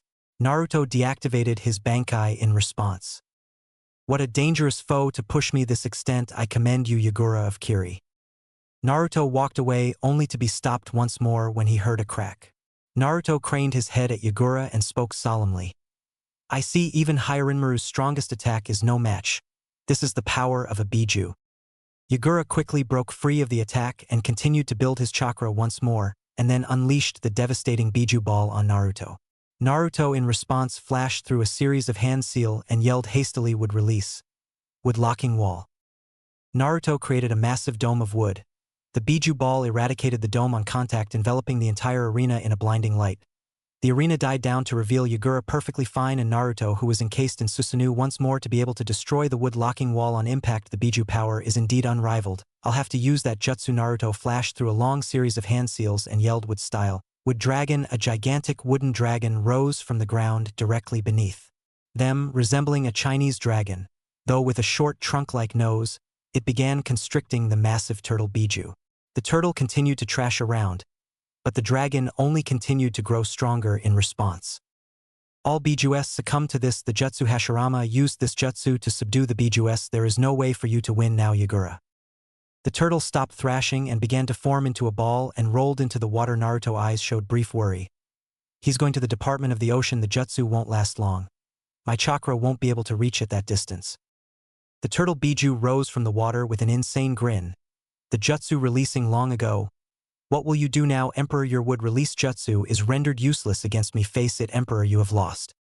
Naruto smirked derisively. You too shall learn the extent of my power. Naruto raced through a series of hand signs and slammed his palm into the ground and yelled summoning jutsu. Standing in all his glory was Kurama, the nine-tailed fox. Kurama had a hungry look upon his face. Naruto stood on top of Kurama's head with his hand folded. Kurama spoke eagerly. It's about time. Chapter 4: New Discoveries. Naruto stood unfazed and was currently gazing at Yagura in his Biju form with disgust. Naruto's eyes narrowed when Kurama was forced to dodge an attack from his right. Naruto altered his gaze to the direction the attack came from. Naruto was greeted to the sight of a large 8-head hydra rivaling the size of Kurama himself. Upon further inspection, Naruto's eyes were able to make out the figurine of a person. He quickly concluded it was Mangetsu. Using one his clan techniques were Sarutobi and Mei defeated by Mangetsu. Mangetsu launched another large torrent of water at Kurama. Kurama reacted with great speed and breathed out a massive inferno of white-hot flames. The attack created a large amount of steam. However, the steam was quickly dispersed when Yagura came barreling through at Kurama at high speeds. Kurama, at the nick of time, managed to block with his tail but was pushed a bit back by force of Yagura's power. Naruto showed no emotion and he calmly flashed through a series of hand seal and calmly muttered. Lava style. Lava geyser, and true to its name, multiple geysers erupted from the ground under the turtle, blasting him into the ocean with severe burns. Naruto spoke in a calm, level-headed voice. Kurama, I need you to hold them off long enough for me to cast my jutsu. Kurama nodded with a smirk and began to unleash more flames at Mangetsu to no avail. Mangetsu used the abundant source of water to his advantage and managed to block the large amount of fire and flashed through a sequence of seal and muttered. Water style. Ultimate Hydra technique. Mangetsu in his Hydra form began to gather an enormous amount of chakra and began to increase in height and size and began to form some type of orb in front of their respective mouths. The ball reached gargantuan proportions and all the Hydras simultaneously unleashed their attack at Kurama. Kurama reacted with great ease and launched a Biju ball of enormous proportion at Mangetsu. Both forces battled for dominance, unleashing devastating waves of energy that ripped apart the village, creating craters, destroying and leveling the landscape. However, it was short-lived when Kurama raised his chakra to insane levels and completely overwhelmed Mangetsu, obliterating him in his Hydra form. Naruto's eyes widened when Yagura arose from the depths of the ocean and launched a Biju ball of his own at Kurama. Kurama just managed barely to put his tail up in order to block the blast. However, the blast managed to lift Kurama off his feet and sent him sailing quite a bit. Naruto's eyes narrowed at Kurama. He shouldn't be losing. Kurama, what is the matter? Kurama looked at Naruto and said angrily, my power has yet to fully return. Half of my power still remains sealed. At my current strength, I likely equal to that of the Eight Tails. Naruto nodded. Worry not, Kurama, I am ready. The clouds darkened once more and roared with thunder and cackled with lightning. Naruto's eyes began to pulse with lightning. He flashed through a long series of hand seals, and after a minute an image of man wielding a massive thunderbolt began to form in the sky. However, Naruto was not done. Naruto continued to pour his chakra into the jutsu, increasing the size of the man, and Naruto eventually yelled lightning-style secret art. Wrath of Zeus, the figurine of the man, eyes grew gold and developed a scowl with great speeds. He launched his thunderbolt at Yagura in his Biju state. Yagura alone I showed unbridled fear. He attempted to dive under the water to protect himself, but at the speed the lightning was coming it was impossible for him to do so. A large explosion erupted, showing signs that the attack did indeed connect. Naruto deactivated his Rinnegan in response of his win. It however didn't last when Yagura launched out of the water and slammed into Kurama, pinning him to the ground. Naruto eyes narrowed. How is it possible he survived the attack? Naruto caught sight of a man washing up on shore. It was Mangetsu. I see Mangetsu managed to protect Yagura from the attack. How does it feel, Emperor? Not so confident now, are you? Naruto eyes showed anger. How dare this worm talk down to me? You're right, said a voice in Naruto's head. Give in to your rage and anger, unleash your power. Naruto had no time to question or ponder the words in his head, because he was pulled into his mind. Standing before Naruto in all his glory was the fourth Hokage Tsusen. Questioned Naruto. Indeed, Naruto, answered the yondaime. Naruto's eyes showed brief surprise, but it was soon replaced with curiosity. For what reason are you here, father? The yondaime smiled. It appears I will have to teach you discipline and respect, Naruto. Naruto's eyes narrowed, but his eyes turned into unbridled fear. The man standing before him was no longer the yondaime. He appeared to be a void of confusion, of anger, rage, chaos, malice, disorientation. It seemed his body no longer held solid shape, just infinite department and darkness. His appearance continued to change from one figure to another. What are you? Questioned Naruto in shock. I am your father, Naruto, said the man. Naruto quickly regained control of his sense and attempted to activate his Rinnegan against the man or creature to no avail. The man smiled at Naruto as if he was a boy who was caught with his hand in the cookie jar. Now, Naruto, were you planning to use Rinnegan on me? My, what a rebellious child you are, said the man. Naruto's eyes narrowed and his chakra flared uncontrollably in response to his anger. Apparently the figure noticed a fly buzzing around and turned his attention to Naruto. I guess this is your first temper tantrum, any Naruto. Naruto's cobalt blue merciless eyes projected only imminent death. Who are you? Questioned Naruto dangerously. The man spoke smoothly and elegantly. I grow tired of repeating myself, Naruto. The man questioned the name and tested it a few times, seeing how the name rolled of his tongue. Naruto. Maelstrom, a very good name for a child of mine's. However, your powers exceed more than mere whirlpools. You will soon find out just how special you are, my child. Do you know who I am, Naruto? Do you know my name? Naruto fixed the man with a blank stare. The man nodded his head and said with a sigh, Soon, Naruto, all will be revealed to you, my child. Until then. With those words, the man disappeared, leaving Naruto's mind. Naruto was finally broken out of his musing from Kurama's calling. He looked at Kurama with shock written evident on his face. Who was that? Kurama looked at Naruto's face and could tell something was wrong, but now wasn't the time. Naruto managed to rein control over his emotion and accessed the situation. His eyes looked up angrily at Yagura, who was currently aiming to splatter Kurama. Naruto's eyes showed no emotion but distaste. How dare this vermin raise his hand against me? Shinra Tensei, roared Naruto. Yagura was blasted away with immense speed into the other side of the village.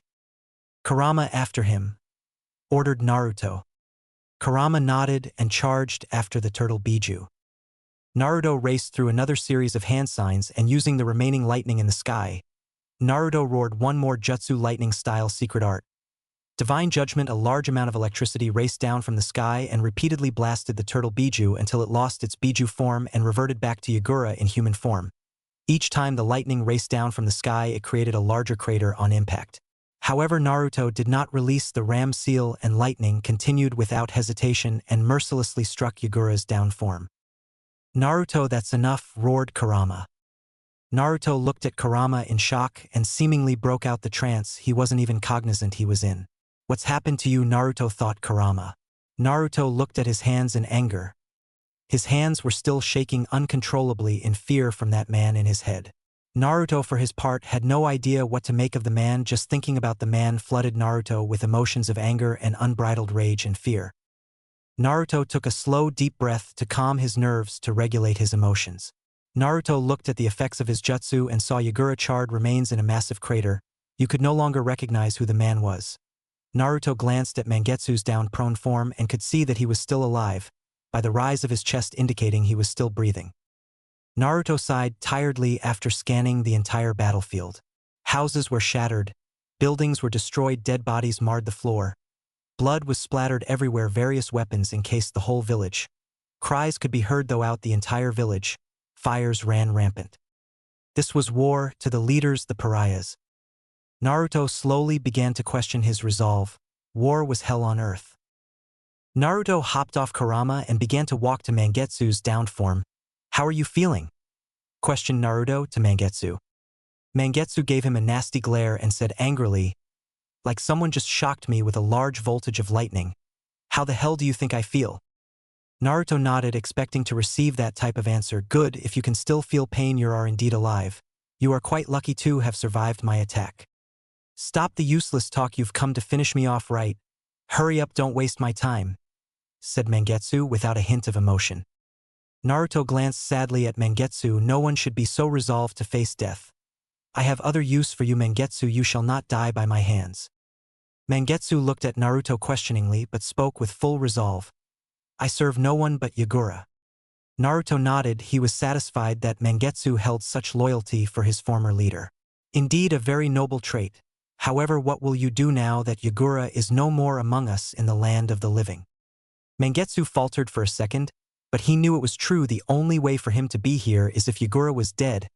"How are you so sure I won't try to kill you?" asked Mangetsu.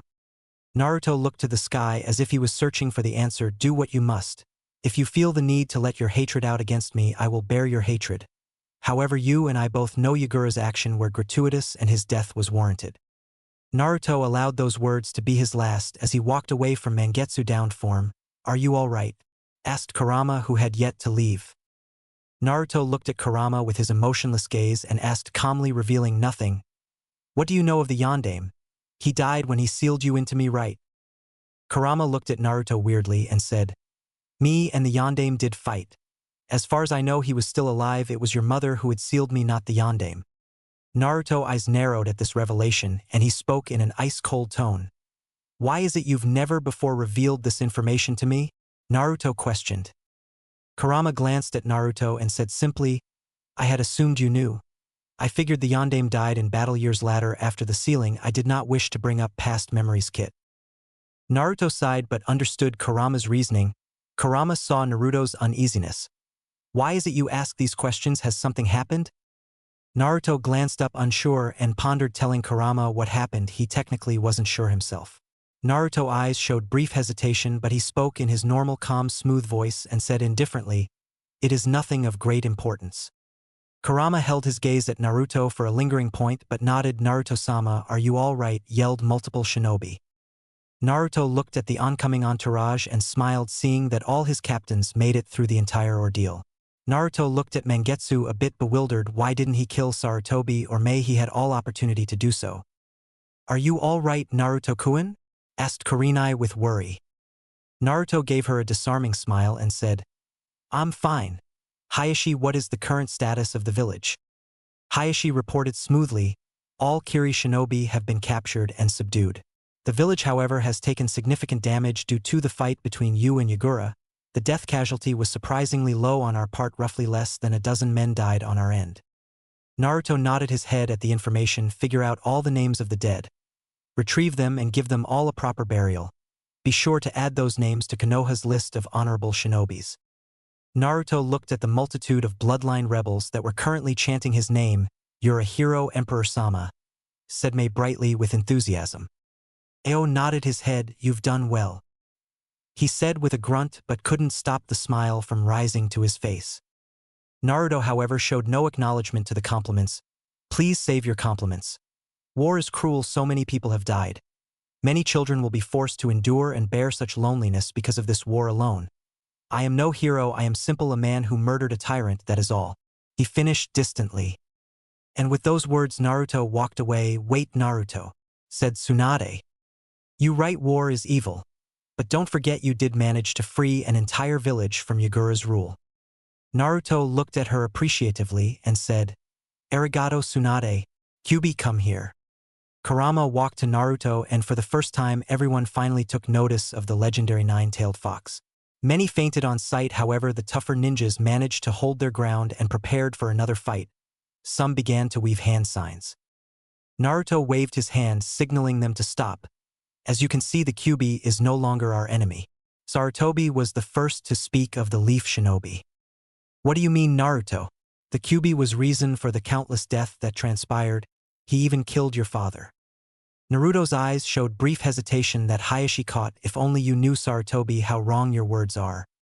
That is all in the past, Sarutobi. Kyuubi has become my personal summon, and he will aid Konoha in all of our future endeavors. Everyone looked shocked at sudden revelation. They all heard of Jinchuriki working with their bijous, but this was unheard of.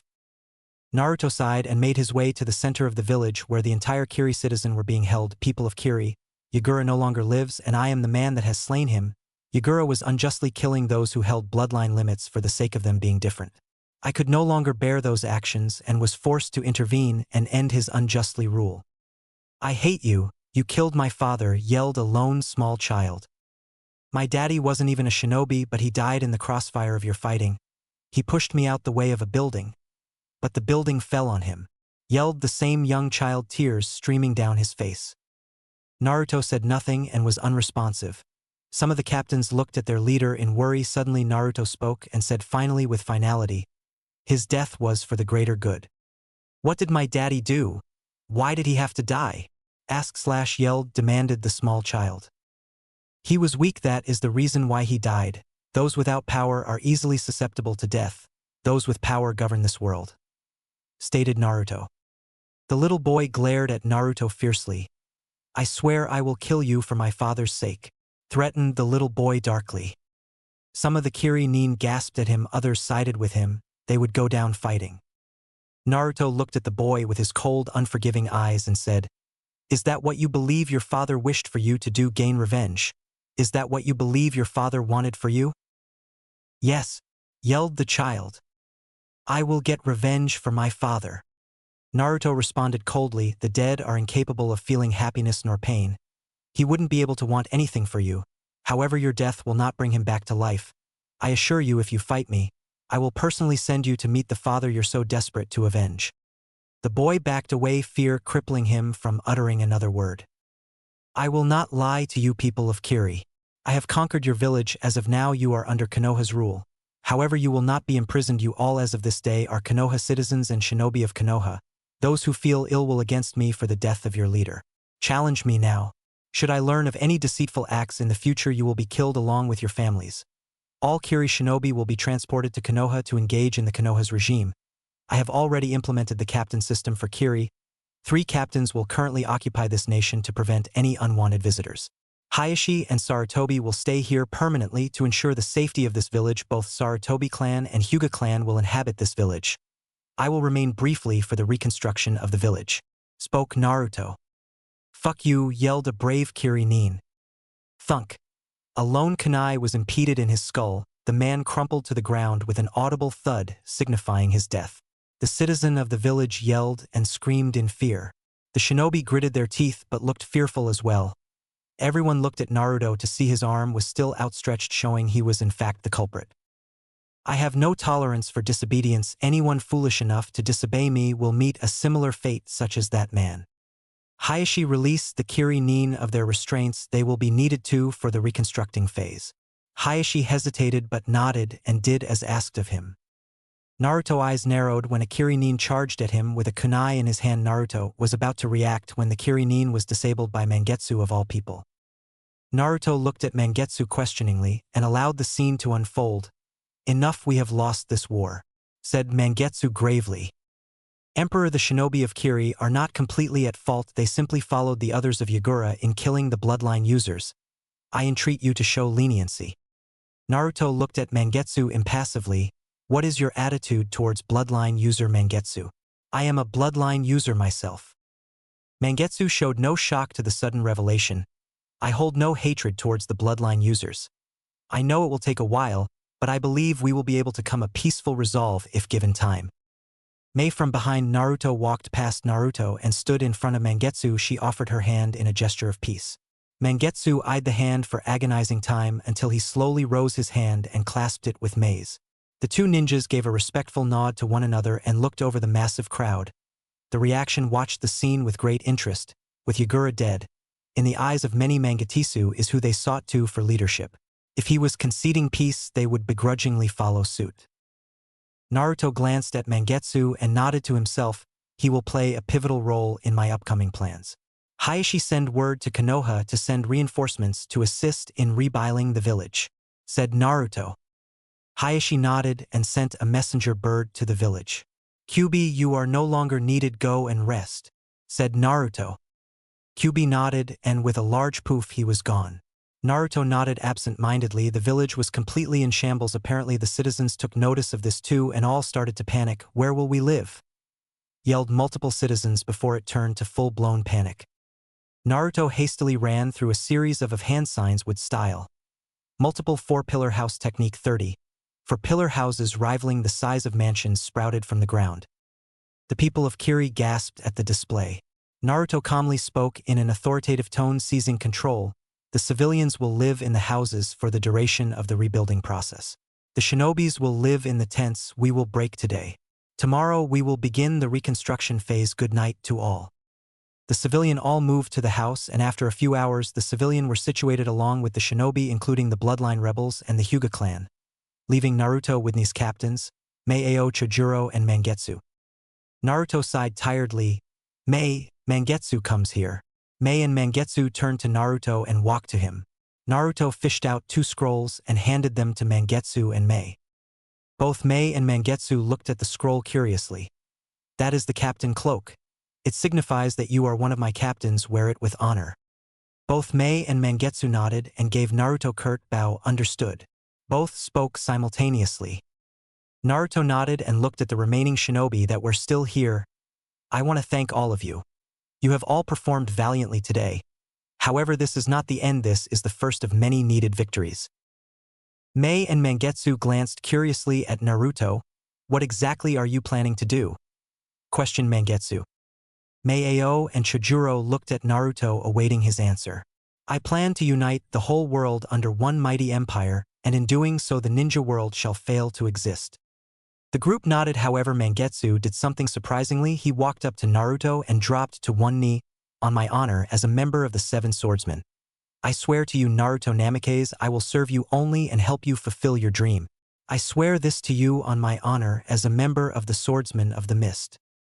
Naruto looked at Mangekyou curiously but nodded. His allegiance was most welcomed but not immediately trusted. He would carefully monitor the situation. Nevertheless, placing his hand upon Mangekyou's shoulder. Mangekyou looked up at Naruto and saw he was smiling down towards him. Naruto stuck out his hand and spoke gracefully, "Rise, my friend." Mangekyou looked at Naruto's proffered hand and took it, and slowly rising from his down position. I thank you for your pledge, Mangekyou. You will be the light that brings the Kiri shinobi out of the bloody mist regime. And you have become one of my trusted allies along with the rest of my captains. Mangekyou nodded. Naruto looked at the rest of the shinobi at attendance and nodded to all of them. Naruto retrieved a scroll and attempted to push chakra into scroll, but to no avail. Apparently Hayashi was the only one to take notice of the problem and discreetly came to Naruto and forced a bit of his chakra into the scroll, allowing it to work. A massive tent erupted from it. Naruto spoke, "Arigato Hayashi, you will be my bodyguard for the duration of my stay here," whispered Naruto exhaustively. Hayashi nodded. "Understood, my lord." Naruto calmly crept into his tent, and once he was inside the tent, he crumpled into the floor, exhaustion finally overtaking his body. Hayashi looked at Naruto, admiration filling his features to be able to fight off both Mangekyou and Yagura and still have enough chakra to create those houses. You never cease to amaze me, Naruto. 2 months later. The village was reconstructed nicely. Naruto gazed over it fondly. "My lord, the village has been now completed. Is it time for your departure?" questioned Mei. Naruto looked at her and saw that she along with the rest of the captains were looking at Naruto expectantly. "Indeed, I will leave. Mangekyou, you will accompany me along with Tsunade and Kurenai. Hayashi, Sarutobi, and Mei, you will remain in the village to maintain the social order in my absence. I expect a weekly report on the status of the village. Sarutobi, I leave you in charge in my stead." Naruto glanced at the former Kiri shinobi that were waiting patiently behind Mangekyou. "Mangekyou, we're going to the Kiri capital. I wish to speak with the water daimyo. I need you for a covert operation where there is no room for failure." Konoha throne room. "When is the emperor expected to arrive?" questioned Itachi.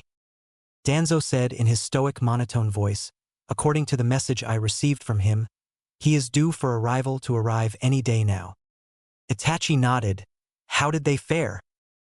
Danzo glanced at Itachi and spoke with a smirk. It seems the emperor successfully conquered Kiri and reconstructed it under Konoha rule. Itachi's eyes shifted to Danzo. I see. I must say that is quite the achievement. Indeed, Emperor Naruto's flames of youth burn brighter than ever, right, Kakashi? Yelled Guy enthusiastically. You say something? Asked Kakashi innocently.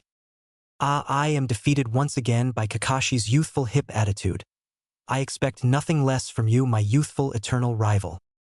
Water Daimyo from Kiri capital. Greetings, Daimyo, spoke Naruto smoothly in a business-like tone. The Daimyo smiled. Greetings to you as well, Emperor. What brings you here today? Naruto gazed at the Daimyo sternly. I am sure you're aware Kirigakure is under my rule. As of the moment, your country is currently defenseless. The Daimyo looked at Naruto expectantly. Are you threatening me, Emperor? I will have you know that if I die today, IWA will invade Konoha and I will hand over all rights of Kiri to IWA. Naruto's eyes narrowed and said in disgust, You're willing to sell out the people of Kiri to IWA just to ensure your safety?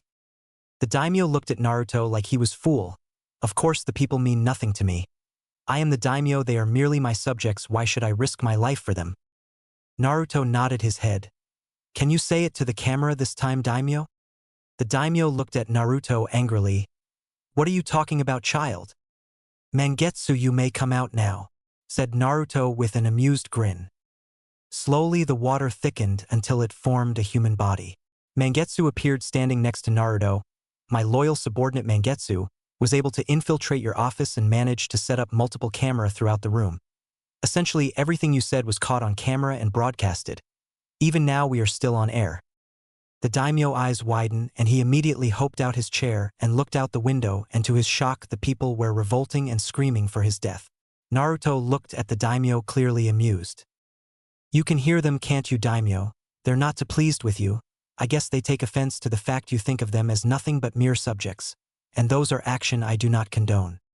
Naruto slowly got up from his chair and calmly unsheathed Hyarinmaru and walked methodically towards the Daimyo. The Daimyo for his part was scared shitless and attempted to cop a plea. Please, I'll give you anything you want, please don't kill me, have mercy. Naruto looked at the Daimyo sadly.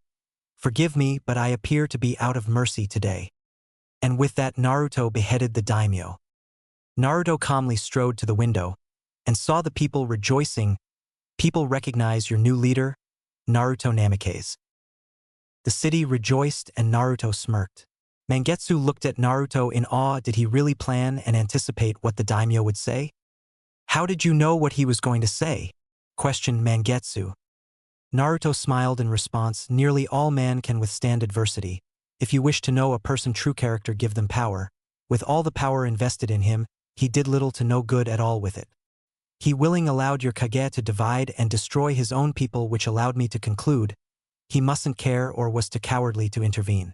A man like that must only value his safety above all else. It was simple to predict his behavior from that point on. Mangetsu nodded his head in understanding, appeased with answer. Naruto walked away from the window and said, Did you bring him as I asked, Mangetsu? Mangetsu nodded with a snap of his fingers. Two shinobi walked in with a bundle and dropped him in front of Naruto. Naruto unraveled the bag. Emperor, what's going? Said Tazuna grumpily, now free. Naruto looked at Tazuna with sympathy and said, Forgive me for the rough treatment from my men. However, I have a rather large proposition for you. Tazuna immediately quieted down. What is it exactly? Naruto smiled and said, I would like for you to be my viceroy over this village. You will act as my substitute in governing the village during my absence. Tazuna looked at Naruto in complete and utter shock. Why would you choose me? You hardly know me? Naruto smiled and said, I've seen enough of you to know that you care greatly for your people. Who better to govern the country than one who has spent his entire life here? Tazuna was desperately trying to blink back his tear, but was unable to do so. Thank you so very much, Emperor-sama. Naruto smiled and nodded. Lead them well. And with those words Naruto walked away with Mangetsu following closely behind. Otoge cure. Sasuke was currently standing in front of Orochimaru. How is your training coming along, Sasuke? Flashback. Sasuke was currently lying on his back in cave outside of the land fire. Where to now? Thought Sasuke. My Sasuke giving up so easy, said a man. Sasuke's head snapped to the voice. I didn't sense him. Even now I don't sense his presence. The man standing before Sasuke was hidden by the darkness of the cave, however his eyes could be clearly seen even in the darkness of the cave. His gold-slitted eyes illuminated before Sasuke in the dark cave. Sasuke continued to stare at the man, attempting to gauge the man's appearance. Sasuke suddenly remembered something. How do you know my name? The man laughed dementedly. I know many things, Sasuke-kun. You're the younger brother of the genius Itachi, and you were formerly the teammate of the genius Naruto. It must be humiliating for your powers to be constantly dwarfed in comparison by those you two. Sasuke's eyes widened and then narrowed in anger. His Sharingan blazing to life in full glory due to his anger. Never speak their names before me again, ordered Sasuke in a dangerously low tone. The man spoke with a gleam in his eyes. Oh, so you have already awakened your Sharingan and it's fully matured, no less. I must say, Sasuke, you're just full of surprises. However, if you truly wish to defeat those two, you need greater power. Power I can give you. Hissed, seduced, tantalized the man. Sasuke's eyes narrowed. Just who did this man think he is? His eyes widened extremely when the man walked into the light, the shadow no longer hiding his appearance. Orochimaru? Questioned Sasuke in shock. Indeed, child, come with me, and the power to defeat those you despise will be in your grasp. Sasuke smirked. With the help of a Sannin, he will definitely be able to kill those two. Flashback end. Sasuke said no words, but his Sharingan was blazing in the darkness, illuminating the dark. I have completed the training exercise. I want to proceed to the next exercise, spoke Sasuke fluidly. Orochimaru smirked at Sasuke's eagerness and rose from his throne. As you wish, Sasuke. Soon I will have enough power to kill you, Itachi, and you, Naruto, and then I will burn Konoha to the ground. Only then will the Uchiha clan be freed from the shackles that confine them, and I will lead the Uchiha clan to new heights never before seen, thought Sasuke. Konoha gates. Naruto walked to the gates, accompanied by his entourage following closely behind. Finally, they approached the gates. My lord, you've finally arrived. I trust your journey went well, stated Kotetsu. Naruto nodded to them. Indeed, everything went according to plan. This is the village. I must say I am feeling rather nostalgic, stated Tsunade. Izumo finally took notice of Tsunade. Tsunade-sama, you're here. Tsunade smiled at the guard. Yeah, I'm here, don't make a big deal of it. The guards nodded and the group proceeded to walk through the gates. Upon the entrance, they were greeted by a large crowd with Danzo, Itachi, and Kakashi and Guy standing in front of the crowd. You've done well, Emperor-sama, complimented Danzo. The crowd cheered and chanted for the success of the emperor.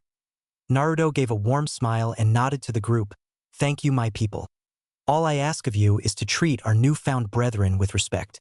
I introduce to you my new captains Mangetsu and Tsunade. Both of them shall be treated as all my captain with dignity and respect. The group nodded and a chorus of chants went out to Mangetsu and Tsunade. Tsunade, due to the fact you tend to excel in these situations, I task you to take lead of the celebrations. You may use the money in my bank account with reason. I am trusting you. Tsunade looked at Naruto and nodded with a greedy smile. Partying and gambling is what I do best. This will be a day we will all remember. Tsunade soon led the crowd to a local bar. Naruto nodded to captains that remained. We will take this meeting to my room. The group left with a silent shunshin. Konoha Tower. Naruto sat in his throne and smiled. It feels good to be home. Danzo seemingly for the first time took notice of Mangetsu, who was currently sitting in one of the captain's chair. You are Mangetsu Hosuki, are you not? Asked Danzo. Mangetsu glanced at the war hawk and spoke fluidly. I am. Is that a problem? Danzo shook his head negatively. On the contrary, your skills are renowned even in Konoha. I simply wish to extend my greetings to you. The rest of the captains looked at Danzo in shock. What happened to the Cold War hawk that showed no mercy? Arigato, said Mangetsu with a smile. Naruto watched the scene silently and looked at Danzo bemusedly. Danzo, I want an update as to what has transpired during my absence. Danzo nodded and spoke. All has went smoothly in your absence. We have been preparing for the Chunin exams that are coming up. Also, we successfully implemented a new security system around the Land of Fire, one I'm sure you would like. However, I think it best to bring this to your attention. Sasuke Uchiha is no longer in the village. He managed to escape Konoha. Naruto's eyes gazed onto Itachi, and he spoke impassively, "Itachi, come to me." Itachi, without a word, got out of his chair and walked until he was standing before Naruto. Naruto got up from his throne and buried his fist into Itachi's stomach, forcing Itachi to gasp for air and drop to one knee from the pain. Kurenai gasped at treatment and voiced her opinion. "Why are you doing this, Naruto-kun?" Naruto did not respond to her and looked at Itachi coldly. "Itachi, would you mind explaining to me how Sasuke managed to escape the watchful eye of a former Umbu commander?" Kurenai's eyes widened, and she then looked at Itachi suspiciously along with the rest of the captains. Itachi, for his part, showed no emotion and got up from his down position and looked Naruto in the eye and spoke. "Forgive me, my lord, however Sasuke managed to drug me and escaped soon afterwards." Naruto looked at Itachi and nodded. "Forgive me then, Itachi, for my false accusation. Would you mind showing Mangetsu around the village?" Itachi nodded and left with Mangetsu. Danzo looked at Naruto and spoke. "What do you think, Emperor?" Naruto allowed his gaze to drift out the window. He was lying, his eyes drifted to left, indicating he was going to the creative part of his mind, and not to the recollection part of the mind. His heart rate, however, did not change. "He is quite the experienced liar," stated Naruto. The captains looked at Naruto expectantly. "So what will you do now, Emperor?" Naruto's eyes never left his gaze from the window. "Nothing, it means little to me of Sasuke's departure." Danzo's eyes showed brief concern. "Are you sure it's wise to leave an Uchiha out there? The Sharingan is a powerful dojutsu. If it were to end up in the wrong hands, say another hidden village, that would prove very detrimental to Konoha." Naruto finally allowed his gaze to reach Danzo. "Worry not, Danzo. I am sure Sasuke is in capable hands." Danzo looked at Naruto suspiciously. "How can he be so sure?" Knock knock. Naruto looked at door knowingly. "Come in."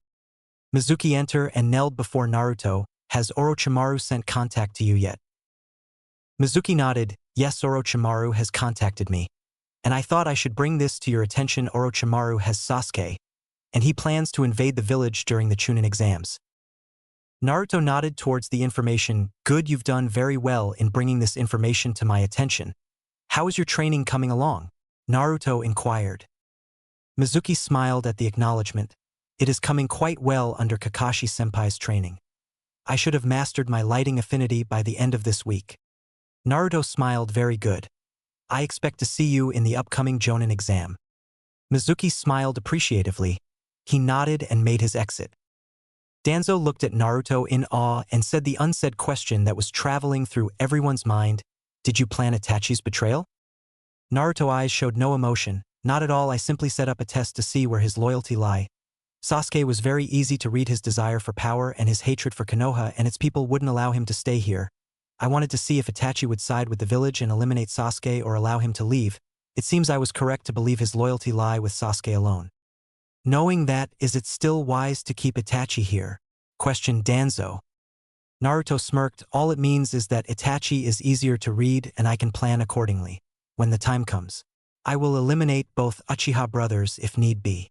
Naruto spoke once more with his hand intertwined with each other and his head was resting on top of both hands.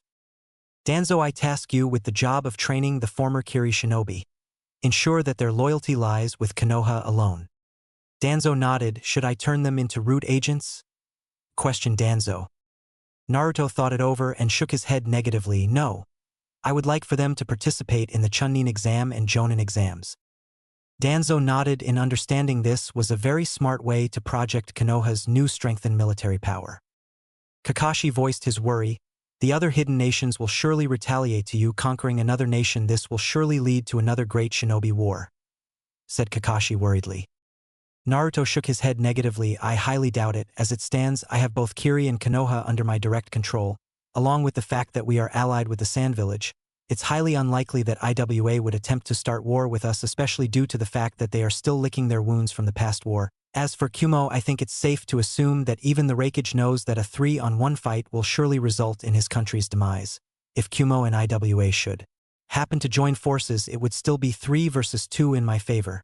Essentially, we are at standstill as of the moment. Explained Naruto. Danzo, the matters pertaining to Konoha economy has been resolved. I am currently the owner of Gato Shipping Company and all of his other assets. With this amount of money circulating in Konoha, we will be able to buy out our competitors. Danzo nodded with a shrewd smile. Indeed, my lord, with the surplus of money, one can take jobs for less pay and cripple the other nation's finance in doing so. However, what would we do on the matter concerning Orochimaru? Naruto glanced at Danzo and spoke in a bored tone. Orochimaru is of no threat to us. If I recall, Jiraiya was the strongest of the Sannin. Orochimaru was indeed hailed as a genius, but Jiraiya became a sage. Along with the fact that he is well versed in ninjutsu, taijutsu and fuinjutsu, he should prove adequate enough in dealing with Orochimaru. The rest of the captains nodded in understanding. Naruto finally took notice of the absence of one of his captains. Speaking of Jiraiya, where is he? Questioned Naruto. Kakashi giggled perversely. I would assume he is off gathering research for his masterpieces. Naruto vanished without a word. Outside Konoha's bathhouse.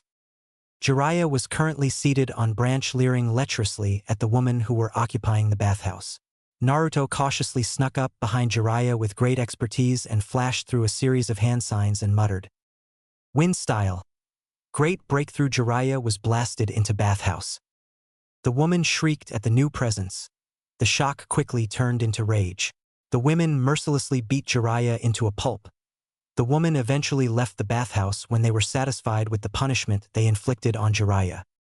When the coast was finally clear, Naruto calmly walked into the bathhouse and was standing over Jiraiya's downed motionless form. Naruto attempted to wake up Jiraiya, but out of nowhere he got up on his feet and was completely healed of all the bruises that adorned his body. That was very mean of you, Naruto, said Jiraiya seriously. You shouldn't tempt me, Grandpa. With Tsunade permanently residing in the village, I would assume you would be less likely to indulge in your acts. Maybe I should inform Tsunade. It may help you to refrain from acting on your urges, responded Naruto. Cough, snitch, muttered Jiraiya under his breath. Naruto's eyes twitched briefly. I see, if that's how you feel. Naruto began to walk away, and Jiraiya knew all too well what he was going to do and paled instantly. Now, Naruto, don't be so hasty. There's no reason to bring Tsunade into this. Besides, you don't want to see your dear old grandpa dead now, do you? Pleaded Jiraiya animatedly. Naruto remained impassive and looked at Jiraiya's pleading form with distaste. This information will remain between us under one condition. Jiraiya immediately straightened up and gave Naruto his full attention. Naruto rarely asked people for favors. What is it? Asked Jiraiya. I want you to tell me everything you know about my father. Jiraiya looked at Naruto confusedly but nodded in understanding. Naruto simply wanted to know what type of man his father was. Let's see, Minato was a very unique person. He was unlike anything I've ever seen before. He was silent, cold, and calculating, but warm and forgiving the next instance. He seemed to bring new meaning to the phrase, calm before the storm. When we spar, I would never manage to inflict any wound on him. I often wondered how strong he was, but he always simply tell me that he was trying his hardest. I knew he was lying, but I always let it slide. Even when he managed to decimate the IWA forces by himself, he held no injuries. It was probably because of Hiroshin he sustained no injuries, but that's when Minato became legendary in all of our eyes. It was like something new was being created right before our eyes. Sadly, all that ended when he defeated the Kyuubi at the cost of his life, said Jiraiya. Naruto showed no reaction to Jiraiya's statement and listened to all of it with great detail. Even Jiraiya believes my father to have died during Kurama's attack. I must look into this matter. Konoha Archives. Naruto was currently searching for the result of Minato Namikaze. To his relief, the data popped on the screen. Minato Namikaze, also known as the Yellow Flash, current status deceased. Former 4th Hokage of the village, only shinobi in history to obtain a SSS ranked status, held a flee-on-sight order from rival nations. Spouse Kushina Uzumaki, child Naruto Namikaze, parents are unknown, said to be a war orphan, was renowned as a prodigy at an early age, seemed to be gifted in all arts, excelled through the rank with great ease, personality said to be a cold, calculative, ruthless killer, to his enemy loving husband and friend to those of Konoha. Naruto's eyes narrowed. Is that all? Where's the rest? No details to where he came from, no lineage, he just appeared out of nowhere? Who is Minato Namikaze? Naruto closed his eyes and allowed the information to sink in. There was no point in dwelling on this matter. It seemed that only time would reveal the matter of Minato Namikaze. Konoha streets. How do you like the village, Mangetsu-san? Asked Itachi politely. Mangetsu nodded his head. The village seems very peaceful and so at ease. Feel free to call me Mangetsu, Itachi. Itachi nodded and Duo, continuing to walk in silence. Mangetsu's eyes caught attention of Itachi's distraction. Is there something the matter, Itachi? Itachi put on a fake smile and shook his head. No, not at all, Mangetsu, let's continue with the tour. Itachi led Mangetsu to a pocky stand and Duo ate in silence. Itachi's face remained calm and impassive to all, but he was currently reviewing his small altercation with the Emperor. It's safe to assume that the Emperor is distrustful of me as of the moment. However, it means little to me as long as Sasuke is safe. That is all that matters. Back at Konoha Towers. Naruto opened door and calmly strode to this throne. He sat and looked on impassively to his subordinates that were currently still seated. You are all dismissed. Make the preparation for the Chunin exam. I want to be sure to welcome our guest correctly. The group nodded and left. Naruto sighed tiredly and allowed his head to lie on his comfortable throne. Being the Emperor was quite stressful. Bang, bang, bang. Naruto looked on at the door, silently glaring at it. Peace and quiet was so hard to come by. Come in, spoke Naruto. Sakura busted through door. Emperor-sama, Sasuke-kun left the village. We need to get him back. He could be hurt. Naruto looked at Sakura's groveling form, dispassionately pathetic. Instead of using all this energy to pursue Sasuke, she should invest it in her training. Naruto, however, decided he should grace her with a response. Sasuke is not of great importance to me. I care little for what happens to him. Sakura's eyes looked like they were pop out of their sockets. She looked completely shocked. Why, Naruto-kun, we were teammates. Sasuke was our teammate. Don't you care what happens to him? Naruto's eyes narrowed at Sakura's. What made you think I considered you my teammate, Sakura? How could you believe yourself to be my equal? We were never a team. It was simply ninja protocol to attend Kakashi's meeting. I no longer have any need for such trivial matters. Sakura's eyes showed she couldn't comprehend what he was saying, like it was impossible this was happening. Naruto eyed Sakura with distaste. Leave my presence if that is all. Sakura's eyes widened but then gained some determination. I humbly request to be trained by Tsunade-sama. Naruto merely rose an eyebrow. What makes you think you're qualified to be taught by Tsunade? Sakura's eyes showed brief hesitation. I know I'm neither the strongest nor the most skilled kunoichi around, but with enough guidance, I believe I have the potential to become an asset for the village. I don't want to be a liability to Konohamaru and Sai anymore. I want to hold my own as part of the team. Naruto listened to the information impassively, but took notice of something. Konohamaru remained in Konoha unlike the rest of the Sarutobis. Konohamaru, grandson of Sarutobi, he could prove useful. I see. Sakura, I must say your speech was rather compelling. Let's hope Tsunade shares those feelings. It is ultimately up to her to decide who she wishes to train. Naruto pressed the comm on the side of his seat. Iruka, come here. About 30 seconds later, Iruka appeared. You called, my lord? Naruto nodded. I'm tasking you to retrieve both Jiraiya and Tsunade. Iruka nodded and disappeared without a word. Sakura looked at Naruto in awe. He seemed to be so at ease at leading. It seemed he was born for this role. It was hard for her to believe that they were once the same age in the same class and on the same team. Now it seemed like a distant memory. 5 minutes later. What did you call me here for, brat? The party was just getting good, spoke Tsunade grumpily. Naruto said nothing and Tsunade eventually caught notice of another presence. What are you doing here, Jiraiya, you pervert? Jiraiya cried in mock pain. So cold, Tsunade-heim, you wound me. Naruto coughed to gain their attention. I called you here, Tsunade, at the request of another. Tsunade looked at Naruto suspiciously. Who is this person you speak of? You may come out, Sakura. The door opened to reveal Sakura. Sakura came and bowed her head. Tsunade-sama, please, I beg of you to take me under your wing and guidance and make me your apprentice. Tsunade looked over the girl for about a minute and sighed. Yeah, whatever, be at the training ground 7 tomorrow. I'm gonna tell you this now. This training is not for anyone who can't handle pain. Sakura gulped but nodded nonetheless. Tsunade glanced at Naruto anxiously. If that's all, I'm going back to the festival.